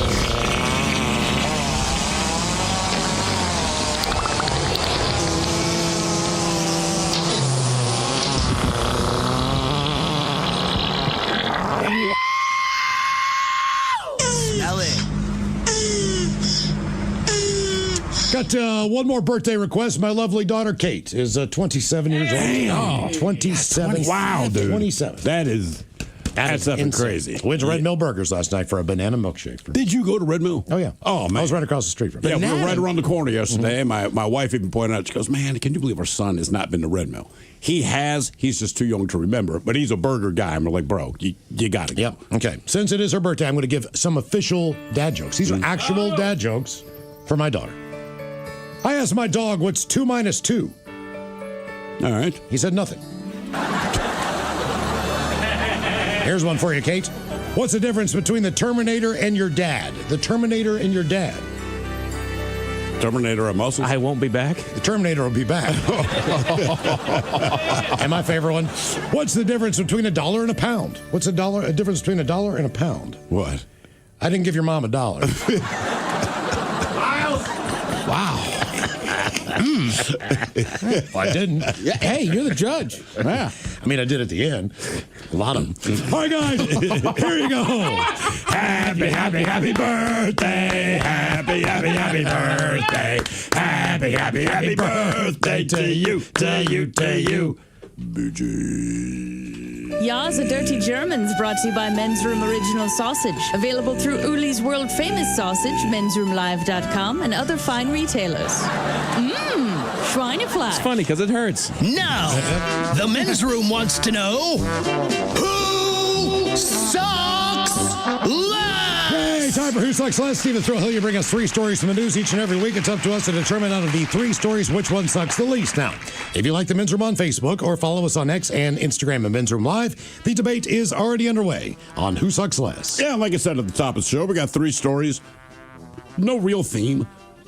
Nothing to do with each other, but it involves poop, it involves phones, and it involves crazy. So let's start with the poop. A woman is accused of defacing property with human feces. This, of course, is in Florida, and she has been arrested. Now, investigators with the Altamonte Springs Police Department said 50-year-old Alexis Weber was taken into custody on a charge of criminal mischief after being linked to at least one incident in the Spring Oaks neighborhood. Now, residents say the incidents have been happening for nearly a week. All homeowners discovering human poop on vehicles, mailboxes, and in yards. Yvette Gomez said her family contacted the police after finding poop smeared along the driver's side of her husband's work van. Quote, my husband texted me that his work van was full of feces. I was like, what do you mean? He's like, yeah, there's poop on my van. I just couldn't believe it. She then provided investigators with surveillance video that shows a person matching Weber's description stopping near the vehicle. She added that she had seen Weber multiple times while she exercises in the neighborhood. Now, neighbors said the vandalism was not limited to one incident. Some residents reported finding feces near a shared food pantry in the neighborhood over the weekend, or as one resident put it, quote, crap all over. Anyway, Weber was arrested. Don't know what her deal was. She's just slinging poop in the neighborhood she lives in. Now we take to the friendly skies for the captain of a Delta flight heading from Miami to Atlanta. That has to be one of the shortest freaking flights in the domestic United States. Anyway, heading from Miami to Atlanta, he turned the plane around before takeoff after a passenger would not hang up her phone. Police said 39-year-old Shannon Marie Harris of Tyrone, Georgia, was repeatedly told to end a call as the plane was taxiing, and flight attendants began safety instructions. But she refused. Then, of course, she became belligerent, prompting the pilot to return to the gate. Well, irate passengers, including one who kept calling out, "Please be considerate," can be heard in the video taken on the plane. Now, once back at the gate, a Delta supervisor reportedly asked Harris to leave the aircraft. As you might imagine, she declined, leading the airline to have everyone deplaned. So now, not only are we not going to take off on time, we go back to the gate, and now because she won't get off the plane, everyone on the plane has to get off. Officers say Harris then tried to exit with the rest of the passengers, but was arrested on trespassing-related charges. Delta, by the way, they say the flight departed about an hour late, issued an apology, adding that safety is its top priority and has zero tolerance for disruptive behavior. Lady, just hang up the goddamn phone, right? That's all. That's insane. I know. And we finish back in the fine state of Florida. Screaming that authorities should, quote, put you away for life is never a good look, but it's really bad when you do it at work, especially when your job is as a substitute teacher. So we go to Florida's Lake Minneola High School, where a substitute teacher was arrested after she was caught, quote, acting erratically in class. So upon arrival to the classroom, a deputy found the substitute teacher, identified as Angela Faith Jordan, yelling incoherently, stating that they should put her in prison for life. Investigators said they learned that before their arrival, she'd been yelling, slamming her hands on the desk, making inappropriate statements to students, and because it's Florida, twerking in the classroom. This included telling students that she would engage in sexual activity with them and referred to herself as a $1 million prostitute. Well, an assistant principal then instructed Ms. Jordan to gather her belongings and leave the classroom. But, of course, she refused, stating that she did not want to be tasered. Well, she continued refusing to leave, prompting the deputy to restrain her and escort her to the front office. She faces misdemeanor charges of disorderly conduct, simple battery, and 2 counts of disruption of a school function. And this might be the most normal thing that happened in Florida that week. Wow. Oh, yeah. So we got the poop smearing lady in Florida. We got the woman on the flight leaving Florida to head to Georgia who just refuses to hang up her phone, ends up delaying the flight for an hour. And finally, the crazy substitute teacher twerking and saying whatever the hell comes to mind. All right. Substitute teachers normally get a text at what? 5 o'clock in the morning, 4 o'clock in the morning? Maybe. So it's very feasible that she could have been out doing her thing all night. She gets called, like, I'll take the work. You can also say no. Right. Correct. But it's also a high school. And I'm not dismissing that. I'm just saying compared to being in elementary school or a middle school. For sure. These kids are at least a little bit more adult, so they can maybe handle it a little bit better. But not saying that makes it appropriate. But the woman on the flight sucks, even if it's a short one. The woman smearing the crap sucks. I'm going to say it's the substitute teacher. I'm going to say that she sucks. She didn't traumatize these kids. They went home and they told everybody. Yeah. Dude, she was twerking. They brought the cops in. They were going to tase her ass. And then the cops held her out. It wasn't like anybody's in there crying, going, "No, Mrs. Johnson." They're just like, this is crazy. Maybe we can go home. And the first lady was just smearing poop. Yeah, nobody knows why. She didn't have any particular ill intent as far as anyone could do, and she was very indiscriminate. It just seemed to, look, and I'm putting thoughts into her head, but it seems to me when you don't have ill intent and you're smearing poop, it's something you just find funny. Because she smeared it on the man door, and she wasn't targeting anyone. She just kind of went after everyone. Somebody's got to clean it up. They had recognized her before from the neighborhood? They knew who she was. They didn't know she was the poop smearer until that one lady's work van got hit. Then she looks at surveillance and says, that's Tina from around the way, smearing poop on the truck. Once again. Yeah. And they have not connected her to the other feces-related vandalisms, but there's a real good chance that she's responsible. Man, that's a tough one. Miles, I kind of agree with you, but you never know. Who knows? There's some 16-year-old student, maybe that teacher really freaked him out. Could have happened. Sure. Right? Yeah, I mean, chances are there's going to be a couple kids in there that are traumatized. I just think percentage-wise, most of them are like, get a load of this. The lady on the plane, I mean, they only got delayed an hour, but I guess if you're going for a funeral or a wedding, that could be terrible. But also, you delayed an hour for a real quick flight. This is this is the easiest part of our travel day is to fly from Miami to Atlanta. And for the dumbest reason, she's not having an episode. She wasn't hammered. She wasn't like the substitute teacher where you're obviously just crazy. Just hang up your phone. Yeah, I do not get that one. You know what? I'm going to take the poop smearer. All right. Just for the pure fact that I'm with you. Whatever's going on in this lady's life, small breakdown was that she found humor. This is my theory. Yeah. That she found humor in smearing poop on stuff. Yeah, because there's no rhyme or reason with her. Like I said, no one even had a bad thing to say about her as far as being a neighbor. And we recognize her. We didn't know that she also liked to poop on things. Yeah, it was Maybe news that to was all of just us. she found it and was like, "Ooh, this is relieving." No pun intended. And then was like, "I don't know. This is how I get my dopamine hit in the morning. I'll smear poop." Debate continues on Who Sucks Less. If you like the Men's Room on Facebook or follow us on X and Instagram at Men's Room Live. All right, coming up at 5:08, we'll drink and toast with the shot of the day. You are listening to the Men's Room.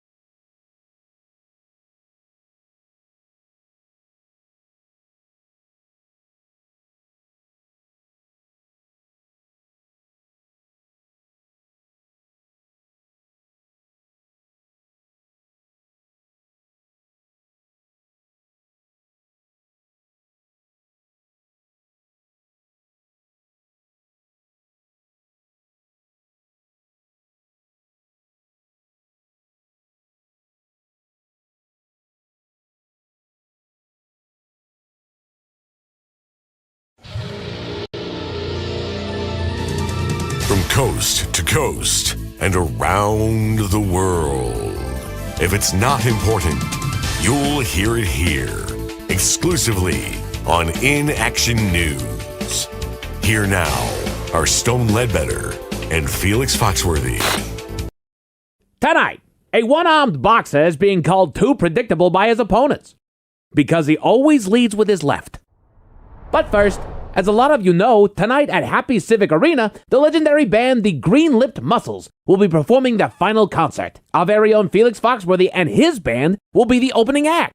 And I'm assuming that is why you're wearing those ridiculous glasses? If you had any sense of style, I might be offended. But yeah, I got my sexy shades on for tonight's gig. Those are the sexy shades, are they? They are on me, Playboy. You can see that for yourself. Okay. Well, congratulations, by the way, on getting the opening slot for the Green-Lipped Muscles. Tonight's show is sold out, and you and your band will... Cold Mojo. What? The name of the band, man. Felix Foxworthy and Cold Mojo. Ah, right. Felix Foxworthy and Cold Mojo are playing tonight. And having seen you play a few times, are you going to tame things down just a bit? Tame what down? Well, the nature of your show, Felix. What are you talking about, man? Well, the Green-Lipped Muscles are a family-friendly musical act. Are you going to tame down the overtly sexual nature of your show? Overtly sexual? I'm not sure I agree with you, Playboy. Felix, come on. Every song your band performs is overtly sexual. And I saw your set list for tonight. And? It is overtly sexual. Like what? Well, like you guys are opening with Let's Make the Monkey Butter. Yeah, that's a song about a monkey that likes butter. What? It's a song about a monkey, Stone, and the monkey likes butter, but the monkey can't make his own butter, so the song is, Let's Make the Monkey Butter. It's about an act of kindness for a primate, man. That is incredibly stupid. And I don't believe you. Well, then you're playing a song called Thick and Sticky. Thick and Sticky, really? Okay, that song is about how I like my French crullers. You're telling me that your song Thick and Sticky is about donuts? French crullers specifically. Uh-huh. There's also Bring on the Stink. 1, 2, 3, Fornicate. The Real McCoitus. Crowd favorite. Skin Pickle. Okay, that's the one ballad that we play. And what about the song Show Me Your Butt? I mean, come on, Felix. Okay, show me your butt if not about sexual congress, Playboy. It's called Show Me Your Butt. Yes, Stone, and it is a motivational song for people to stop making excuses for themselves. The song Show Me Your Butt is a motivational song? Am I missing something? Obviously you are. A lot of people say things like, I would do this, but, or I should do that, but, or I know I should, but. So the song, Show Me Your Butt, is challenging people to show me the real reason why they won't or can't do something. Show me your butt. 1 T on butt, not 2. Felix, on your set list, butt is spelled with 2 T's. Must be a typo, Playboy. Uh-huh. What about your closing song, Let Me Get Up in That? Yeah, that's about sharing popcorn at a movie theater. What? Popcorn, man. At the movie theater. You got the popcorn on your lap. I want some popcorn. So I say, hey, let me get up in that. Felix, I don't believe a single explanation that you've given for these songs. I don't believe that you're trying to share popcorn or make butter for a monkey. Or that you like French crullers that much. It's all sexual innuendo, and I'm just hoping that you'll have the decency to tame it down for tonight's performance. Yeah, look, man, we need to wrap this up. Me and the band have got a sound check coming up. We need to rehearse our new song, You Can Suck It, But Don't Bite. Oh, let me guess. You Can Suck It, But Don't Bite is about sharing a lollipop? How did you know? Okay, I'm done with you. Go to sound check. We will be back next hour.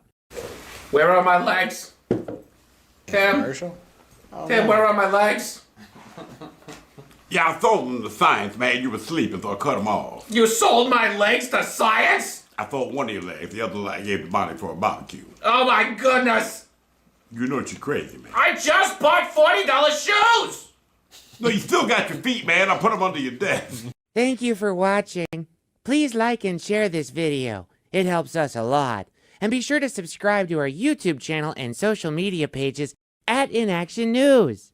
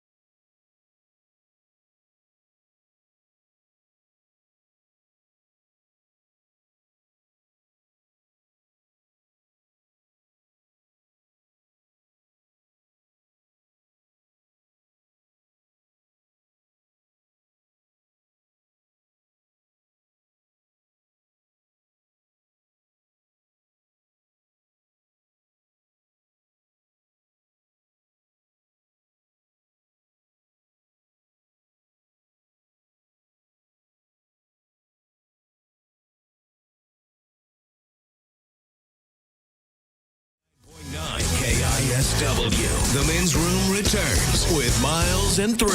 All right, coming up at 5:08, we'll drink a toast for the shot of the day. And we do have your headlines on the way at 5:50. But first, quick check-in with Mike Hogg and some of the stories and headlines he is not working on. Well, thank you, Miles. The state of Maryland has officially banned dynamic pricing at grocery stores. Yeah, I saw that, man. That is so lame. Well, based on the demand of this product or even the time that you're buying certain products will jack up the price. Correct. So if people buy a lot of loaves of bread at, say, 5 p.m. after work. Time of day. Right. Yeah, but how do they do that at the grocery store when I just see it's a marked advertised price? So that they might get rid of the marked advertised price. I think don't people shop have, at one of those places. I think people have teased it, but I don't think people have done it just yet. There are a few stores that I've been to that have a digital price tag. Okay. Yes, you're right. So I wonder if that's where it could happen. Maybe it's that's gonna keep people from shopping at those locations. Yeah. Because if you know you could go someplace else and just see the price and know what it's going to be, I would go to that place first. You're not wrong, but also like we see how this goes, right? One store will do it. Everybody goes, "Oh, we don't do that at our store," and then give it like 6 months, and they'll be good. And they'll do it. Yeah. I'll tell you, it happens to me all the time when I'm booking a hotel. So I typically book the same hotel down in Tacoma when I go and play golf on the weekend, so I'll drive back and forth. Now, if I use the app and they've got all my information, all right, that hotel room is going to be $200. If I go online and don't log into that company's account, and just look and see what the price of a hotel room that night's going to be, I will book it and it'll be $50 cheaper. And then I'll put in my information after the fact. So they get me because they think I'm regular, whatever their formula is. I don't know.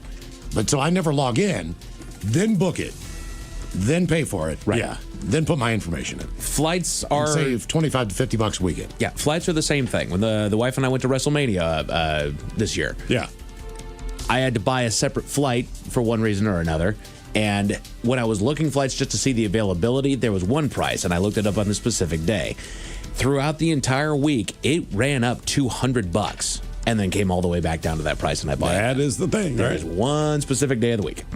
New research suggests that the trick to getting children to eat vegetables starts before birth. Oh, yeah? So they did a study, and what it was is they gave a couple pregnant gals, one was given like kale pills, and the other was given carrot pills or essences, whatever it is. I'd punch my mama's boob. Right, but they found that after the baby was born, the baby didn't reject the smell like other babies do because it's vegetables and kids hate vegetables. Sure. But I think just in the womb there, it kind of helped establish that relationship with it, and they weren't afraid of it near as much. Maybe they weren't disgusted. But I also by wonder it. how long does this study go from the point the child's born? We were actually just looking at pictures of my daughter, and this was the day before my son was born, as my wife says, the last day of her being an only child. And she's mowing down on broccoli. And she would eat vegetables all the time when she was that young, a year and a half old, 2 years old, maybe up until 3. And then she stopped. Right. Okay. And now she doesn't want to eat it. So my question is, I don't know. Some infants won't eat vegetables, but also a lot of infants eat any freaking thing you put in front of them. And then when they get a little bit older, some of those things they loved as a kid, out. Well, also their taste. I mean, once you get done with formula or breast milk, then you're going into the world of Gerber. You're going into baby food. Most baby foods are vegetables. There are some that contain chicken or whatever. Sure. But for the most part, it's vegetables, carrots, sweet potatoes, peas, Right. all those things. So they should have an acquired taste for that already. You would think, Because that's their what's first weird. food. Exactly. Applesauce, that should be fruit. Well, right? and All even those. while you're pregnant, like I get it, you have cravings, but you're not necessarily shutting down vegetables and fruits and whatnot. So it's like they should be introduced. I mean, look, you try, and like I said, my daughter was young, man. You gave her any vegetable, she's taking it down. And then it became, if it's not made of chicken nugget, I have no interest. Right. Nearly 2 out of 3 physicians are using the AI tool Open Evidence as a quick search tool. Okay. Again, I know that this is made, the headline is made to freak us out. Doctors are using AI to figure out what's wrong because they don't actually know is the part that they leave out of there. But it's because it's not what they don't actually know. It saves them time. It kills time. Looking this up. Yes. Due diligence to make sure that AI brought up the right product? Yeah, probably. Here's the difference. They can get sued for malpractice. So there's a good chance they can figure it out on their own. They can take shortcuts, but I also think it's a lot easier for a doctor to identify what's terrible advice than the rest of it. We're going to WebMD, right? So that we can go tell our doctor the pills that we need. And right? this is an AI tool that is specifically designed to go through these records. It's not pulling from YouTube or Reddit or, you know. It's from medical journals. Exactly. Jesus. And sadly, some things aren't going to show up from your regular doctor. Right. Exactly. Right? Like I always say, like I had a buddy that, I mean, he looked like PC Principal. Right? I mean, just, right, that's literally what it looked like. He always in shape, head of his mountain biking club, had some heart condition nobody knew about, and like 31 just died. Wham. Right? But like, I don't know, like, so there's a lot of things. I mean, look, that's why doctors have a practice. Correct. Yeah, right, not Practice.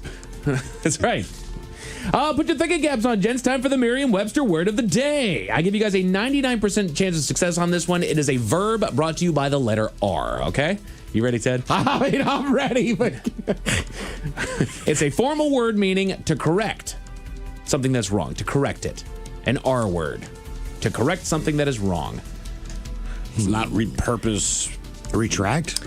We were given the wrong room key, but the hotel management quickly blanked. Remedied. Replaced. Nope. You guys are so close. You're dancing all around it. Remediated. A little bit fancier. Rectified? Rectified. About to say. I thought that's what the proctologist did. Time to get rectified, brother. Get in here, girl. I'm rectified. Damn. A man recently got a horrific case of diarrhea after overdosing on an experimental GLP-1. Oh. All right. I mean, that's why you never want to be the test subject. No. Every time they tell you the side effects or possible side effects, it's because somebody in the study had, vomiting, diarrhea, rash. Like, somebody went through this. right. Some people get bad diarrhea on the already tested ones. Oh, yeah. So, like, right, it's you're losing weight. I mean, yeah, I guess you could, it's how wrestlers used to do it. Yeah, right? Yeah. Take a bunch of laxative. They would take laxatives, right? Anything. Golly. It's not healthy because you're losing water weight. Right. So I want to put that out there. How do they describe as diarrhea? Severe? Severe case of diarrhea. A horrific case. Horrific. Okay, that's worse than severe. If you say right. someone has a severe cold, we understand they're not doing well. If you say they have a horrific cold, it's just a different thing. So horrific, make sure that you say that in the side effect, like not just diarrhea. Horrific. Not even severe diarrhea. Potential for horrific diarrhea. You're right, though. This thing made a headline, and it is described as horrific. Okay? We've all been to places, eaten something, done something that caused diarrhea. Gastric distress, made you have diarrhea. Nice. I've never had horrific Correct. diarrhea. To me, that means you can't. You're in the bathroom. You can't move. Right, like you're not leaving the house. Movement is horrific. I mean, That's what I mean. Maybe the smell. The smell, sure. But not the act. Not the actual act. That's why I put that in the side effects. Golly. I had that not terribly long ago. I finished, and then I came into the studio, and I was like, I'm not done yet. And I ran. Miles mentions to me today, he's like, dude, we got to go back up, right? Coming from downstairs. Yeah. And he's like, I feel like I'm going to crap myself. All right, whatever. We all say that. Sure. Miles was not kidding. It just, I'm watching him walk down the hall, and it was obvious. Oh, no kidding. I'm just You clenching. couldn't even lie to someone about why you're walking like that. It was I pulled my leg. It was. I mean, those cheeks were so tight, you couldn't have put a piece of paper between them. He looked bow-legged walking down the you hall. already maybe felt it, then a couple drags off the cig, and it's like I gotta get it back. Yeah, exactly. I'm like, because I was like, dude, you got to put this out for me because I can't walk over that far. I'm just absolutely waddling in. Doggone it, dude. Hey, good work. You made it back. No, but I saved it. You did? Yeah. A new study found that 1 in 8 kids in America has a parent that's been criminally charged. Sounds about right. Sounds about right. But that made me wonder, first I wanted to look up, because it's 1 in 8, criminal charges. What counts as a true criminal charge? But even better, tax evasion. Exactly. What are the more common criminal charges? The Men's Room Top 10. The Men's Room Top 10.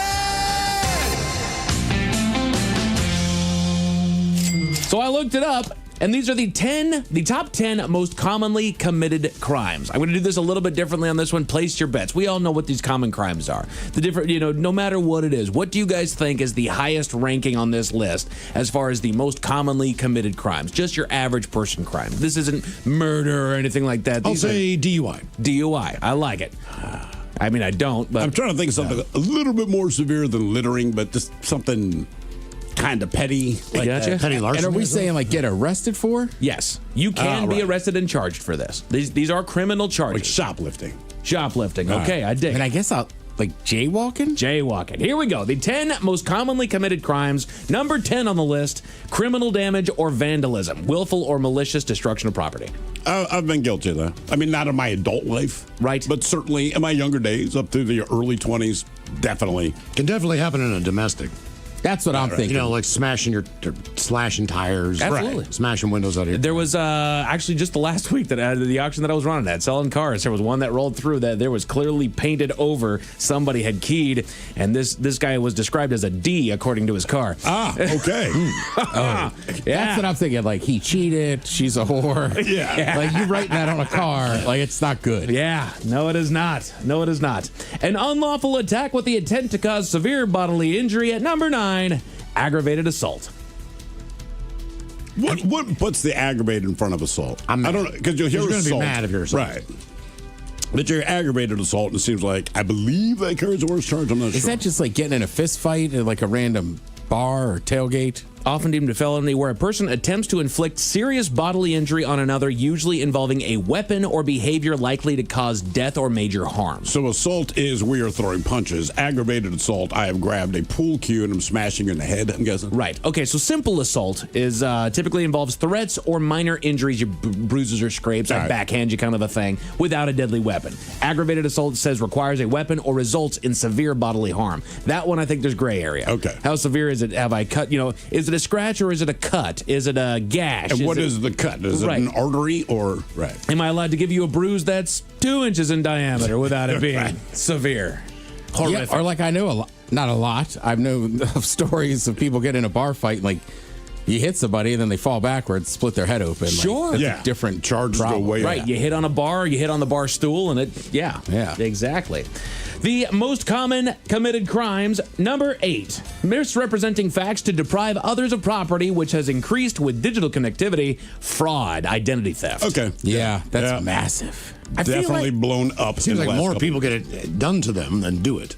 Exactly. Absolutely. Have that crap somewhere around the world. There's full-blown nests of people that are just figuring out ways to do that. I mean, I got a text on my phone just today that literally just said, "What time do you clock out?" from an unknown number. The reason why I don't like these is because that is a text that you send to somebody that you have established a connection with and a dialogue with. Right. Okay, Miles, I could shoot you. What time are you getting out of your house today?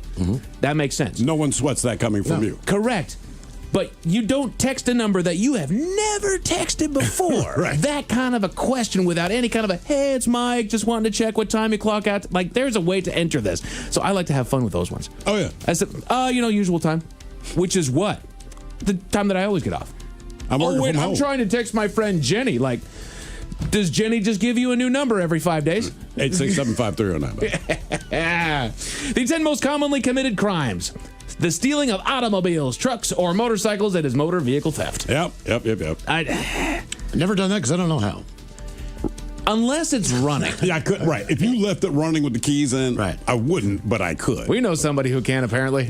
Yes, we do. Well, it's something they used to do in their younger days. And that's what I was thinking. Vehicle theft, I feel like there's an age bracket. Right, unless you're like a career criminal. Right. Or like the guy that called earlier, if it's a chop shop that you're working. I used to know a guy that worked at a chop shop, and he always rode his motorcycle, but he's like, oh, these guys pay me, and basically he'll steal. Basically, they say what they're looking for. Hey, man, we got a client. He's a doctor. He's reputable, but he wants a BMW 6 Series, blah, blah, blah, blah, blah, blah, blah. And they go, find it, steal it, take it to the shop.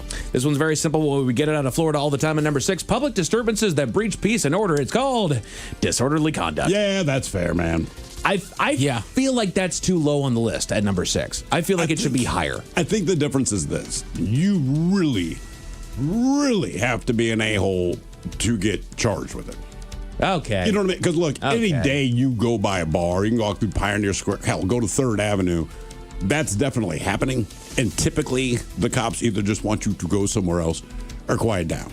Right. But when you persist with it, it finally gets to the point. Like, it is a crime, and that's probably the one the cops are most likely to say, I don't feel like arresting you, just shut up. Right. Or leave people alone. So I think it happens more than people possibly get arrested. Yet again, going back to that great area, that breaches peace and order, that's at discretion. Yeah. I mean, I've seen it with adults who are generally normal and just get it in their head, and it's like, dude, we can argue about whether the cop is right or wrong.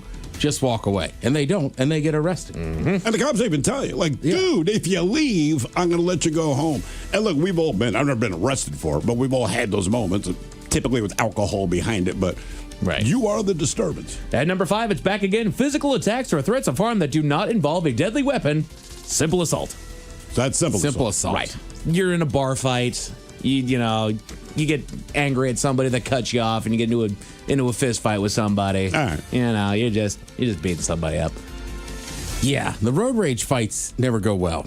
No. It always just seems like, doesn't matter on the size. Somebody knows what they're doing and the other one doesn't. It's quick. You know what I mean? Like, you never see guys like trading blows. Like, oh, wow, they both know what they're doing. It's never a long video. No. Kind of like watching baseball fights. Every now and again when I'm scrolling, those ones show up. And baseball players, they're more athletic than I am. However, not in boxing, apparently. No. Yeah. They're just throwing. They're whiffing. They're just angry. Well, it's tough. Your adrenaline dump, and then it's just everybody's going to put their head down and just start throwing haymakers. Exactly. At number 4, unlawfully entering a structure to commit a felony or theft. All right. It's that common? Burglary, breaking and entering, yes. Damn. Which, with the intent to commit a felony or a theft. Sure. There's, what's the other one? We discussed the differences. There's burglary, there's robbery, there's... Burglary does not necessarily involve another person. Right. I can burgle your house, but I can only rob you. Correct. No one can rob your house, right? So, right. And it could be something as simple as just breaking in for a maple bar. Yeah. Football players Golden might Tates. have that problem. They're good, man. Drug abuse, narcotics, and other violations includes possession, manufacturing, the sale of controlled substances. Number 3 is people getting busted for drugs. Yeah. Yeah. Which, again, I think it's one of those, Steve, where you can go literally anywhere and you can find somebody in possession. Guaranteed. Oh, no, I had a drug dealer tell me when I was in college. He's like, man, I'll give you one piece of advice. I'm not saying this because I do it. I'm a drug dealer. He's like, don't ever be a drug dealer. He's like, be a drug buyer. Yeah, He's absolutely. like, you're not going to go to jail being a drug buyer. Nope. No. And then you have average people that maybe are at a certain concert and generally wouldn't have drugs on them, but do. You get caught. You get caught. Right. Number 2 is where you come in there, Miles, with the DUI, one of the most frequently reported and deadly offenses. Oh, yeah, for sure. And it's one of those where public safety is at risk. So, yeah, anybody and everybody that we suspect of DUI, we're bringing your ass in. Absolutely. We are bringing your ass in. And then I will leave you with this last and final, the most commonly committed crime, including shoplifting, pickpocketing, theft of motor vehicle parts, larceny, and theft is what they put in. And what exactly is larceny? Like, what is... Because you're below a certain number? Like, as far as the value? The unlawful taking and carrying away of personal property from the possession of another with the intent to permanently deprive them of it. Okay. What is the difference? There we go. Larceny versus theft here. A specific type of theft involving the unlawful taking of physical property. So larceny is theft, but theft is not larceny. Okay. Theft is a broader umbrella term covering various stealing crimes like fraud, embezzlement, identity theft. Right. So I can, thieve money away from you. However, larceny, I think, theft, and it doesn't have to be physical. Right. Larceny is physical. So there you go. So the 10 most commonly committed crimes. A robbery suspect in California was caught within an hour, and you won't believe how, Miles. How were they caught? I will tell you all about it at 5:50. Thank you, sir. Headlines are coming up at 5:50. In the meantime, have we made it to drinking time? Somebody out there deserves to be recognized. And the men's room knows just who it is. So to you, we say, bottoms up, sailor.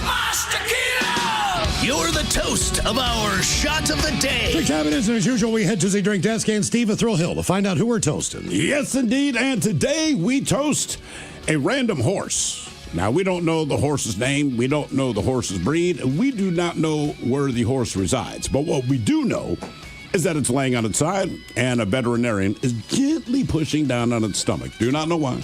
Maybe the horse is in distress. Honestly, don't know. It's a random video off Reddit, and it was sent to us by men's room listener one Nicholas, who knows what we appreciate. So I'll just play some audio from the video.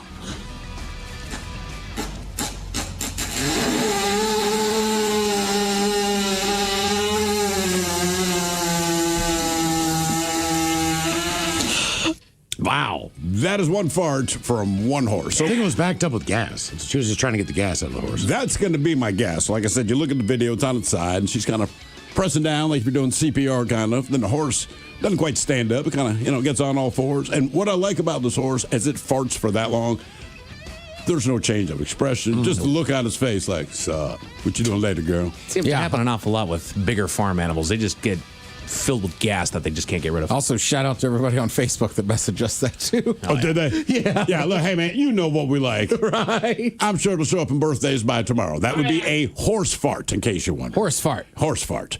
So we pour this booze, and we drink this booze because we think it's yummy. Yummy. So over the tongue and down the throat to party in our tummies. Down the hola bichola.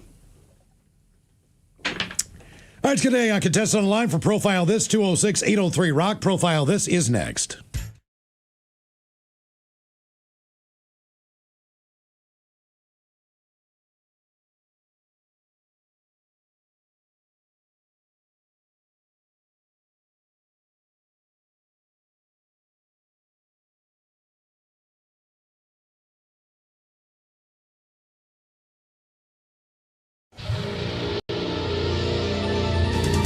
From coast to coast and around the world.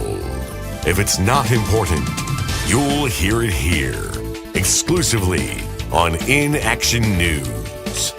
Here now are Stone Ledbetter and Felix Foxworthy.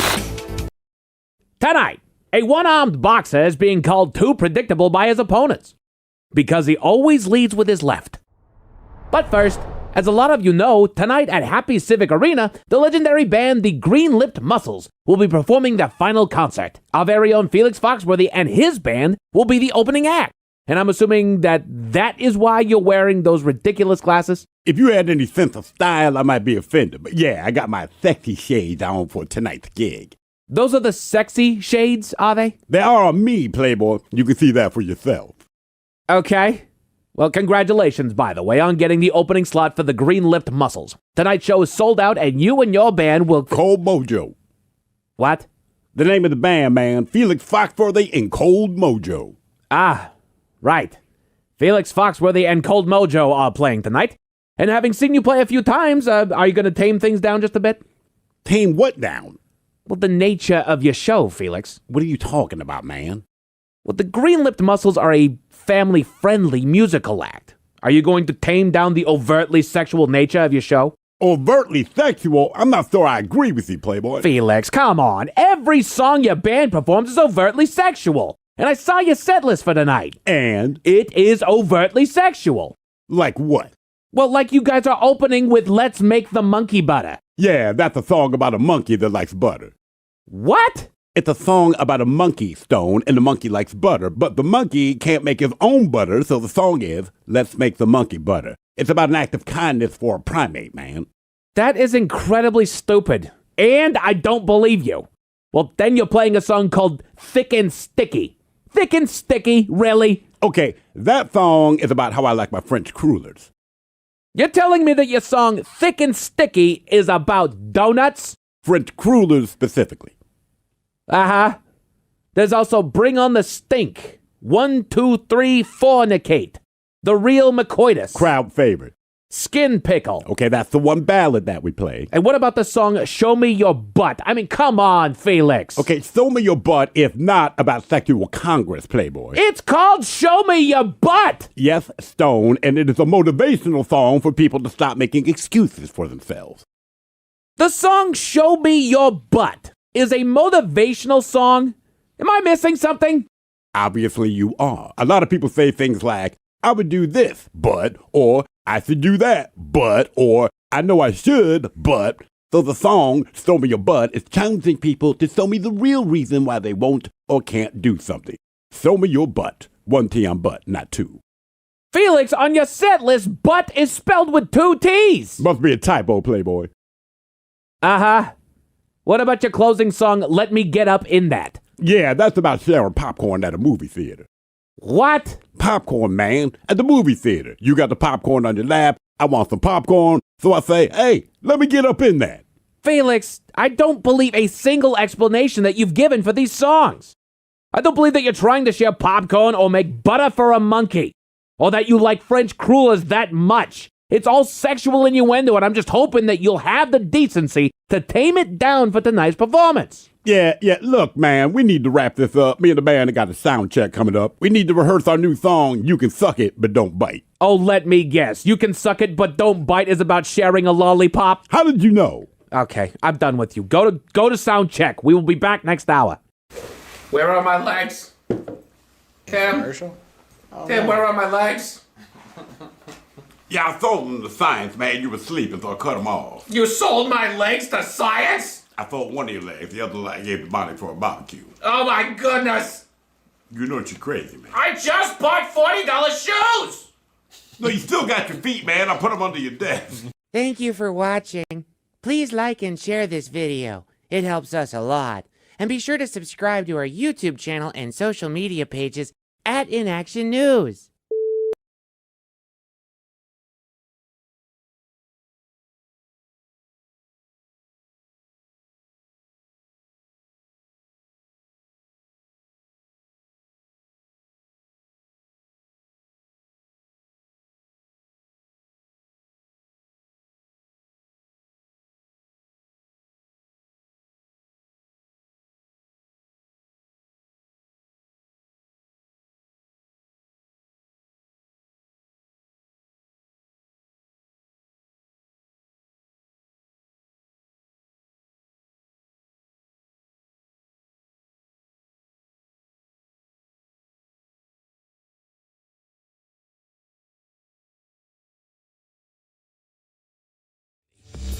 The Men's Room presents Profile This. And Stephen Throwhawks, please everyone out. Profile This is played. I sure can, Miles. It's a simple game where we share with you a real-life news story. Something that happened right here on planet Earth. And as you listen to the story, based on the stereotypes you believe to be true of people and the decisions that people make, we'll ask you what it is you think makes the story a story. Hello, Sammy. Welcome to the Men's Room. Hola, Pacholas. Hola. All right, Sammy. You understand how this here game is played? Oh, yes. Fantastic. You have your choice today of the wonderful world of drugs. We offer you Animalize This, where you guess the animal responsible for causing the problem. And finally today, we offer you In the Buff, where the person is naked. Either tell us why or where. Ooh, I haven't done the last one. Let's do that one. Buff. All right, we go to Myrtle Beach, South Carolina, where a naked man was arrested after scuffling with a police officer. David Bordeaux, 36 years old, he was charged with assaulting while resisting arrest. Now, officers responded to Mr. Joe White Avenue, that's the name of the street, and Warren Street in Myrtle Beach, where a man was pacing around naked and yelling in a, quote, disorderly manner, as opposed to being naked, pacing around and yelling in an orderly manner. Now, when an officer began to place Bordeaux under arrest, he began to assault the officer, quote-unquote, striking him in the lip. He's now being held at a detention center on $20,000 bond. The question is, in what way did this naked man make contact with the officer's lip? Mm-hmm. Is it because he was spitting? Is it because he was punching? Is it because he was pooping? Or was it because he was urinating? And one of these four ways, naked dude made contact with the officer's lip. So was it spitting, punching, pooping, or urinating? None of those sound appealing. No. I don't know. What do you boys think? I think he was urinating, Sammy. Ted? By the way, it sounds like a stage name, Urinating Sammy. Yeah, I mean, Pretty bad name. if I was a cop and I saw you start the stream, I'd probably tase you at that point before it gets to me. Don't start the stream, bro. I told you, put the stream I away. mean, when you were young, you could shoot at 5-6 feet. Easy. Oh, yeah. Man. I'm going to say he had poop in his hand and he flung it at the cop. Okay. He's prepared. Yes. All right, Sammy, what do you think? I feel like urination would probably be easier to get towards the lips. That sounds terrible. But my gut instinct is to go with Ted. I think he pulled a monkey and flew some. He pulled the monkey. Pulled the monkey. Well, he's already walking up and down the street naked, screaming. Screaming, right. He's not sane. What did this guy get on this cop's lip when he was naked? Did he spit? Did he punch him? Did he poop or urinate? We'll find out next. That was a tease. You are listening to The Men's Room.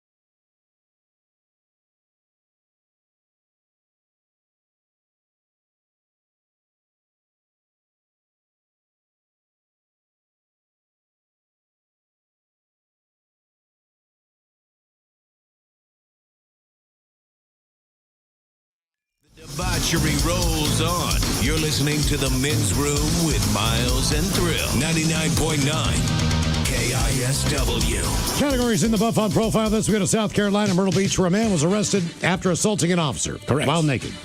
Ended up getting something on his lip or contacting his lip in one way or another. So question is, did he spit on his lip? Did he punch him in the face? Was he pooping? Or was he urinating? And Sammy, that is the question that we posed to you. Let us start with Miles Montgomery went with the old urine stream. I did. He did not, in fact, pee. Stop the stream. Stop the stream. He stopped the stream, Ted. No stream. I'm just saying, again, I'm not a cop. He would have gotten tased. I'm not a cop either. Your ass gets tased. First of all, I told you, if I'm a cop and you're naked, you were tased on the spot because you already made it weird. I agree. Now, Sammy, you agreed with the Ted Smith. Both of you just went with poop. The guy's crazy. He's screaming. And like you said, he did the old monkey. Dropped one in his hand, made contact with the cop's lip. Nope. Oh, I'm afraid it was not. Yeah, I don't know what's wrong. What's wrong with you, Sam? It's disgusting. Now he just punched him in the face. Oh, old school. Okay. Yeah, old school dude. He just punched him in the face. That was all.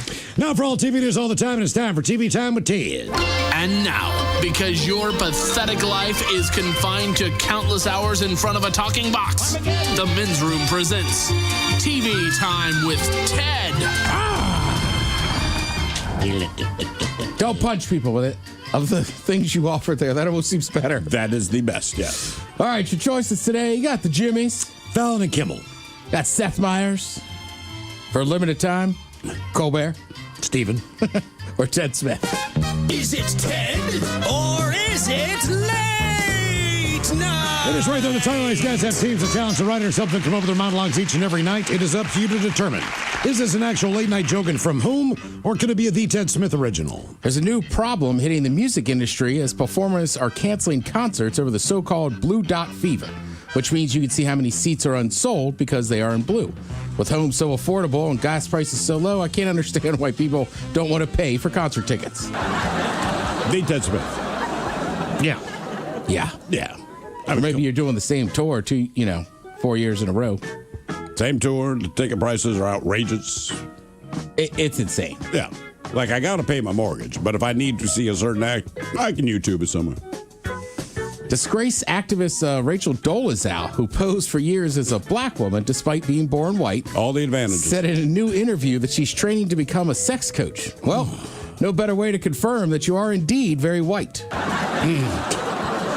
Was Weekend Update on there? No. It was not. I'll say Seth. Seth. Seth, yeah. Seth. Disgraced activist Rachel Dolezal, who posed for years as a black woman despite being born white, said in a new interview that she's training to become a sex coach. Well, no better way to confirm that you are indeed very white. It does seem like a white woman-dominated industry. I was looking for a sex coach. Spirit Airline customers can now use their leftover loyalty points to buy pizza from Papa John's. God, that sentence just keeps getting sadder and sadder. And when Papa John's goes bankrupt next week, those points will transfer right over to Bed Bath & Beyond. I'll say Colbert. Fallon. Spirit Airlines customers can now use their leftover loyalty points to buy pizza from Papa John's. God, that sentence kept getting sadder and sadder.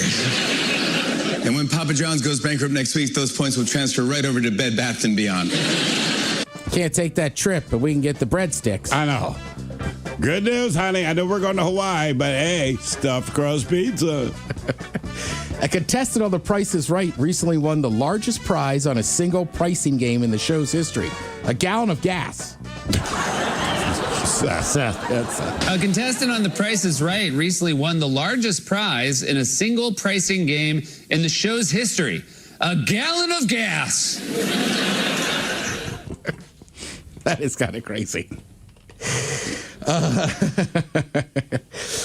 Basically, following up on that, on Friday's Mother Day themed episode, a contestant won the largest amount for a single game. Retired veteran named Vanessa won $240,150 in cash and prizes. Wow. But the $200,000 and almost $30,000 cash came from the lion's share, which was a luxury trip to Morocco. Damn. Which is valued at $12,000.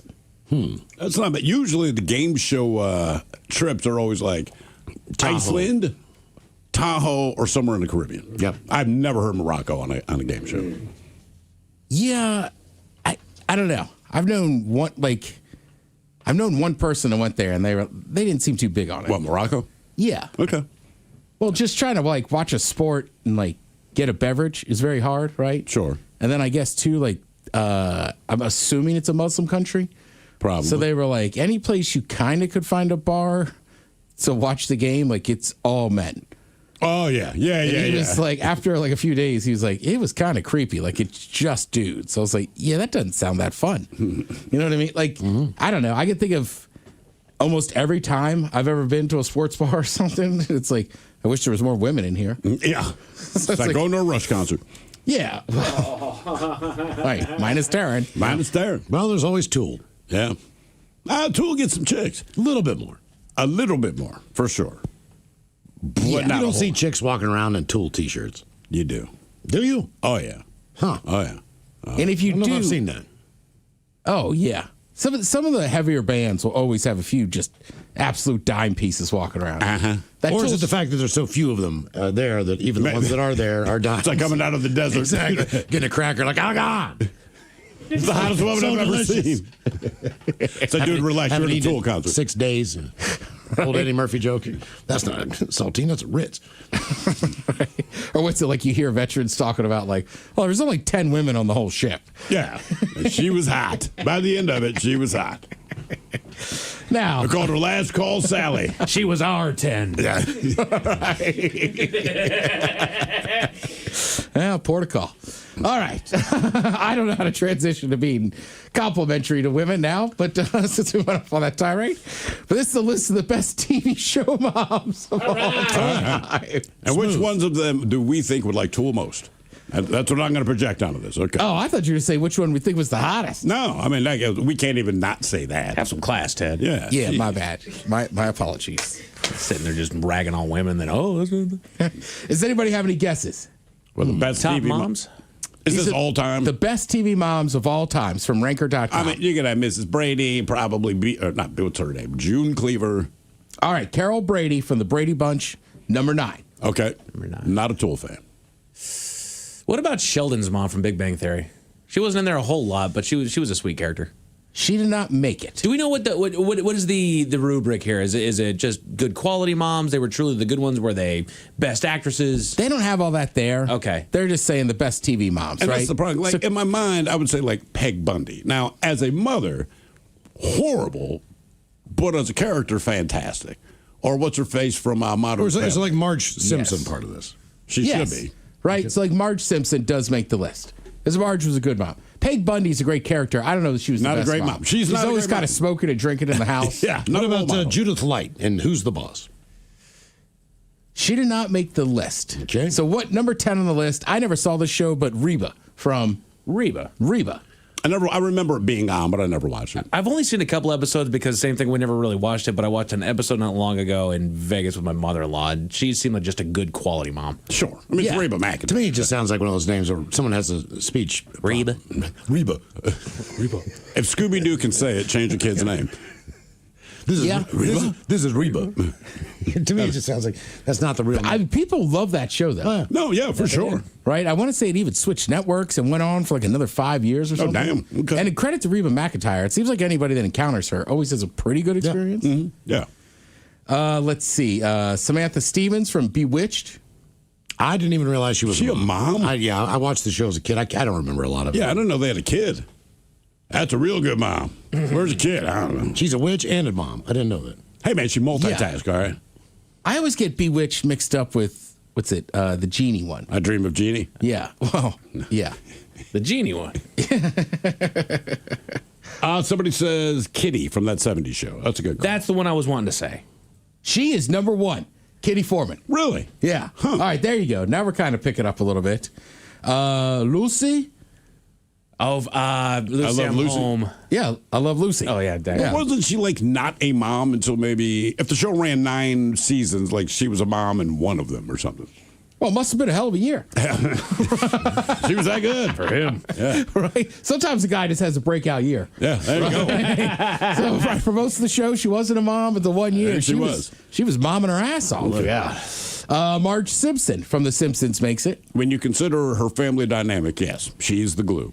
I didn't realize how the first basically few seasons, and I haven't gotten much further because I never watched The Simpsons. I still really haven't.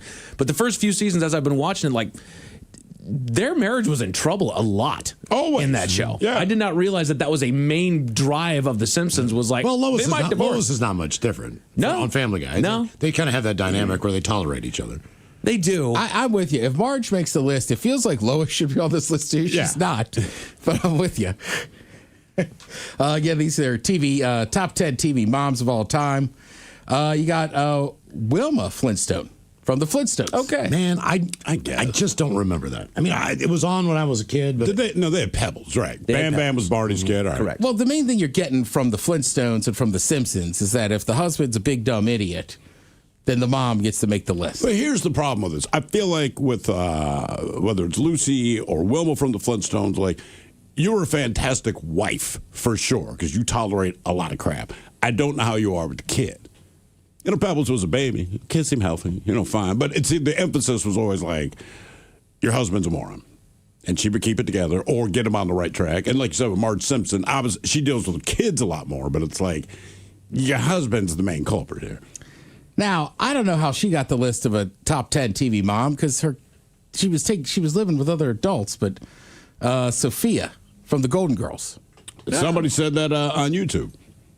She didn't strike me as like a great mom. She wasn't awful, but just bitter and I just feel like I don't know, like how much momming are you doing? They were all retired. They were, but here's the truth of being a parent. Even if you ended up living with your kid, assuming you are still of sound mind, your kids will still come to you about advice for something. Sure. Right? I mean, maybe that's it. I still think the wildest thing is the woman, the actress, was the youngest one. Yeah, she was the youngest person on the show. Yeah, she just looked old. Morticia Addams makes the list from the Addams family. Sure, that makes sense. Is she a good mom? I'm not saying this is she's dealing with bad mom, but it's still look. Yeah, her husband. Gomez wasn't. He was funny. He was funny, not the brightest, but he was funny. But like the things you encourage your children to do weren't always awesome. The internet adores a relationship, though. Yeah. He did break that third wall, though. Gomez did. Oh yeah. Maura Rose from Schitt's Creek. Was she a good mom? No. I haven't watched the show enough to make a judgment on this one. She's, again, a fantastic character. Right. Not a good mom, which is why she was such a fantastic It was character. all about her. And then again, the number one mom from this list of best TV moms was Kitty Foreman. I think she makes the list too because Red was a lot to deal with. Oh, yeah. The kid, and like she got mad, but she also like had in a mom way. Right. And then had like most of the time was kind of the nicer one to talk to. Sure. So I think that's a very good representation sometimes of how the moms are. It's pretty accurate. Right. Like I only remember my mom being like that mad very few times. Yeah. But the time she was, like we had earned it. Oh, yeah, absolutely. Yeah. We have the World Cup coming up. We're going to host some matches here in Seattle. So there's a couple good shows on right now. HBO has a documentary that has been following the team since the 2022. Damn. Okay. Right. So it's just starting. I want to say, I think I was watching. Team USA? Yeah, I was watching. Yeah, correct. Thank you. I should have mentioned that. I started, I think, on episode 1 last night. So you just see how bad it ends. And they're going to start building, which is kind of one of those things, too, with the World Cup. You forget that, like, everybody's playing for different teams and this and that. Like, those 4 years, they happen fast. Oh, yeah. And then there's another show over on Vice Network that I started last night as well that's just kind of talking about soccer in America in general, right? So it's starting with when it starts to get a little bit popular with, I forget the name of that league, but that's when, like, Pele's playing in it. Yeah. Right? Wasn't it the MLS? I mean, the first incarnation of it? Sort of, but it has a different... Sort of. I can't remember the name, right. So, like, the Sounders, right, to their credit, they've always had some form of that team going. Yeah. Right? Since 74. And, like, they played this league and that league, but it kind of falls apart. Then it gets back together. And then I'm on the part right now where, like, the indoor league, I didn't realize, like, that just started here and how big that had gotten. And people are like, look, if you wanted to play pro soccer, you kind of had to play indoor. But it's... You did. Anybody that knows anything about soccer will tell you, like, indoor is like a completely different beast. Entirely. Yeah. And when you think of soccer in that era of when we grew up, like the Lakers or the Celtics or just one of those teams that are iconic, the New York Cosmos was that team. Yeah, it's amazing they still don't have that franchise. Name another team. Well, just from that era, right? I mean, like that's the one. Cosmos. But it's amazing that New York right now does not have that team in action and with that name. Yeah, I agree. You know, like how the hell did you drop the ball on that? Yeah, but both really good shows, and it'll show you kind of, like it.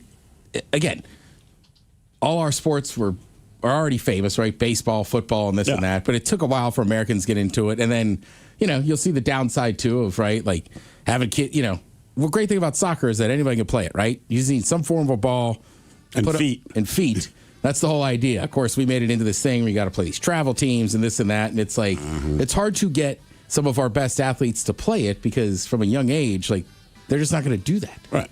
And it costs a lot. Yeah. But very interesting stuff. And really, look, with the ticket prices, everything else you read, even for me, it's been a little hard to get fired up for the World Cup. It's a nice little primer, kind of get you get you amped up and be like, oh, yeah, this is a big deal. And it is on our soil. Maybe we could make it to the semis. I don't think that. Well, let me ask you a question real quick. Since I know the Sounders are not playing home tonight, but they're playing. I think they are at home. I think they're at home, yeah. So it's on grass. I guess it is. Right? They already installed it. Yeah. I mean, it's got to be, right? Oh, yeah. I mean, you can't do Memorial. Yeah, I guess you could do UW, but I mean, where else are you going to play, man? Yeah, you got one place to play. Thank you, Ted. We appreciate it. You're listening to The Men's Room.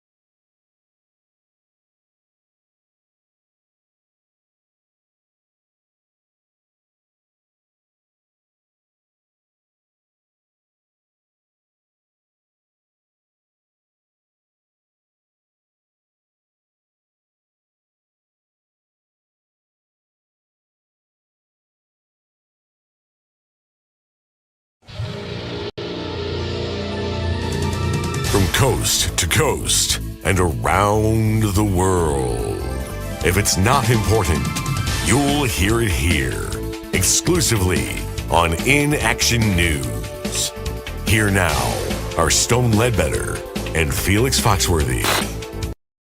Tonight, a one-armed boxer is being called too predictable by his opponents because he always leads with his left. But first, as a lot of you know, tonight at Happy Civic Arena, the legendary band The Green-Lipped Muscles will be performing their final concert. Our very own Felix Foxworthy and his band will be the opening act.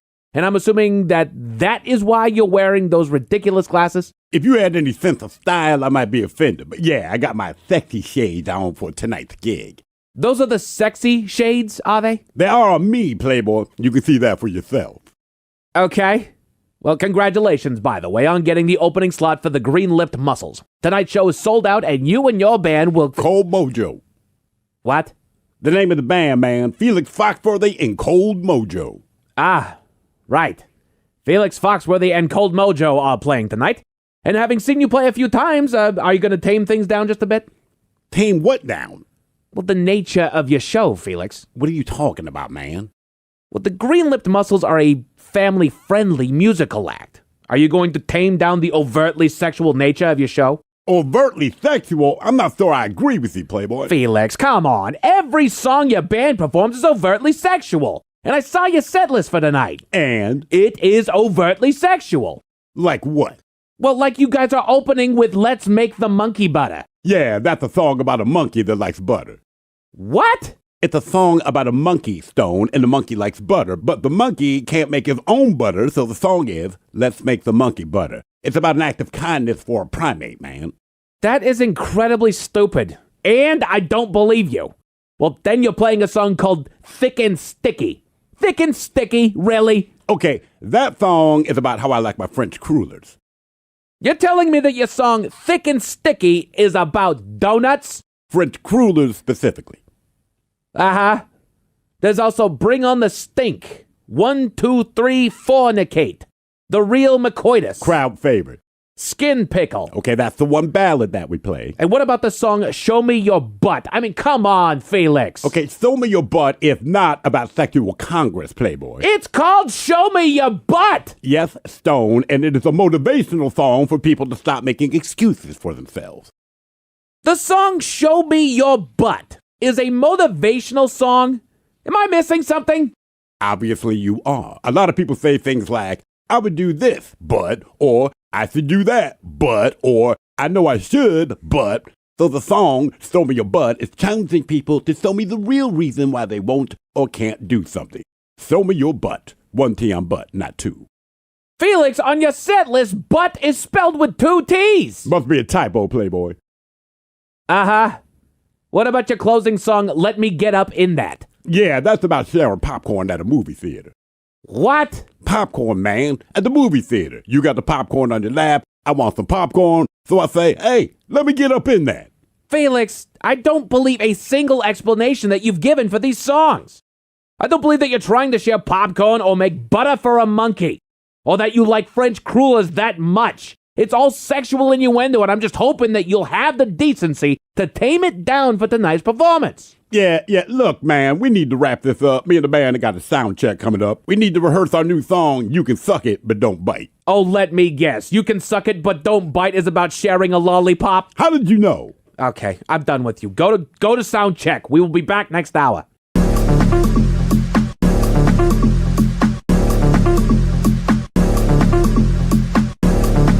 Did you know that someone in the United States has a heart attack every 40 seconds? Oh my God, man. How's that person still alive? What are you talking about? Heart attacks aren't always fatal, Felix. I understand that, Stone, but most people don't have a heart attack every 40 seconds. I don't think the human heart can take that kind of stress. It can't. Do you think one person keeps having a heart attack every 40 seconds? Those were the words that came out of your mouth, and I chose to believe you. No, Felix, what I mean is that every 40 seconds, someone in the U.S. suffers a heart attack. Not the same person, different people. And every 40 seconds, one of them will suffer a heart attack. 1 Mississippi, 2 Mississippi, 3 What are you doing? I was counting to 40, Playboy, but you interrupted me. Now I got to start over. 1 Mississippi, 2 Mississippi. Okay, well, while my cohort is counting down, we at Inaction News want to remind you to mind your heart health. Damn, Stone, now I got to start counting again. 1 Mississippi, 2 Mississippi. Please join us on all socials at Inaction News. That is Facebook, Instagram, TikTok, and on YouTube. Hello, everyone. This has been an Inaction News broadcast, a Comedia Dysfunction. Watch all In Action News videos, new and old, on our YouTube channel, youtube.com/@inactionnews. And make sure you like and subscribe, man. And be sure to follow us on all your favorite social media platforms at In Action News.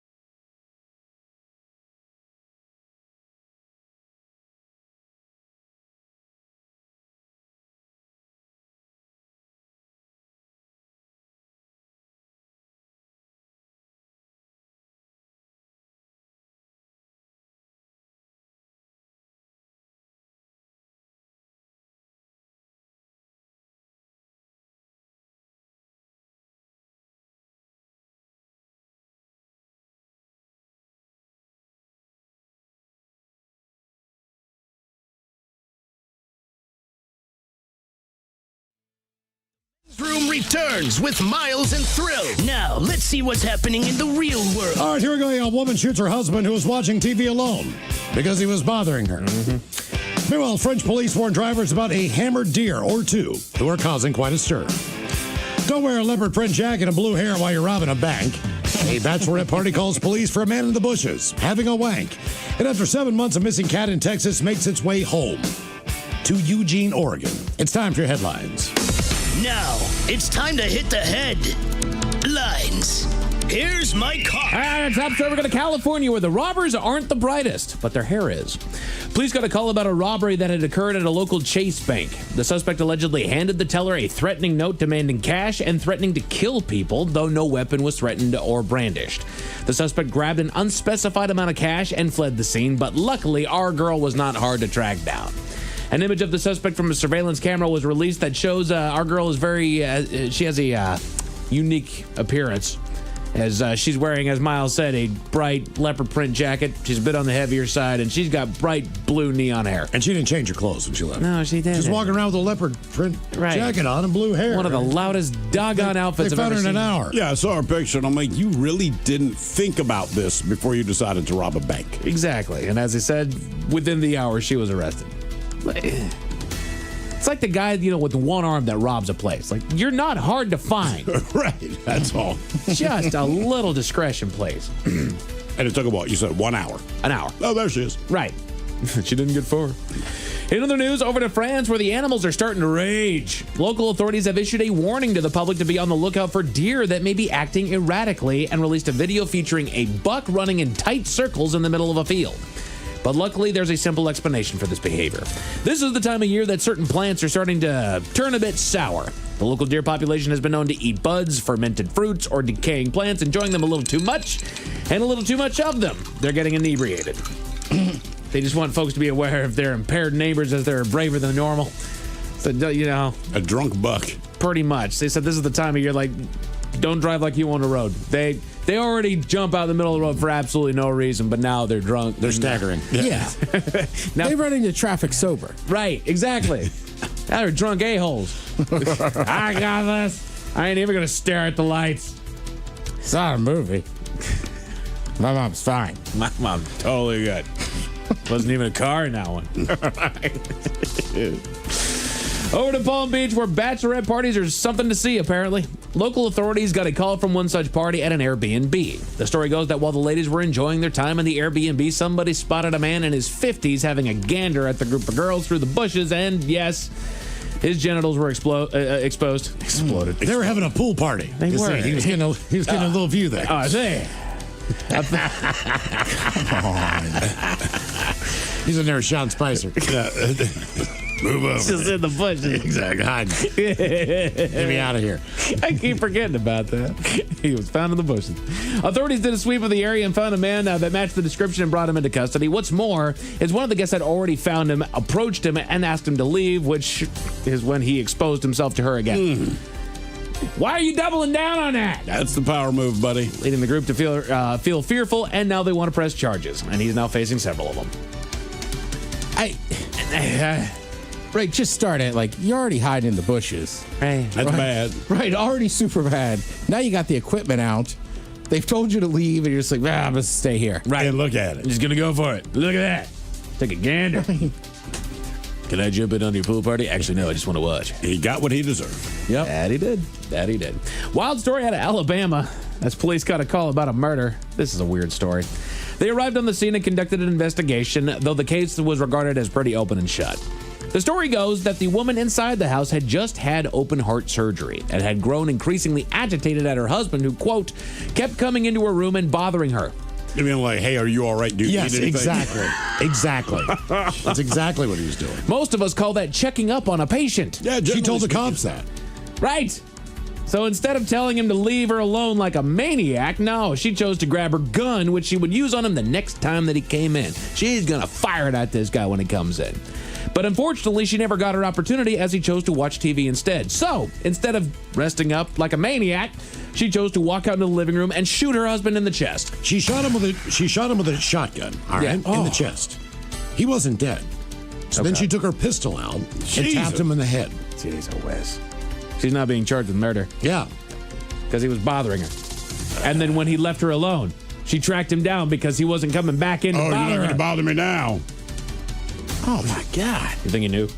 I don't manage to get in the gun. I know it. I know it in there. But just in case those stories left a bad taste in your mouth. Thankfully, there's good news. I know. There's no I got no words on that one. Right. Just like, come on. Women are impossible to please. A couple from Eugene feared that they lost a member of the family while out on a cross-country road trip, and they did. While passing through Dallas, Texas, their long-hair ragdoll mixed cat went missing, and try as they might, they spent the next 4 days in the area looking for her, only to come up empty-handed and admitted to themselves the truth. She's gone for good. There's coyotes in the area. There's extreme heat out there. Somebody might have grabbed the cat. 4 days, she's gone. Fast forward 7 years, they got a call from a local vet there in Dallas to report that their cat had been found and identified thanks to a microchip. But then came the difficulty of bringing her home. Long story long, her boss has a friend in the area that he met through online gaming, and he described the situation to him. This led to the friend picking up the cat from the vet in Dallas, buying a plane ticket, and personally bringing the cat home to Eugene, Oregon. Damn. The gaming community wins again. Yeah, I'd have been like, nah, man. No. Hey, buddy, no. I'll keep your cat for you, but I'm not doing all that. I need a favor, but have you seen jet fuel prices? Yeah, no kidding. No. Men's Room Sports got basketball on ESPN and USA, hockey on TNT and True TV, and baseball on MLB Network.